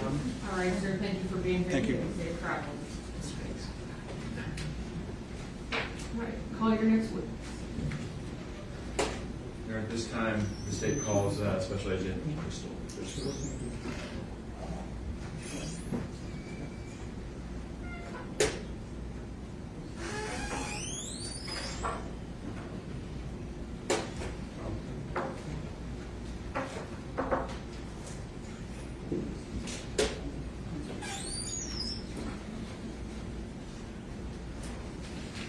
Sir, if you would, please stop and raise your right hand. Do you solemnly swear or affirm that the testimony you're about to give will be the truth, the whole truth, and nothing but the truth, so help you God? Yes, ma'am, I do. Thank you. May be seated. Thank you. You may proceed. Good afternoon. Good afternoon, sir. Could you state and spell your name for the record, sir? Yes, sir. Joseph Crystal, Joseph, last name Crystal. And how are you currently employed, sir? Currently, sir, I work at the Department of Homeland Security for Immigration and Customs. How long have you been there? That's ICE? Yes, sir. Okay. How long have you been with ICE? Got hired with ICE in January of 2022. 2022, okay. And what did you say you do there now? I'm a deportation officer. And prior to that, where did you work? Previously, before my employment, I worked with the Florida Department of Law Enforcement for approximately 7 years. And 6 years before that, I was a detective in the Baltimore City Police Department. So how many years in law enforcement? Wasn't expecting math. I'd say about 15 and 6 years in the military. And how long in the military? 6 years, sir. Okay, what branch? The United States Coast Guard. And kind of coming back then to your time at FDLE, Florida Department of Law Enforcement, where were you stationed with the Florida Department of Law Enforcement? Originally, when I got hired, I did the Governor's Protection Detail for his second term, and then I transferred to the Miami office, where I worked as an agent on the major crime squad, and I was also detailed to the DEA as a task force officer. And then your involvement in this case from March of 2021, it sounds like you were tasked with doing surveillance. Yes, sir. Okay. So what was your task as it related to this case? My supervisor had asked if I could assist Agent Perez in trying to locate two homicide suspects that had open warrants for homicide in the Miami area. The day before, I believe it was a Wednesday, I was given two addresses by one of our criminal analysts that were possible addresses for where they believed the two suspects might be. So I researched. Break that up a little bit. So you get the addresses from your analysts, and then you're going to do your own research from that. Yes, sir. Okay. And you said two addresses. Yes, sir. Okay. Walk us through what you're looking at with those addresses. I looked at both addresses. I usually check them on like Google Maps, and what I noticed was in one of the addresses, it was just an address to an apartment building with no apartment. And based off my time as a narcotics detective when I was in Baltimore and in Miami, and also when I've done warrant apprehension in the past, something I learned was that sometimes criminals or people with warrants would list the address to the apartment, but not the individual unit number, because it was harder for law enforcement to figure which unit was theirs, but the mail person would just be able to match the name to the box. So my first thought was, this is the best one to look at, so I went there. And you go there, and did you do an investigation? What day? Do you remember what day you would have been going there? It was Wednesday, and then the next day was Thursday that I did the surveillance. Okay, so it's the day before the arrest. Yes. Okay. So then about March 24th, does that sound correct? Yes, sir. Okay. You go out to do surveillance on your own. Is that right? The first day, yes, sir. Okay. Let me give us some context real quick, too.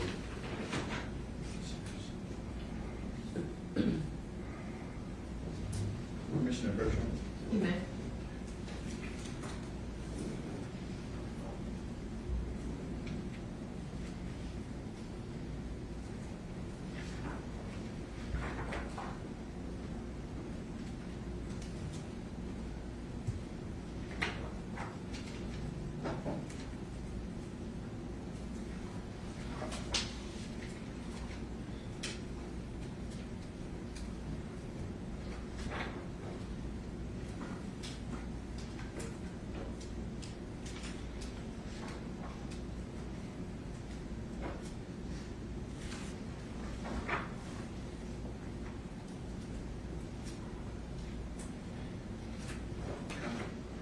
Here, states 305 through 312.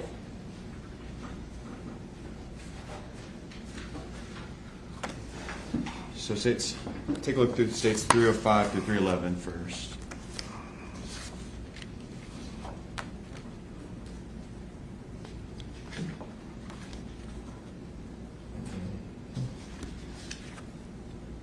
Okay.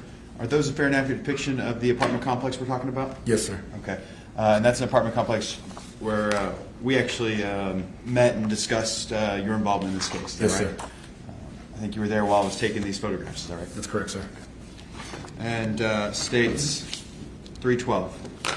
Yes, sir. Is that a fair and accurate depiction of the apartment complex that we're talking about? Yes, sir. All right. This time I'll offer states 305 through 312. Alternative administrative objection.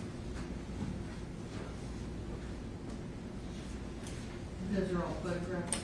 Photographs, and then a screenshot. 312 is a Google Earth screenshot. Thank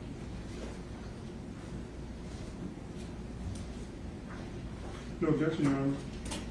All right, State's Exhibits 305 through 312 are admitted for all purposes. Thank you. And Commissioner Publisher? You may. So let's kind of start us here on states 312. This is the area that we're talking about, the park at Kendall, is that right? That's correct, sir. And where at on this layout here are we talking about for the apartment in question? All right. If you recall.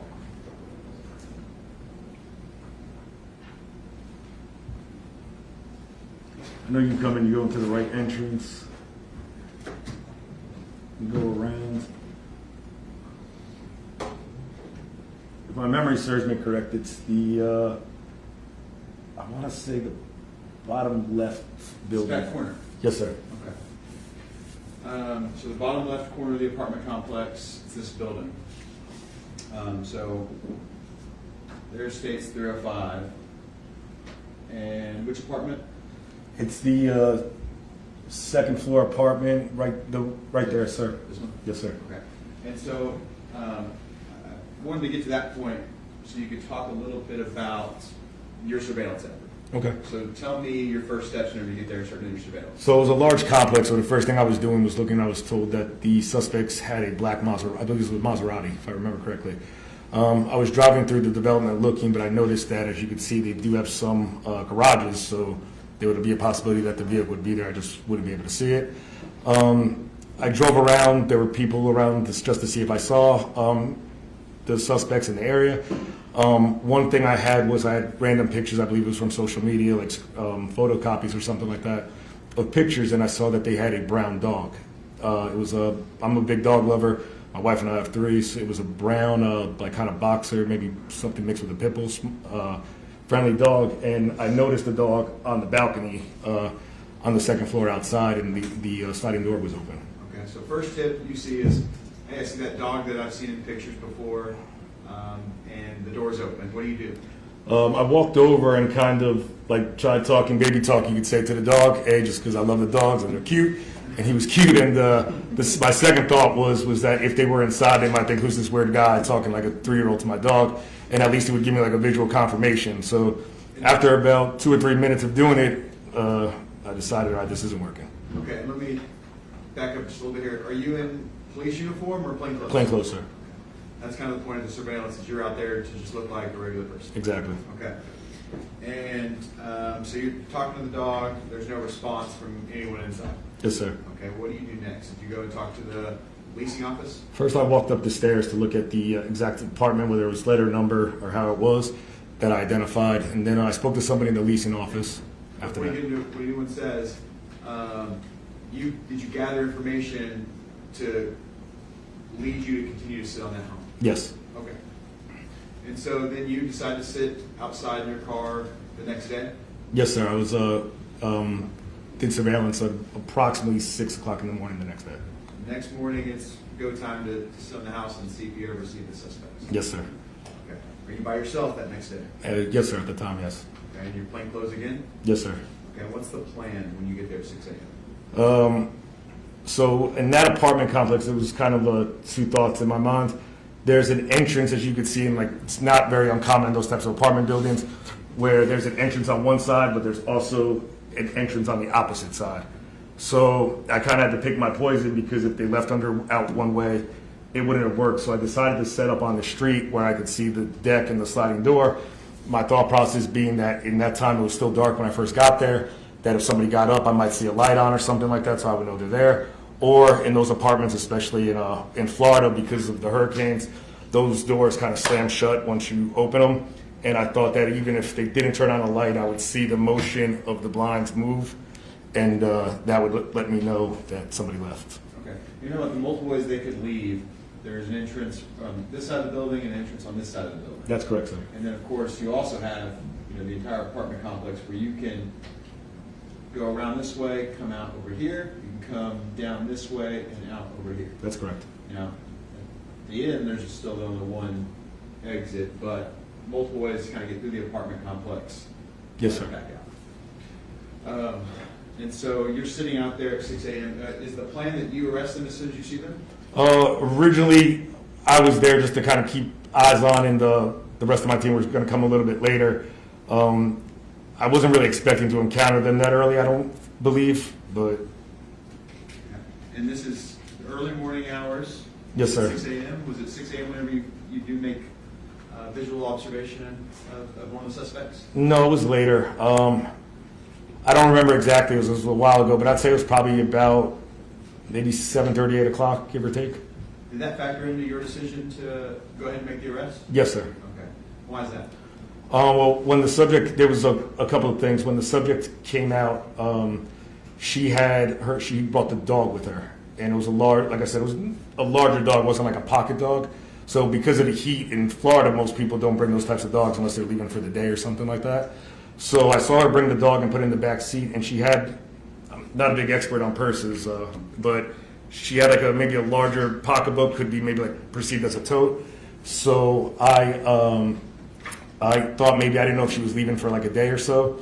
So that factored into it. And then because of it being rush hour traffic, I didn't want to take the chance of attempting to follow her and then losing her like in rush hour traffic. So I thought it would be better to arrest the subject at that time than take the opportunity of possibly losing both subjects. And where were you parked? If you can kind of see and scroll over to the left, right where you're pointing, that's where I parked my vehicle that day.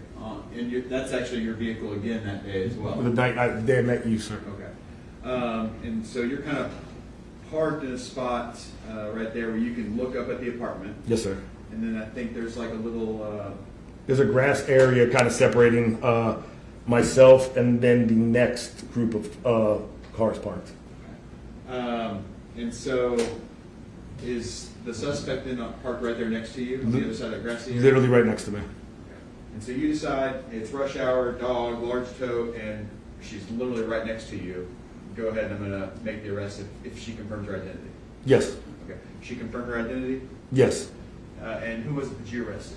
Nina, I believe at the time she was using the last name Beltran, if I'm not mistaken. So Nina Beltran's the name she was using at that time?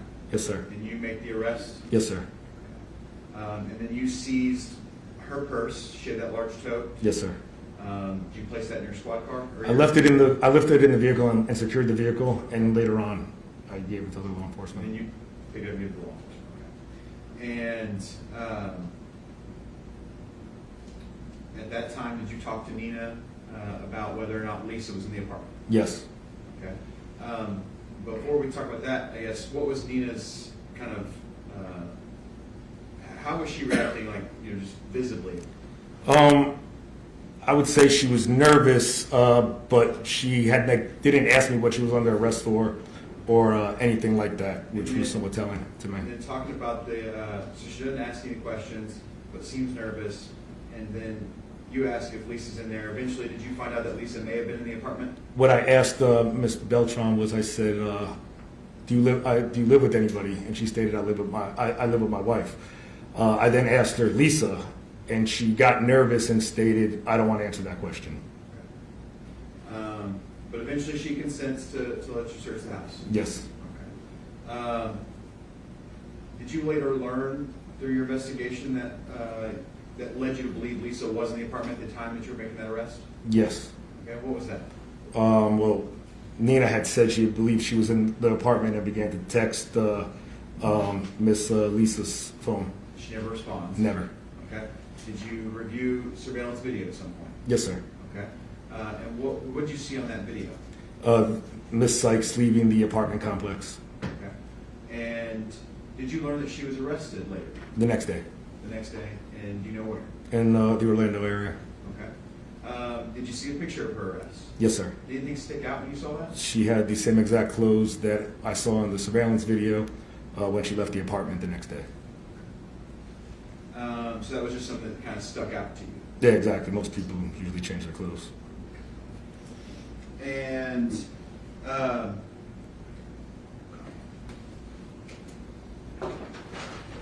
then that tote that you grabbed had a few phones in it? Yes, right? sir. Okay. And those were all seized as part of the arrest? That's correct. Okay. And you said you're the first one to kind of grab it and pass it on, and then it goes into evidence? Yes, sir. And then today you met with Detective Ortiz, who brought the property from the property room, is that right? That's correct, sir.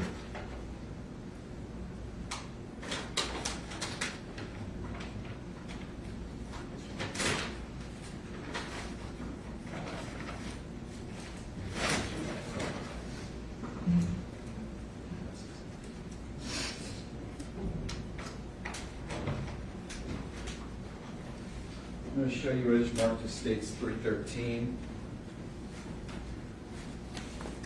And States 313. It's got a property tag on it. And it was sealed earlier, but I just cut it open. Is that right? Yes, sir. And then inside the States 313, does that have the Florida Department of Law Enforcement on each of these? Yes, sir.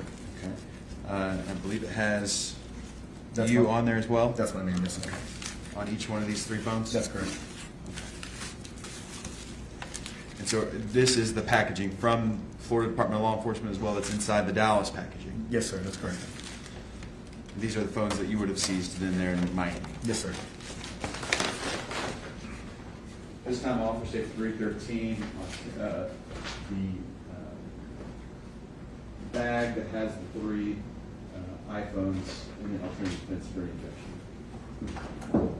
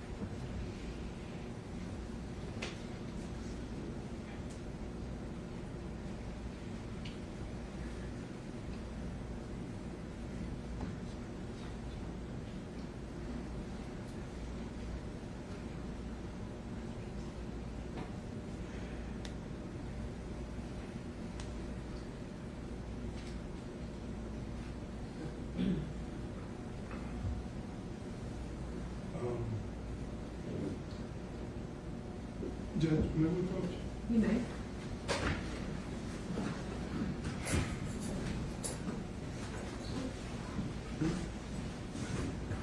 I know, but I'm just trying to.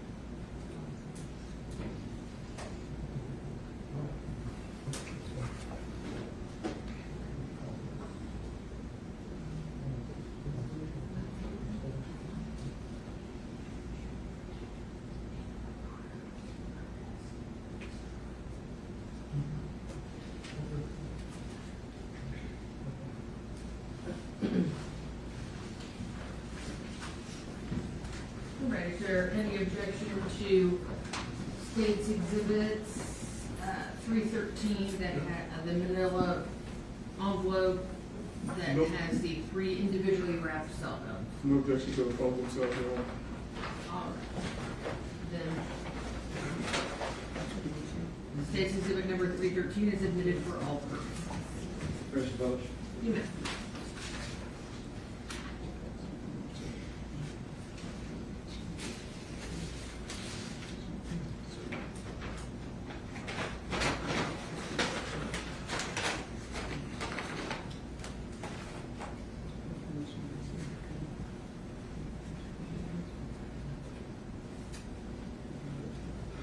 Nothing further, Your Honor. I'll pass the witness.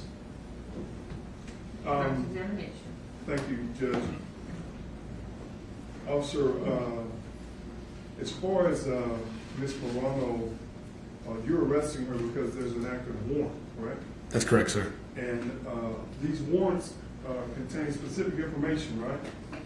That Uh, justify a person being arrested, right? Somewhat, yes, sir. Some, I mean, I mean, I guess specific is so much subjective. Let me rephrase the question. How do you get an arrest warrant for someone? You fill out either a probable cause statement. Usually it's reviewed by your superiors, your agency's legal, state attorney or U.S. attorney's office, and then it's usually brought to a judge or a court commissioner. And that information that you submit in that arrest warrant, you pretty much swear to it, don't you? Yes, that's correct. That is true and correct. Yes, that's correct.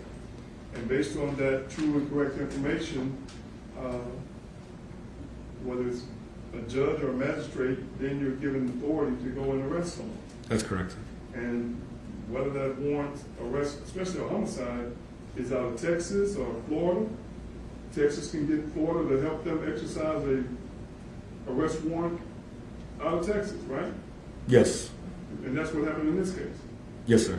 Because you're anticipating and expecting that all the information in that warrant is true and correct, right? Well, I don't review the actual what's the probable cause of it. Usually when an officer is giving it, you're given maybe a warrant number or something like that, that you verify that it is actually an active warrant, make sure there's no issues. But I don't I've never seen or never do I see the probable cause that goes into the arrest warrant, if that's what you're asking, sir. Right, but you're trusting that whatever officer obtained that warrant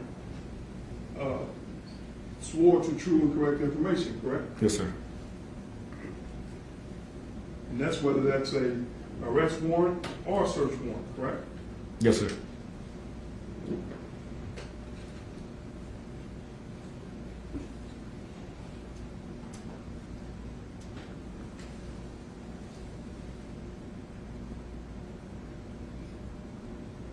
Oh, and as far as you said that Ms. Morano didn't answer your questions, did you know she was an attorney? She didn't say she was an attorney. She had told me she was a paralegal, sir. Okay, but regardless, attorney, paralegal, they might know that they have the right not to answer your questions, correct? Yes, that's not what she had said, though. I'm just saying, when you agree that most attorneys know that they don't have to answer your questions. If you Because have an arrest warrant, right? I guess so, sir.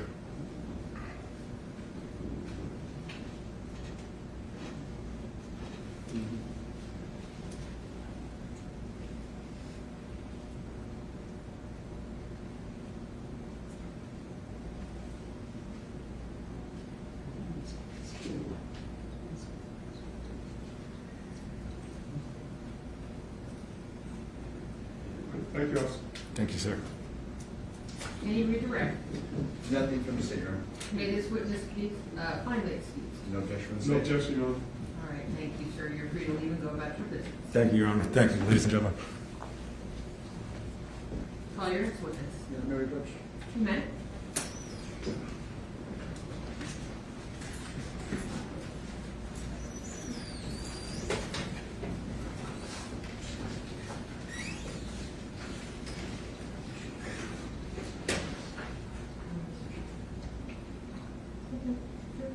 All right, we're going to take a 5-minute break.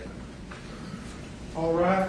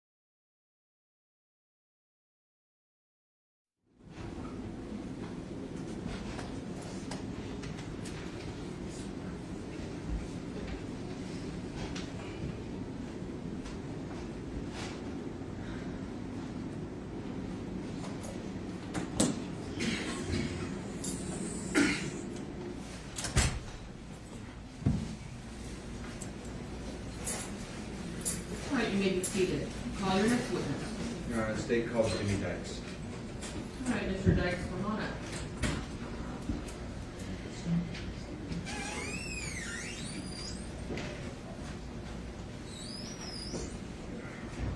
All right, sir, if you would please stop and raise your right hand. Do you solemnly swear or affirm that the testimony you're about to give will be the truth, the whole truth, and nothing but the truth to help you God? Yes, I You do. may be seated, sir. Please watch your step. Oh. You may proceed. Thank you, Your Honor. Good afternoon. Hello. Could you state and spell your name for the record? My name is Jimmy Dykes. Jimmydykes. Yes, sir. And where are you from? Somerset, Kentucky, originally. Originally? How long did you live in Kentucky? Ooh, most of my life. I don't remember exactly when I moved out, but I stayed there until after I graduated. Well, I didn't really graduate, but I went to college 3 years after that. I moved out and went to Florida. Okay. Whereabouts in Florida did you live? I've lived all over Florida. Back then, I think we moved down to New Smyrna first, and then wandered around. Went up to Daytona for a while. I've been around. Where are you living now? And Davenport, Florida. Okay. Where's that at in Florida? It's south of Orlando a little bit, not too far, by Champions Gate, which you don't know where that is either, but that's where it is. South of Orlando. South of Orlando, not too far. Okay. You work up in Orlando, is that right? Yes. It's right there between Davenport and Orlando, right? It's not too far. Okay. You work at Disney? Yep, sure do. How long you work for Disney? Oh, I first started at Disney a long time ago, like 2004. I took a short break in the middle, though. You know. Okay. And we'll get into that a little bit. You're having to miss some work right now to be down here, is that right? I'm afraid so. I got like $100 to my name. Okay, well, we'll try and get you out of here and get back to Florida quick, okay? Let's talk a little bit about Lisa here in the courtroom. That's your sister, is that right? Yep. She older or younger than you? She's older than me, like 10 years older. Okay. And have you and Lisa lived together before? Oh, off and on, like families do. Like she always made.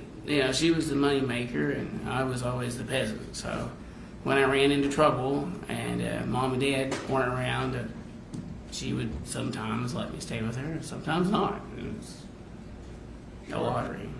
Sure. So there have been times where you needed some help or a place to live, and Lisa was the stable one who. Yeah, she always was lucky with money. Okay. I guess at some point you moved to Texas. Oh yeah, And you lived with Lisa then? I can tell you about that. Okay. So I was living in Davenport, I think, Davenport, and I was living with my mom who had cancer. I was taking care of her. She was real sick, and after she died, I was kind of lost there. I didn't have no direction in life. I didn't know what to do, so I didn't have any money either. So after she died, she offered to let me live with them. So Lisa said, "Hey, you can come stay with me." yeah. Okay. So I went out there. Where'd you come in Texas to live with Lisa? She was out in Wilmer at the time, in a little house out there.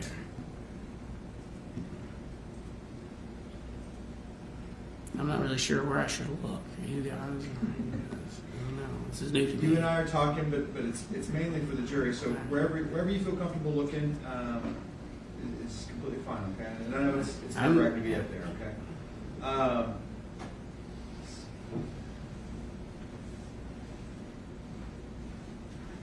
And you said you lived with her in Wilmer, Texas. Is that right? Yeah, that's where she was at when I went out there. Do you recall that address? I might if you showed it to me, but I don't know it off the top of my head.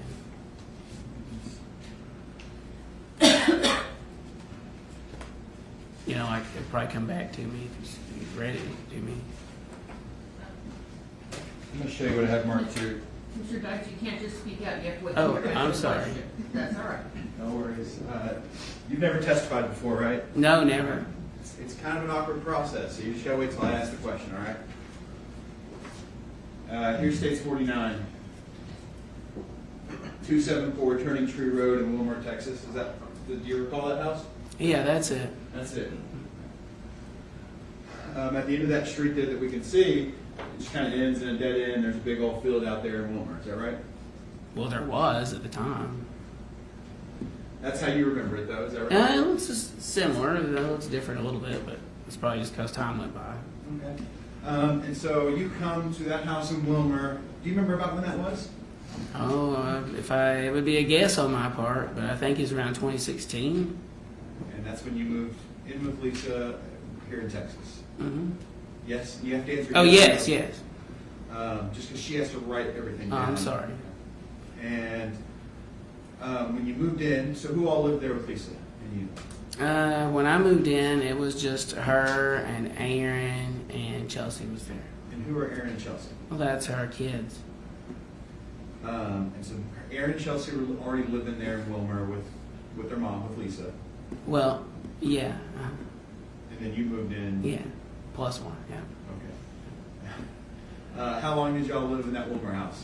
Oh, I don't remember. It was a year or more. And I don't remember how long it was. Okay. Why did you guys leave? Oh, she ran into trouble with the landlord. Somehow, I think they found the dog. I don't remember how they got a dog, but somehow Lisa produced a brown dog. And it was a bulldog, I think. And it caused a ruckus and broke the fence and things. And so the landlord was distraught about that. And yeah, Lisa found another house. Okay, so Lisa has a dog. Dog's not allowed to be there. We decide we're going to move out of this 274 house and we're going to move on to somewhere else. Well, there wasn't any other choice, I suppose. Yeah. Okay. Where'd y'all move to next? She got a place out there in it's the Kensington House. I don't remember where it's. Mesquite. That's it. Mesquite's the name. Kensington House in Mesquite. All That's right. right. And you lived there with her as well? Yes, I did. Okay.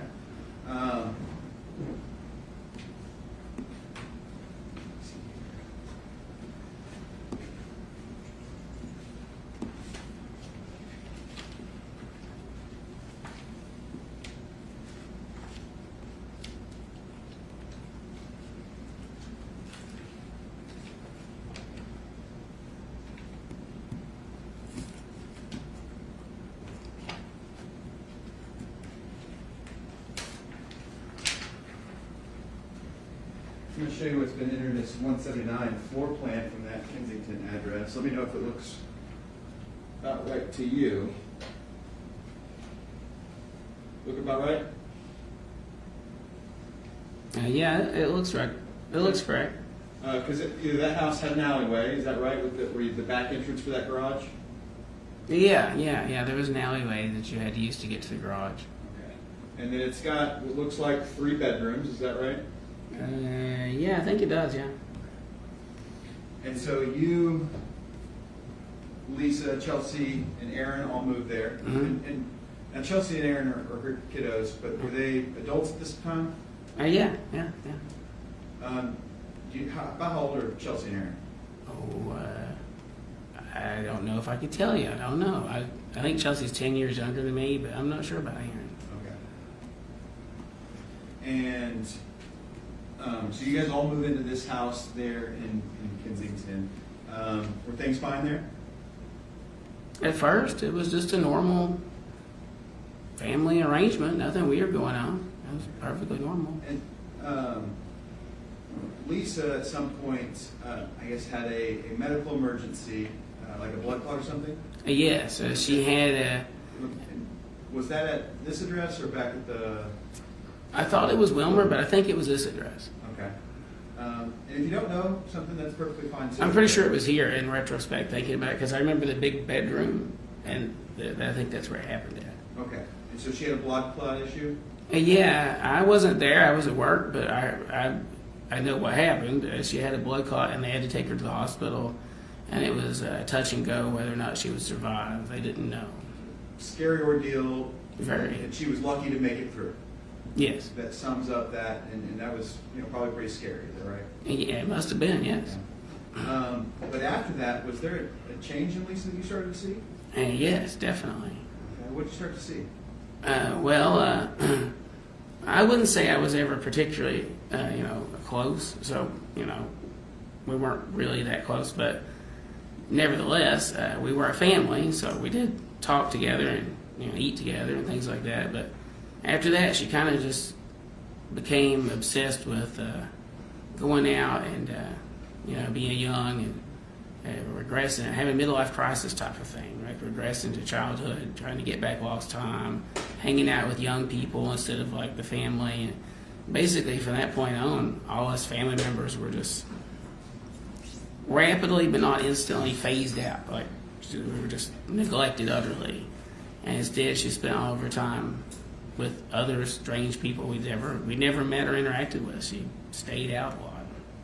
She starts going out more, it's these different people, and you guys are taking the back burner. No, we're not even in the burner.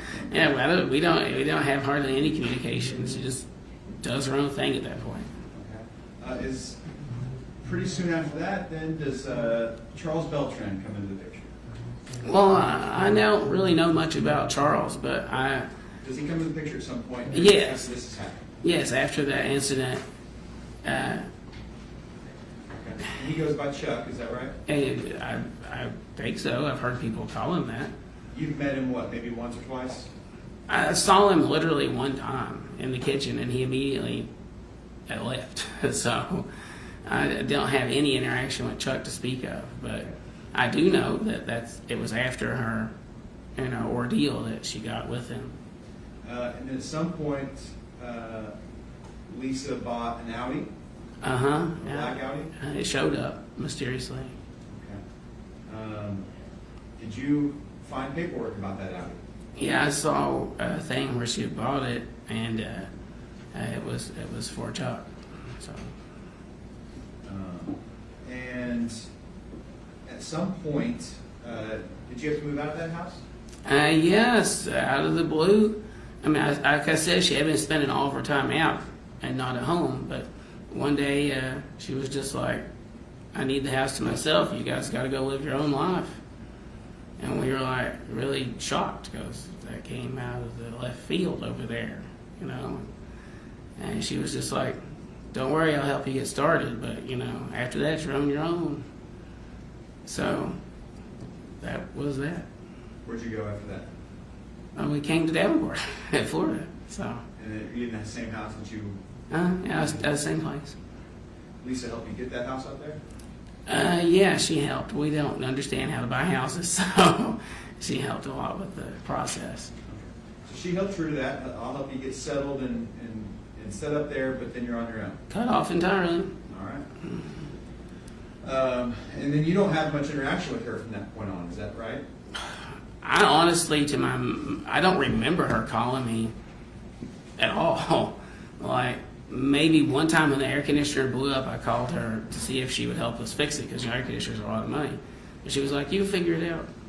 So, other than that, I don't remember communicating with her at all until, if she did, it was just like random, casual conversations. Like, do you remember about when that was, when you moved, when you're forced out of the Mesquite home and sent back to Davenport? Oh yeah, I remember that. When was that? That was 2019, around August, but it could have been end of July. Okay, so that late summertime. Mm-hmm. Yes. Yes. Sorry, I'm bad at this. So late summertime 2019, I'm ready to live my life, and I can't do that with y'all, so go get set up in Davenport. Correct. That's pretty much exactly what happened. Is that when you went back to work for Disney when you got back out there? Yeah, I got hired back almost instantly. What Like were a you week. doing for work out here when you were living? Oh, I was working for Amazon out here. And then from August or so of 2019 to the end of 2020, not much communication with your sister Lisa Banks. I don't honestly remember any I had with her, but I know her kids had some. But it was even with the kids, it was just like, I'm alive. This is very basic. But so it's you, Chelsea, and Aaron that now live out there and have lived out there in that Davenport home since 2019. Yes. And she has another son as well, right, Kyle? Kyle, yeah. Now he's got a different dad, different last name than Chelsea and Aaron, right? Yes. But my point of that is, he's not with you guys. He wasn't living with you all at any of these times. No, I think he might have lived with her in Wilmer before I got there, but I'm not even sure about that. Okay. You think he might have lived there at Wilmer, but he wasn't by the time you got there? No. Okay. And, but he lives in the Dallas area. Well, he did. I don't know if he does now. You and Kyle don't have much of a relationship. I would say negative relationship. Yes, we don't get along at all. And so, let's talk a little bit about the next time you kind of see Lisa. Was that early 2021? I didn't literally see her then, but she came by sometime that year, and I wasn't at home, but she dropped off the Tucson. It was a vehicle she had.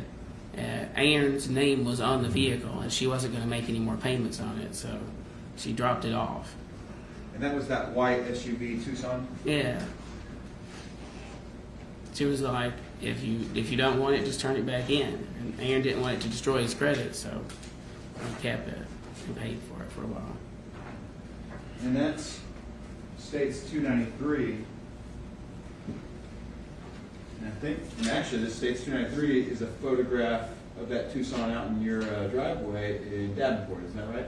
Yeah, that's it. That's what we call the white turkey. That's it.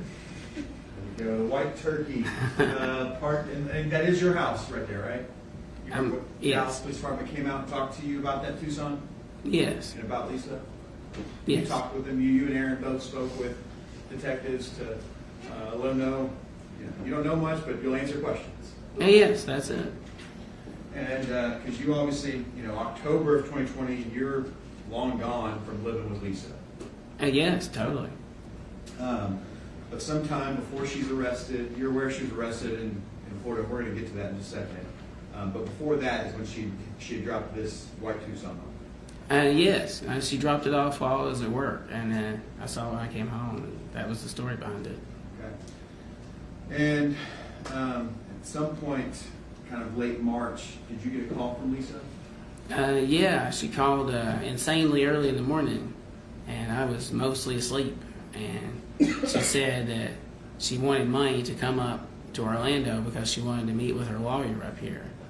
And I told her I didn't have any money, so that wasn't going to work. And so I told Aaron about it, and I think he sent her money. I think he did, but I'm not really sure. That next day, did you hear about anything? Well, the same day, later on in the day, the police showed up and told us what was going on, which I was floored by that information. All my years of life, I would never dream such a thing could transpire. I never thought that would happen. But, yeah, the next day we heard of what happened there. That she got arrested Mm-hmm. in Orlando? Yes.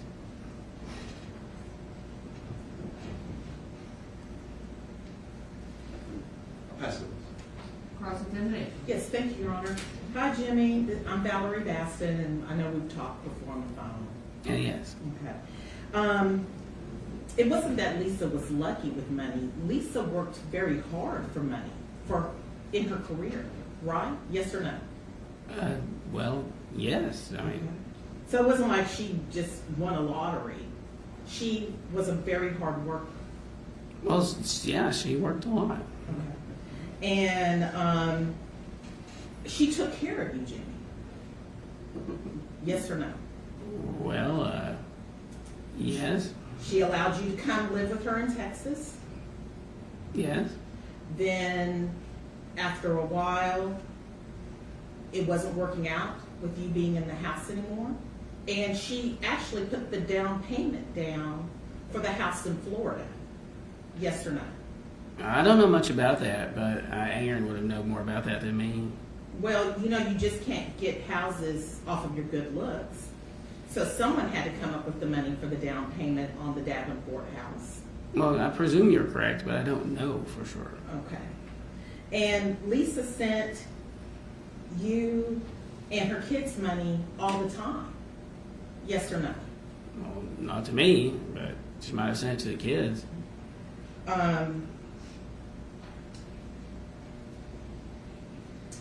Now, you said you saw a change in Lisa after she had that bad health scare. Oh, yes. Okay. She almost died.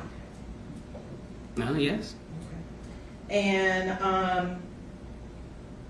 then you said she started bringing strange people around, like her co-workers. She had coworkers came to the house which had never done a thing before ever, and she also went out all the time. But she was going out for her job at the law firm doing marketing events, like at the rodeos and other places like that. Yes. Well, she went down to Deep Ellum a lot and hung out down there a lot. So. Okay, but she was also doing things for her job. Well, I'm sure she did both. Yes. Okay. Sure. And these strange people, and I'm just going to ask you, Jimmy, because it's been mentioned in some documents that I read. You're really not that fond of minorities. So these strange people that she was bringing around, they were black, they were Hispanic, and you didn't like that, did you? I don't have anything against minorities. Are you sure? I'm pretty sure. And isn't that what caused the rift? Especially when she brought this new boyfriend around, Charles Beltran, who is... He was never really brought around. I only saw him one time in the kitchen. And the only thing that happened was one day she was just like, I need the house to myself. She didn't mention anything about any relationship with anybody else. Or when she married Nina Morano, who is also part black, that didn't bother you? I didn't even know she got married to Nina Morano until after the arrest. That was a shock too. And you said this outing mysteriously showed up. Yeah, it was just there one day. And so digging through her personal papers, she found out that it was registered to both her and to Charles Beltran. Well, it was just laying on the counter in the bedroom. It wasn't really required to look. It was just there. In her bedroom? Well, yeah. Okay. You went into her bedroom? Well, that was quite common. We passed through it all the time. And you say, though, you weren't close to Lisa, but Lisa provided substantial support for you. Well, that's what family does. Even for family members they're not close to, as you stated? It's pretty normal in Kentucky. Oh, okay. Now, this Tucson was actually registered to Aaron, correct? They're both of their names are on it. Who's both of them? Lisa and Aaron, they bought it together. Okay. But you're the one who gave the police permission to go inside the Tucson? I was the only one who would go out and talk to them. Aaron was very shy. He only came out after I volunteered. But Aaron was at the house too? Yes. And the detectives also talked to Aaron? Yes. But you're the one who gave permission? Well, honestly, I don't remember Yes or no? particularly. I'm not Yes or no? sure. You can't remember? No, we were both there, so I'm not really sure. I think I did, but I'm not sure. For a vehicle that wasn't yours? Well, Aaron was standing right there. I'm confused.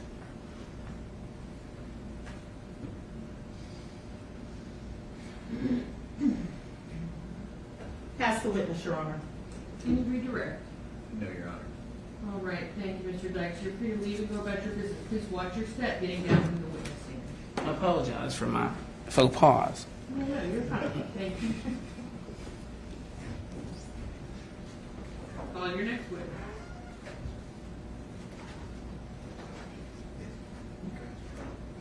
You're at this time the state would call Sergeant Scott Haynes.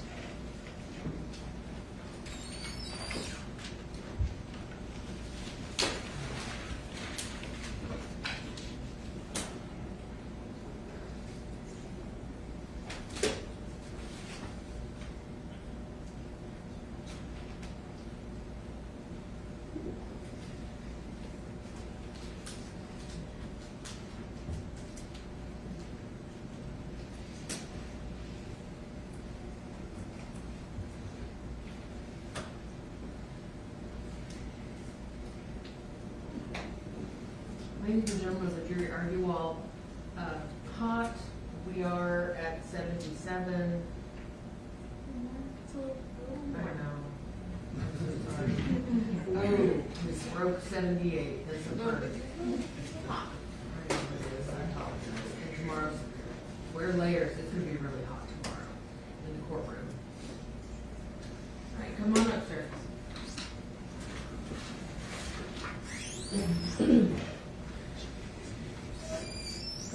would please stop and raise your right hand. Do you solemnly swear or affirm that the testimony you're about to give will be the truth, the whole truth, and nothing but the truth, so help you God? I do. You may be seated. Thank you. You may proceed. Good afternoon. Good afternoon. Could you please state and spell your name for the record, sir? My name's Scott Ames, S-C-O-T-T-A-M-E-S. And how are you currently employed, sir? I'm a sergeant at the Orange County Sheriff's Office. All right, how long have you been with the Orange County Sheriff's Office? Orange County, 23 years. 23 years. Any other law enforcement experience? I was at the city of Palm Bay for 6 years. So coming up on 30 years? Correct. All right. And what's your current role there in the Sheriff's Office in Orange County? I run what Orange County calls a felony unit. And basically what that is a unit, we have 2 of them. And we're tasked with going out and apprehending wanted fugitives. I'm sorry, the last part. Apprehending wanted fugitives. And that could be your local fugitives that have got warrants for local. Yeah, it could be for local folks, warrants out of Orange County. We're also cross-run with the Florida Department of Law Enforcement and the U.S. Marshals. And so like in this case, you obviously get tasked with executing an arrest warrant for a Dallas case. Correct. It was a collateral from Dallas to the Miami field office of FDLE, and it came up to Orlando. And then so how does it land on kind of your desk, so to speak? So we get contacted by the FDLE out of Orange County, and anytime they have a collateral case, they reach out to us and my team to go out and assist with the apprehension. And so what do you start doing at that point? Well, they were already tracking a phone, and we were advised that the phone was in the area of the Florida Mall, which is down there close to Orlando International Airport. And so the phone's being tracked, and you guys are getting that information as to kind of where? Correct. And then what do you do with that information? We respond to the Florida Mall because that's where it was being tracked to. We start fanning out. It's a fairly large mall, and one of my team members, I guess, sees Lisa in the open food court, which is outside. So you're sitting outside. Basically, you can eat inside or outside, but she was outside. So she's observed at the mall. Do you remember what day this was? This was 2021, is that right? Yeah, March 26th, I believe. So March 26, 2021, and then you're seeing her at the mall. Are you guys, I'm assuming, then in plain clothes? Yeah, we wear shorts and T-shirt, look like regular Florida people, and unmarked cars. Okay. And so you guys start following her at that point? We watched her for a little bit. We also knew there was one outstanding, I believe Charles Beltran. Okay. So we weren't sure if he was in the area as well. So instead of just apprehending her, we wanted to observe her for a while, surveil her, and see where she brought us. Did she have anything with her there at the mall? She had some bags. What, like bags like a purse or bags like shopping? Shopping. Okay. Was one of those bags from like a phone store? It was. And so you guys watch her there at the mall. Where do you follow? Does she leave the mall? Yeah, a vehicle shows up, a smaller vehicle, and we determined it was an Uber, and we trailed that vehicle over to our International Drive area, which is a tourist area, a lot of hotels, and she ended up pulling into the Metropolitan, which is the north side of I Drive. Okay. And then what do y'all do at that point? I pulled in first, one of my guys pulled in second. I got out of the car. I actually went into the Metropolitan at first, into the lobby. Miss Dykes came in, and then one of my guys came in after, and we watched her register and get a room. And then did you guys talk to the hotel staff? Yeah, so as Miss Dykes went to the room she was given, my guy followed her, and I got with management, explained what was going on, and they gave us the room number and a hotel key. And they did ask us to, if we were going to make the arrest, to go around back. So we went, we observed. No need to make a big scene. Yeah, with all the customers and everything, all the tourists. Sure. And so did you guys stage up there in the back, and you had keys to enter the back of the hotel and all that? Yeah, we staged in the back. We made a plan how we were going to do it. I had people on the outside. It was the first floor room, so I had people in the back. We weren't sure. Again, weren't sure if Charles was in the area. When we determined that we didn't believe he was there, we made a plan to make an approach and knock on the door. Okay. Did you knock on the door? I knocked on the door, yes. So you're the one that actually goes up and knocks on that door. Correct. What happened when you knocked on that door? I knocked on the door, and I didn't announce immediately.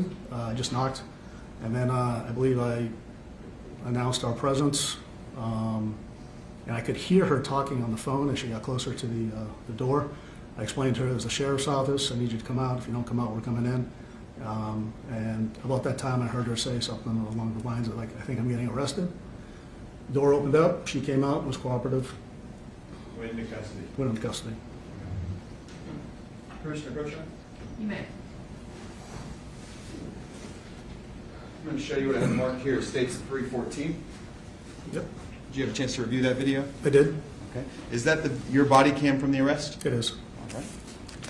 And that's your initials there on the disc? Correct. Thank you. At this time, officer states 314. I'll turn to the defense for any objection. No objection, Your Honor. It's been previously continued. Excuse me, objection. All right, State's Exhibit 314 is admitted for all purposes. Commissioner Belcher? You may.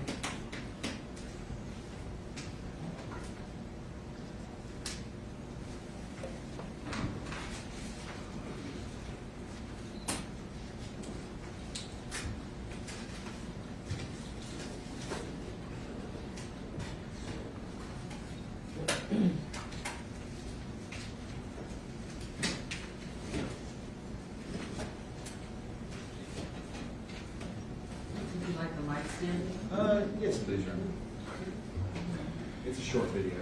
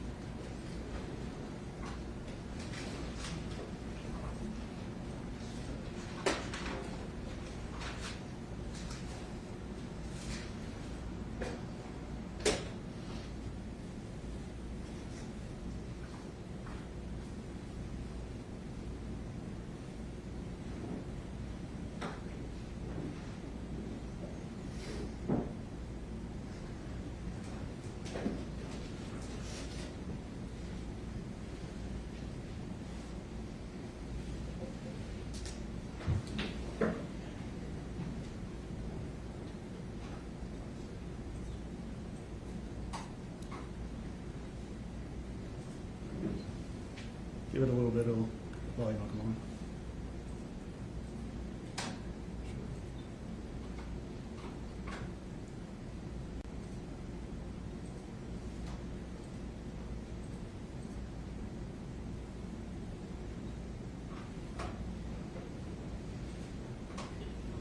Issues with the sound. I apologize.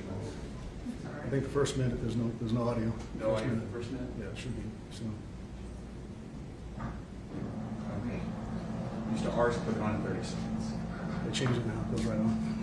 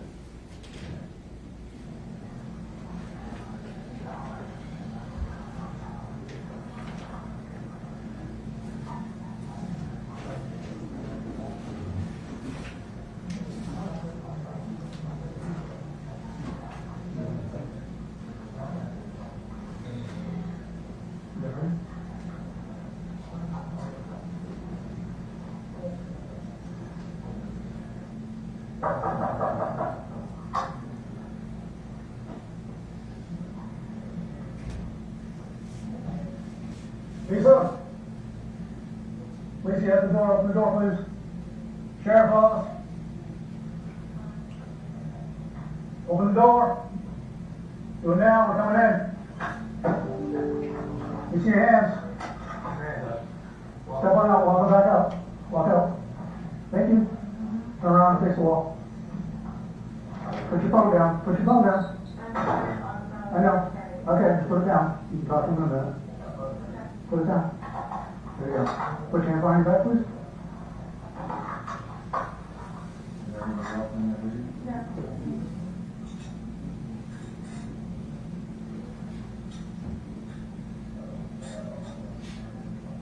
All right, bring it down and pull it up. So I can put them. Everybody not double lock for the signal. Good.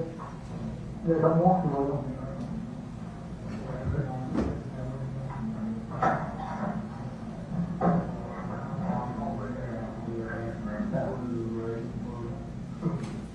I'll stop it here. That's the end of the interaction with Lisa for you. Correct.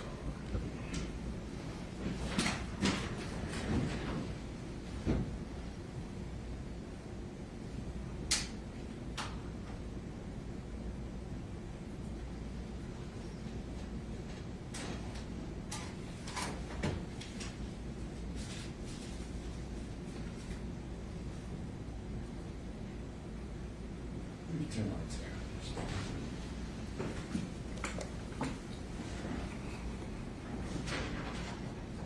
And then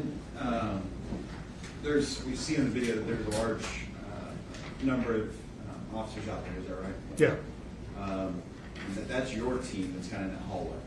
Yeah, there was a combination of two teams together, just because of the unknown of the second suspect.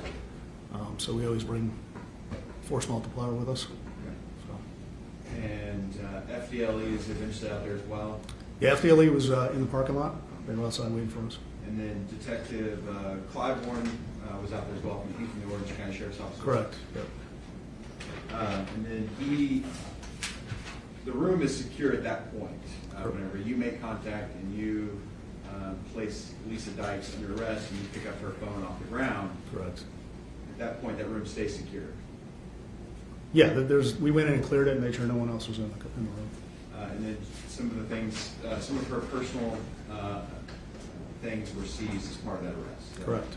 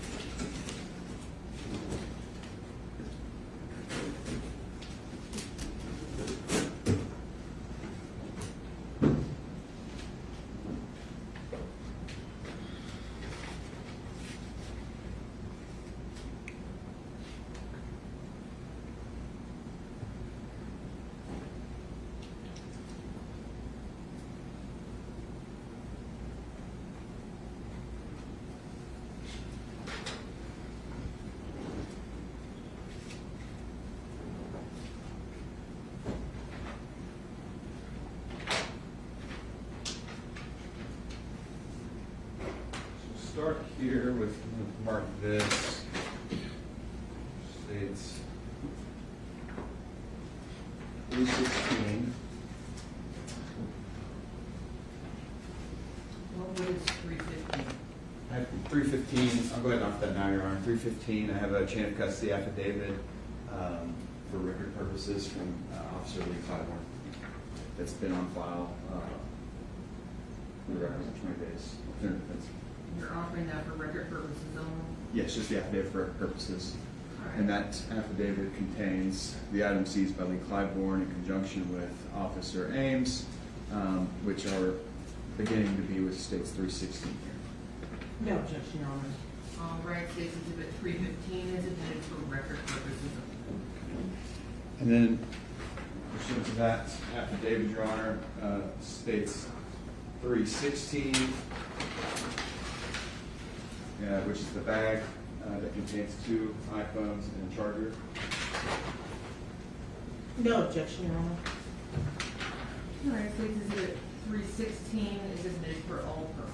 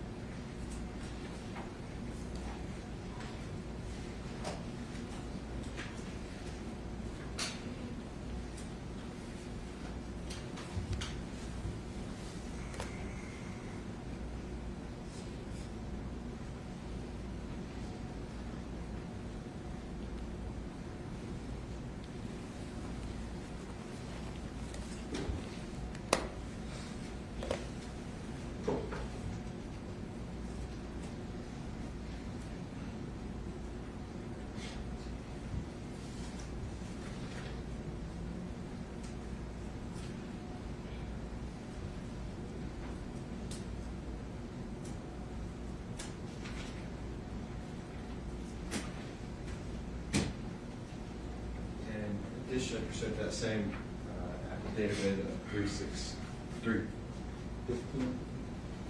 You're at 317 now. Yeah, appreciate it. Pursuant to the same affidavit from 315, also offering states 317, the T-Mobile box recovered, 318, the map of the hotel, 319, the passport going to Lisa Beltran, 320, taxi card, and 321, the room keys. No objection, Your Honor. All right, state's exhibits 317, 318, and 319 are admitted for all purposes. Information published? Okay. So,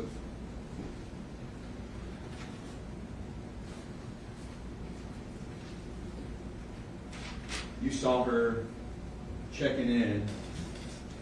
She's going to stay at that Floridian Express. Is that correct? Correct. Okay. And so we see here, states 318, one of those things that she had in her room was a few business cards and some keys and like things like this, where she just checked in, the map of the hotel, 318, is that right? Yes. 321, her room keys. Yep. She had with her, states 319, her passport, is that right? Yep. Where she's got a passport issued to, under her name, Lisa Beltran, with an issue date of December 11th, 2020. Is that right? Yes. And she also had a 320 taxi card for Orlando as well. Correct.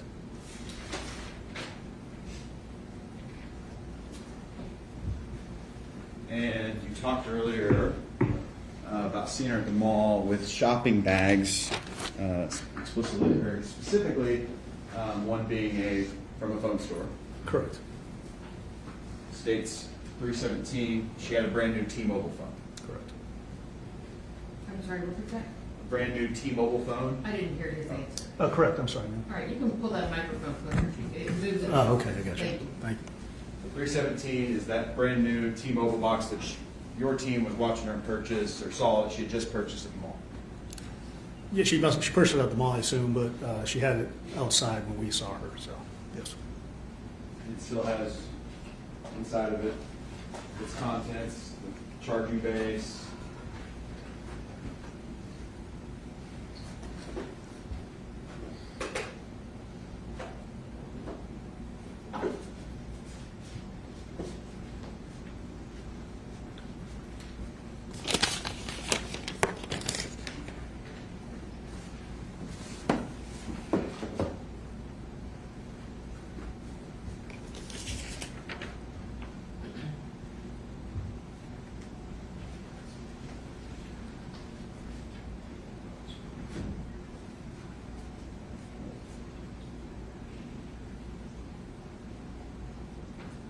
I'll pass the witness. Cross-examination. Okay, thank you, Your Honor. Sergeant Ames, I'm Valerie Baskin, and I'm going to ask you just some questions about the arrest. Yes, ma'am. So, Sergeant Ames, you received an arrest warrant that came out of Dallas, Texas, Dallas Police Department, is that correct? FDLE received the arrest warrant, Okay. and they notified us of what they were doing. Okay, so they notified you about the arrest warrant, Did you know where it came out of? Did you see a copy of the arrest warrant? Never saw the arrest warrant, but I knew it was out of Dallas. Okay. Did you ever meet with Detective Christine Ramirez? I did not. Okay. Did you ever talk to Detective Christine Ramirez, either when this arrest warrant was being executed or any time after about this arrest? I've never spoken to her. Okay.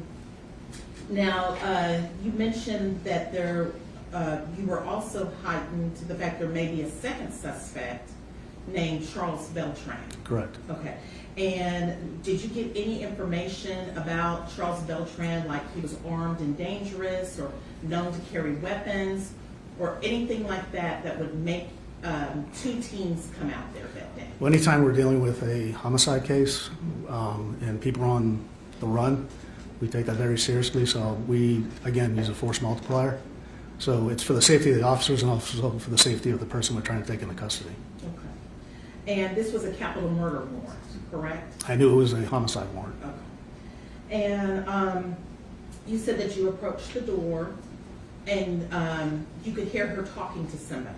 Not initially. Not initially. Well, when I knocked, and didn't say anything. I think she was approaching the door, and that's when I started hearing her voice. Okay. Could you tell she was talking to her attorney? I didn't know who she was. Arrangements to turn herself in? I didn't know who she was talking to. Okay. But she later informed you she was on the phone with her attorney? That's what she said.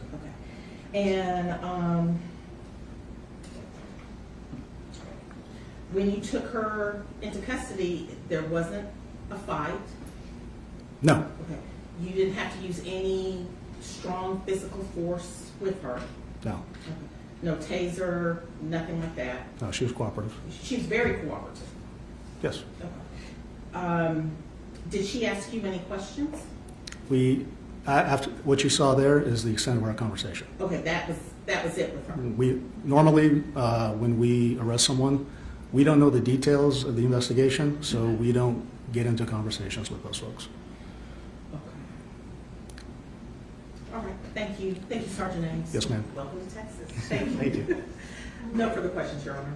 Any redirect? No, Your Honor. May this witness be finally excused? No objection from the state. Is there any objection from the defense? No, Your Honor. All right. Thank you, Sergeant. You're free to leave. Thank you, ma'am. Appreciate you. Yes, ma'am. All right, call your next witness. Governor approach. You may.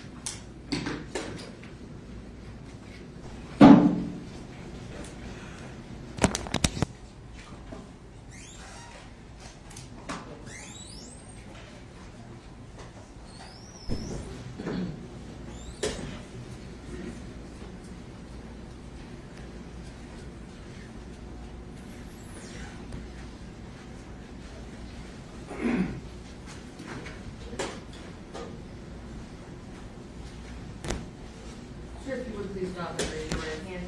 Do you solemnly swear or affirm that the testimony you're about to give will be the truth, the whole truth, and nothing but the truth, so help you God? I do. Thank you. You may be seated. You may proceed. Thank you, Your Honor. Can you state your name and spell your name, please? It's Michael Neely, Michael Nealey. And can you just kind of introduce yourself generally to the jury? What it is you do for a living, how long you've been with Dallas Police Department, your educational background that allows you to do what you do? I'm a senior corporal at Dallas Police Department. I've been there about 17 years now. I do digital forensics in our fusion unit, dumping cell phones, computers, digital devices. I've received extensive training through Celebrite, through the International Association of Computer Investigative Specialists, those kind of things. And I've been doing it for quite a few years. Quite a few years, okay. Can you tell the jury what the fusion department is? Fusion Department, it's actually a federally funded department that works as a conduit kind of between state and local and federal agencies, intelligence, dissemination of intelligence, those kind of things. And we also do forensics for the department.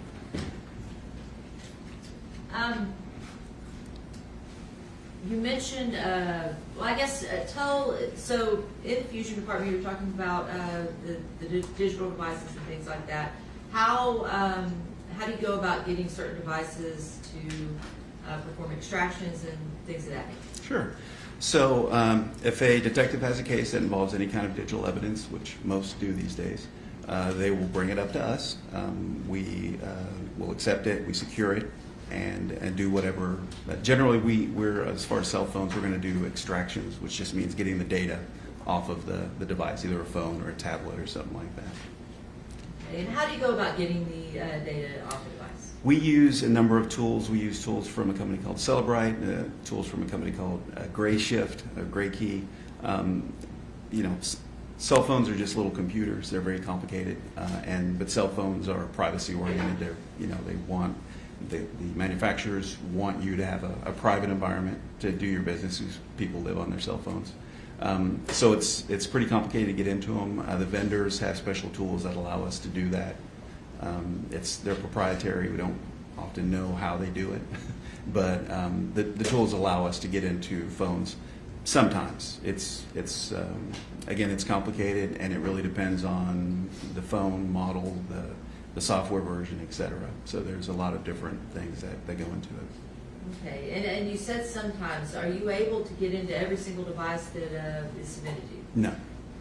You mentioned that manufacturers and things like that kind of play a role in when you're able to do that. Can you explain to the jury how so? Sure.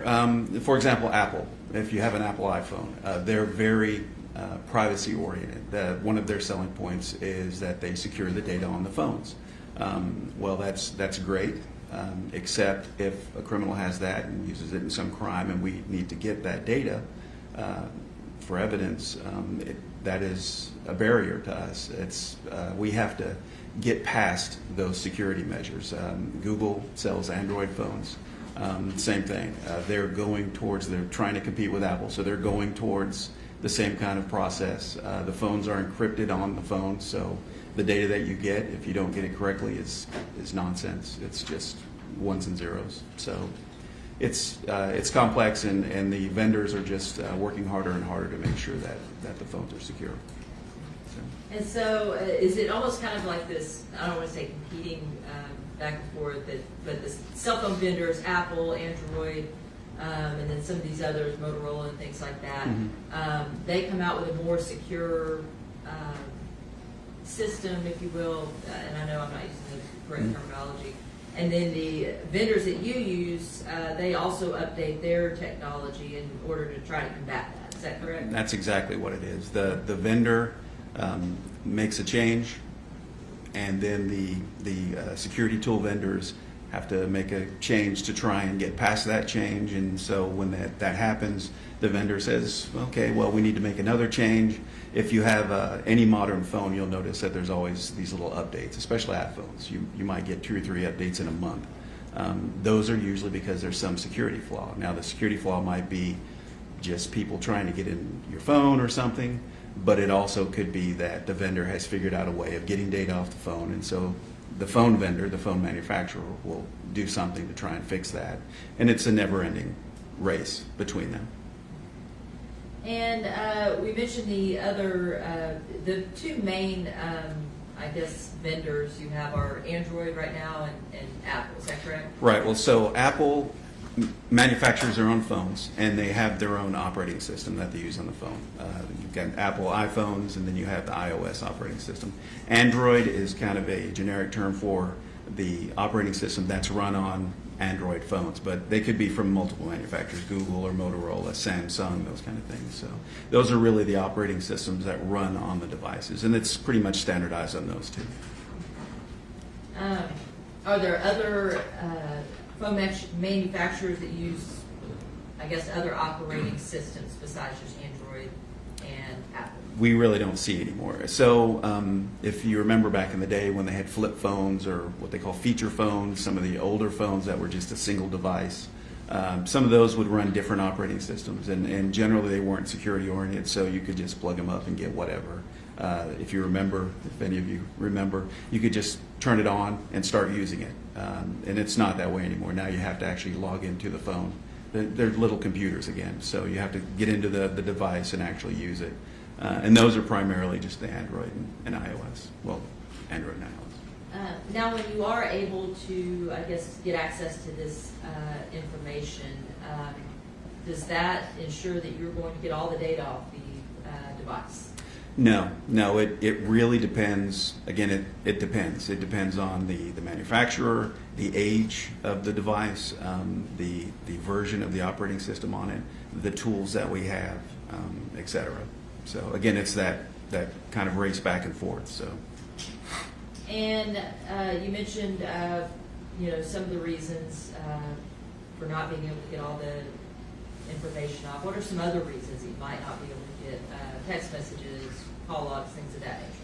Well, I mean, if you're able to even get into the phone, once you get into the phone, there's a couple of different ways that you might extract data. I don't want to go too detailed, but you have a number of different ways. So, for example, when you get a phone that's been turned off, when you first get that phone and turn it on, it's in what we call a BFU state, or before first unlock state. So everything on the device is encrypted. It's secured. A user has to actually go in and log in for the first time to actually open that device, and then the device works with your password or passcode to decrypt the information on the phone. So once you've logged into your phone the first time, even if it shuts, you get your screen that you have to keep logging in. Once you've done it the first time, it's in what we call an AFU, or after first unlock state. So if it's in BFU, we can sometimes get information off of it. But if we get the information off of it, it's really going to be just kind of generic information. So it's things that the phone needs to actually start up. So it's kind of operating system stuff. It's stuff that's not your personal stuff. It's just stuff that the manufacturer might have on there. Now, there might be other things on there, like pictures. Sometimes there's some information on it, what we call keychain information, which is basically just information that pertains to like passwords and stuff for other things, like if you have a Facebook account or something. But most of that information is not necessarily that useful as evidence. It's really just kind of information that the phone would have. And again, maybe some pictures or something that's not encrypted on there. So you're not going to get probably text messages or those kind of things. Now, most phones and most individuals have some kind of passcode on their phone, is that correct? Yes. And if you do not have that passcode available to you, how are you able to access this more personal information, text messages, things like that? Well, if the phone is in the AFU state, the after first unlock state, even if it's locked, a lot of the tools we have will get into it. They'll break it. We also have a method called brute force, where if you know how, if you type your passcode in, sometimes you type it in wrong, it'll say, sorry, that's wrong. You forget, you type it in again, it says you have to wait 1 minute. Well, we can get around that sometimes, and it can just try every number, and it'll try and brute force. But the tools can sometimes get past the AFU. They can sometimes, or the passcode in AFU, they can sometimes brute force, where we'll actually get the passcode. And if we do that, we can actually log into the phone, and it's as if you just had it in your hand using it, and we can get most of the data, if not all the data, off the phone at that time. And that's the tools really do that. Okay, and you continue saying the words sometimes. None of this is guaranteed. Right. It really depends on the model of the phone, the version of the operating system, the age, etc. There's a lot of variables. Now, when you are able to extract information on the phone, what format is that information extracted in, and how is that, I guess, been passed over to investigate? So what we do is, depending on the tool we use, whether it's like a gray key device or whether it's a Celebrite device, we will get an extraction, a binary extraction. It's a digital extraction. Once we get that, then we put it into a tool. We use right now a tool called Physical Analyzer. We bring that information into the Physical Analyzer, and then it goes through and it looks at all the data, and it kind of pulls out pertinent data based on the tool. So like text messages, emails, pictures, those kind of things. Pulls that out, and it'll create a report. And so what we do is we run it through Physical Analyzer, we create that report, and then we give that report and any other data in the phone, the devices, back to the detective. Okay, so it looks a lot different than just picking up the phone and thumbing through it, looking at the messages. Exactly. The tool actually breaks it down into the various groups. So you'll have all text messages, you'll have GPS location data, all that's separated out, so it's easier to see. Okay. And when you receive a phone to, I guess, unlock or try to get into, is it accompanied with either a consent form or a search warrant that the detective has signed? Yes. When they bring the device up to us, there's a form we fill out, or they fill out for the request, and then they provide us the legal reason why they're getting into the phone, a search warrant or consent or whatever. Okay. Now, in this case, were you provided, I believe, 8 devices to extract? Yes, I believe so. Okay, and you were aware that there are some other devices, but those are the 8 that you completed. Yes. Is that correct? Detective Haney has been marked, states 322 to 330. Are those your reports for the devices that you unlocked? Or attempted to unlock, I mean.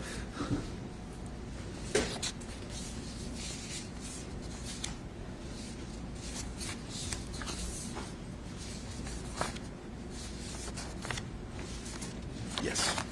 Okay.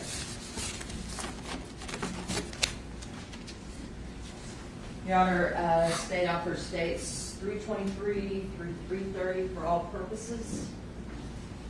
What's that where's 320? I said 323. Did I skip numbers, Your Honor? All right, let's go off the record. Mrs. Garza, do we have a 320? Yes, Judge, it wasn't admitted, but it was offered. No, but you did offer it. I was gonna tell you at a break, Judge, 320 and 321. So she would start it. It was 18, 19? Yes, 18 and 19, it was just these two that died. And then, so she should start at 322. Yes, and that's what she said. Yes, yes. Okay, let's get back on the record. All right, hold on. States Exhibits 320 and 321, those were items from the hotel room. Those are admitted for all purposes. And then States Exhibits 322 through 330. 330 are admitted for all purposes as well. Oh, did you object? I'm sorry. Tendering to defense counsel. Tendering to defense, okay, I'll hold my ruling. But these are the records from the phones that were taken from Dykes? Those are some of the phones from Dyke, some of the phones that were taken from Harlem. Judge, I don't know if we need to have a hearing, or, I just want to make sure that, I believe I informed the court earlier that we wanted to make sure we had a running objection in regards to the sufficiency of the arrest warrants in this case and the search warrants that led to the state obtaining this documentation. So, that we're contesting both the arrest warrant, the information contained in the arrest warrant, and the search warrants. That, first of all, we believe the arrest warrants that led to our clients being detained, and then the search warrants that led to this information. So we just want to make sure we have a running objection. All right, the court will grant your request for a running objection to the items discovered as a result of the search warrant and any items seized as a result of the arrest warrant for Lisa Dykes. Yes, ma'am. All right. Do you have any other objection other than that? Well, Judge, I mean, I understand the court's position as far as any information contained from. No, hold on. Let's, ladies and gentlemen, jury, I'm going to send you back to the jury room real quick. It's something that just occurred to me. So, I will send you out for just a few minutes. All right.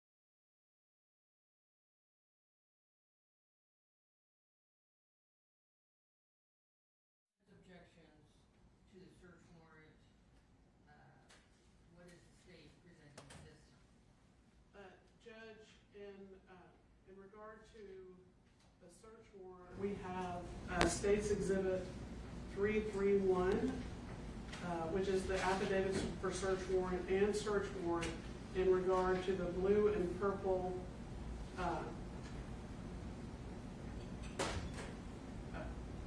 Phones? yes, the blue purple HUAWEI. Wallway. Wallway. Hallway? Wallway. Wallway. Thank you. So that's the first thing we have. And then additional, is that what you've offered? Yes. And he's going to talk about all nine? He's not going to talk about it, he's just talking about the temporary distractions. So we're offering that for record purposes at this time. The affidavit for search warrant. Yes. Okay. And the affidavit for search warrant and search warrant. Together. Correct. That helps. All right, so the State's Exhibit 331, affidavit for search warrant and search warrant regarding the blue and purple wallway phones. The offered for record purposes is now admitted for record purposes only. Okay. Did it work or no? It did, John. Oh, okay.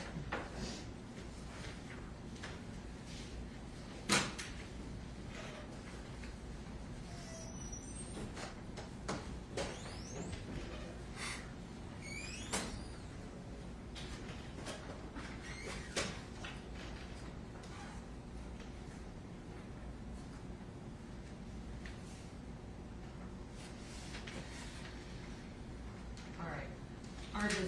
Are any of these phones actually in evidence? Yes, not all of these phones are in evidence, Your Honor, just the ones that were just offered. And admitted that were found with Nina Morano when she was arrested? Yes, and Those three? those three, and then Alright. two other phones, a blue iPhone and a black T-Mobile cell phone. Where were those two? Those were with Lisa Dykes when she was arrested.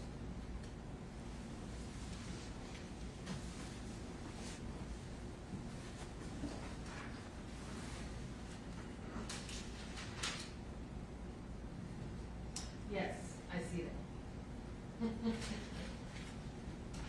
so we've got 5 phones then. We have 5 phones in evidence. right now. Right. In evidence, All correct. right. Okay, now I'm gonna read this report.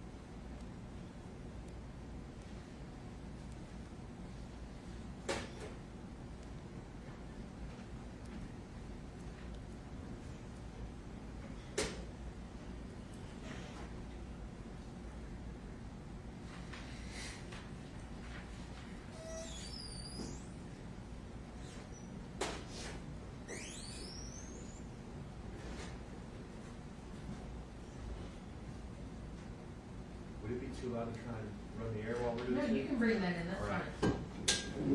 Try and give us a little relief. Yeah, Are we at 79 yet? 78. Thank